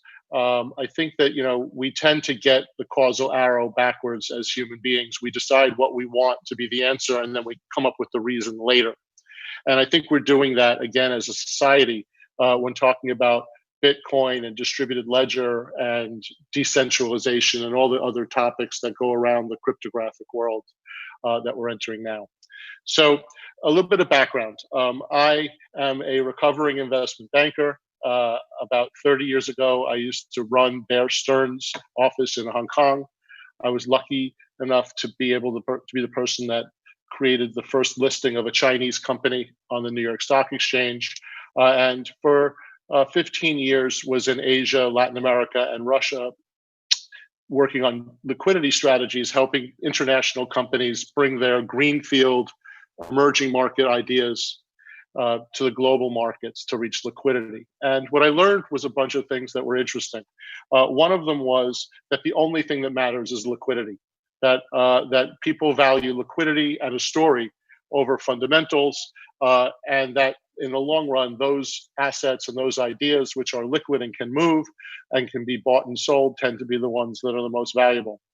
The other thing I learned was that people want to communicate. That recent history fits with with long-term history, in that there's never been a form of communication that's been introduced to mankind that hasn't been absorbed and accelerated and performed way beyond the initial imagination of the first people that came up with the idea. I mean, like cave paintings, all the way through the printing press. When they first had a printing press, everyone said, "What do we need a printing press for? We have enough priests, and the only thing you need to print is the Bible." And we know where that went. The telephone, nobody understood why we needed a telephone. IBM decided that personal computers weren't going to be a thing, so they gave up on them. And cell phones, everyone said, "Who needs a cell phone except your fancy uncle who's a salesman?" Because the cell phone takes up the size of your car. Digital commerce, no one's ever going to put your credit card on the internet. Who would ever do commerce on the internet? And I think Amazon pretty much showed us wrong. And now that we've entered into this new phase of cryptographic information, where information and value have been created in a way that are now equal, and where you can now transmit information and transmit value simultaneously with no friction in ways that are anonymous and secure, all of a sudden, this is going to become the new way to communicate. If you add to that the concept that value and money is actually the ultimate form of the expression of your free will and of your speech, and you believe that people globally want to have the right to free speech, then you'll understand that if I have the way that I spend my money is the ultimate indication of my free will. Because when you spend your money, you're showing exactly what you think and who you want to deal with. And what's happening now that Pandora's box is opening, all of a sudden I can do business with a guy in Russia or a guy in China without regard to what the government's telling us, and without need for a third party to tell me whether my transaction is secure or proper. I'm able to actually focus on my free will and what I desire to do, and to then go and execute that securely with peace. And I think that form of communication is going to be undeniably attractive to humankind, and we're going to start to see that governments have issue with how you hold your money and how you transact your money, because the way governments control your activity is to incentivize you and punish you through currency, through taxation, and through incentives. And so as we move towards these new forms of communication, you're going to find that we can express ourselves and start to avoid the controls and the parameters that are artificially being put upon us by centralized authorities, which right now those include governments, religions, educational systems, societal norms, where you can start to choose your own as opposed to those that are being pushed upon you.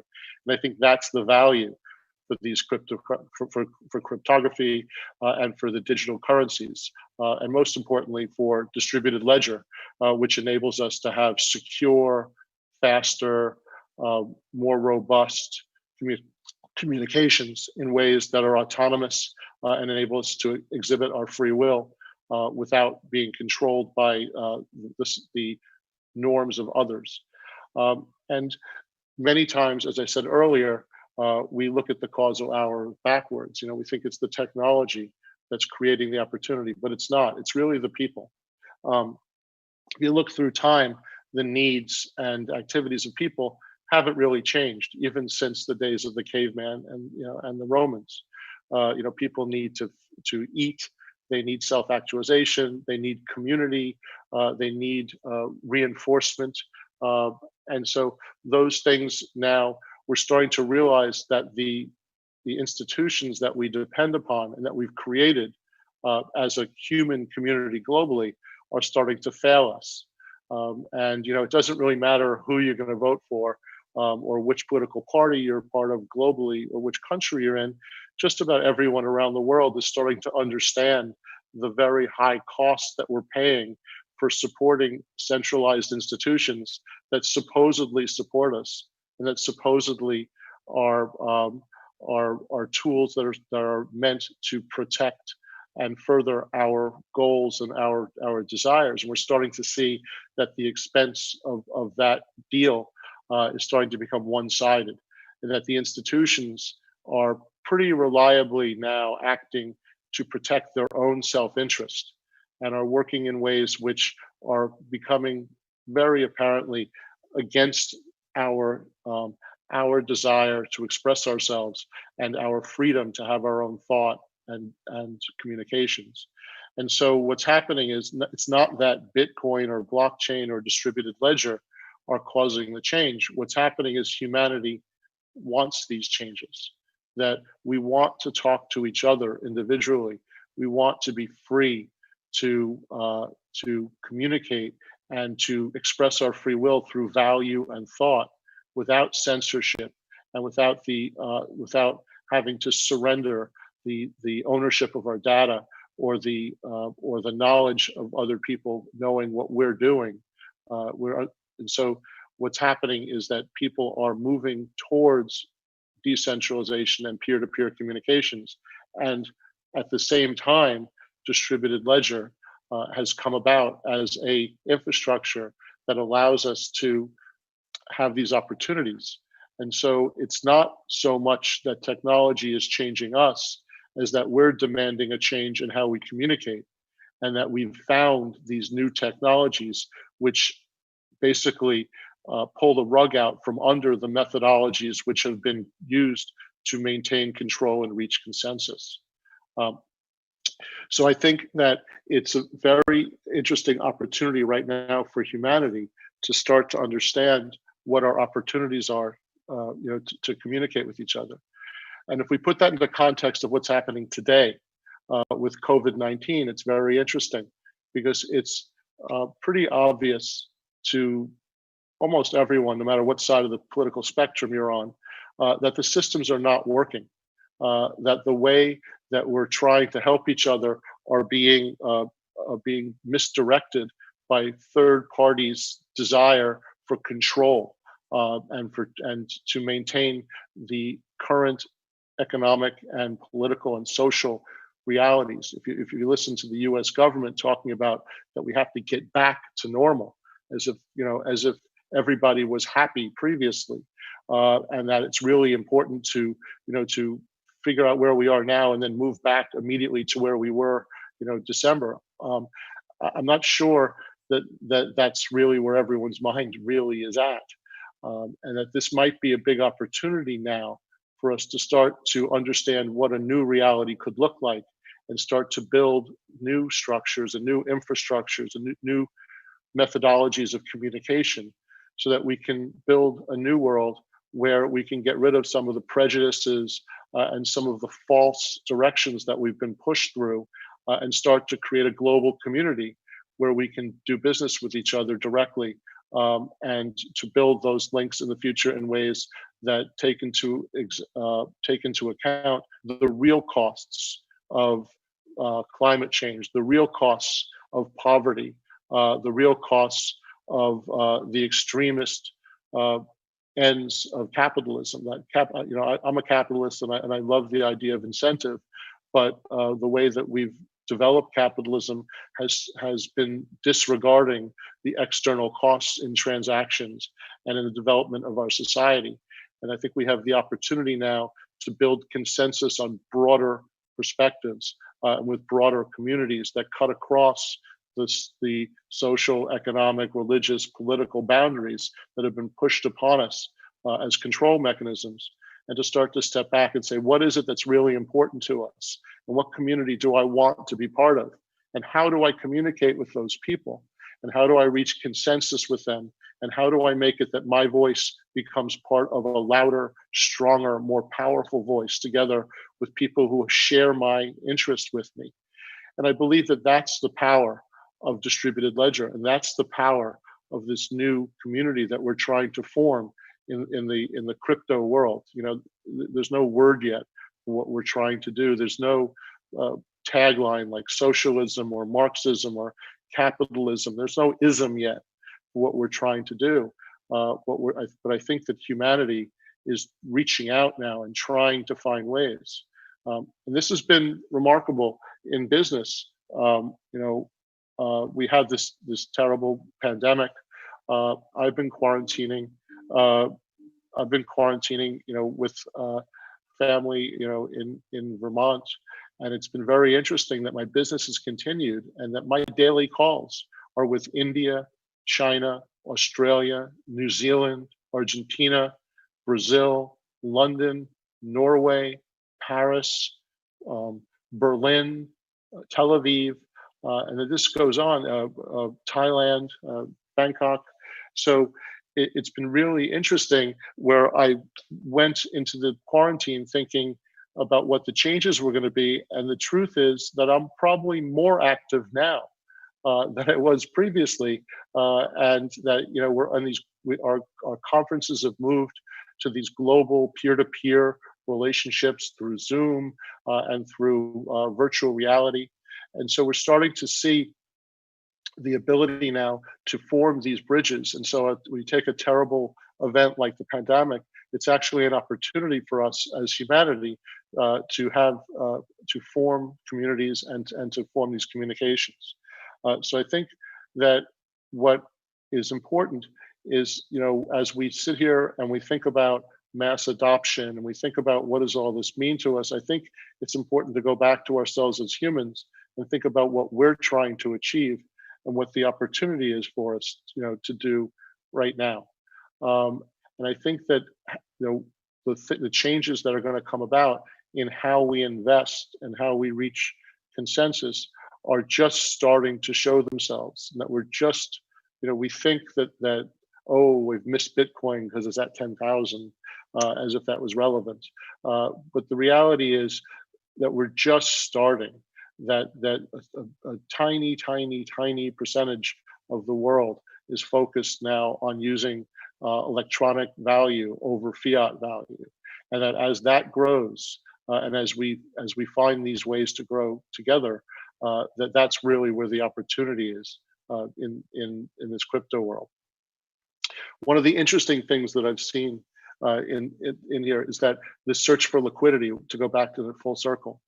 And what I've realized is that, security tokens, which everyone focuses on as part of the process, is a really interesting concept. And all securities will be digitized, I believe. And my background has been digital securities, and creating liquidity globally. I formed my company in 1996 to focus on the opportunities that would be created by the digitization of information. In 1996, everyone told me I was crazy. Go back to Bear Stearns. You can run that place, and there's no business that's around the digitization of information. And now, of course, everyone says to me, "That's crazy. That's every business." So when you look at the trend that's happening right now, I think you see the opportunity for us to invest and support each other and create the new world through these new investment concepts around the digitization of information. But when you talk about security tokens, I think what you realize is that that's trying to fit the new world into the old construct. And that's exactly what I was talking about previously, about the idea of centralized authority trying to maintain their position. I think what's going to happen there is that we're going to find new ways to create liquidity amongst each other, and that censorship-proof platforms are going to emerge where the existing control factors are not going to be able to maintain their position. And where you're going to find that humans' need and desire to express themselves, as I said earlier, how you spend your money, how you invest is the ultimate expression of your free will and your freedom of speech. And that people are going to start to express that in ways which don't fit in the old construct. And when you start to have these censorship-proof platforms, you're going to realize that these security tokens are not going to come as a thing. And that if the governments wanted security tokens, they would already exist. And people don't want to accept the fact that the controlling regulators don't want these security tokens. They don't want this construct. They don't understand it. What they want is to absorb the best parts of it, but have the rest behave in the ways that represent the existing modality for investment and for control and taxation. And I think that undermines the whole point of this new desire of communities to invest and communicate with each other.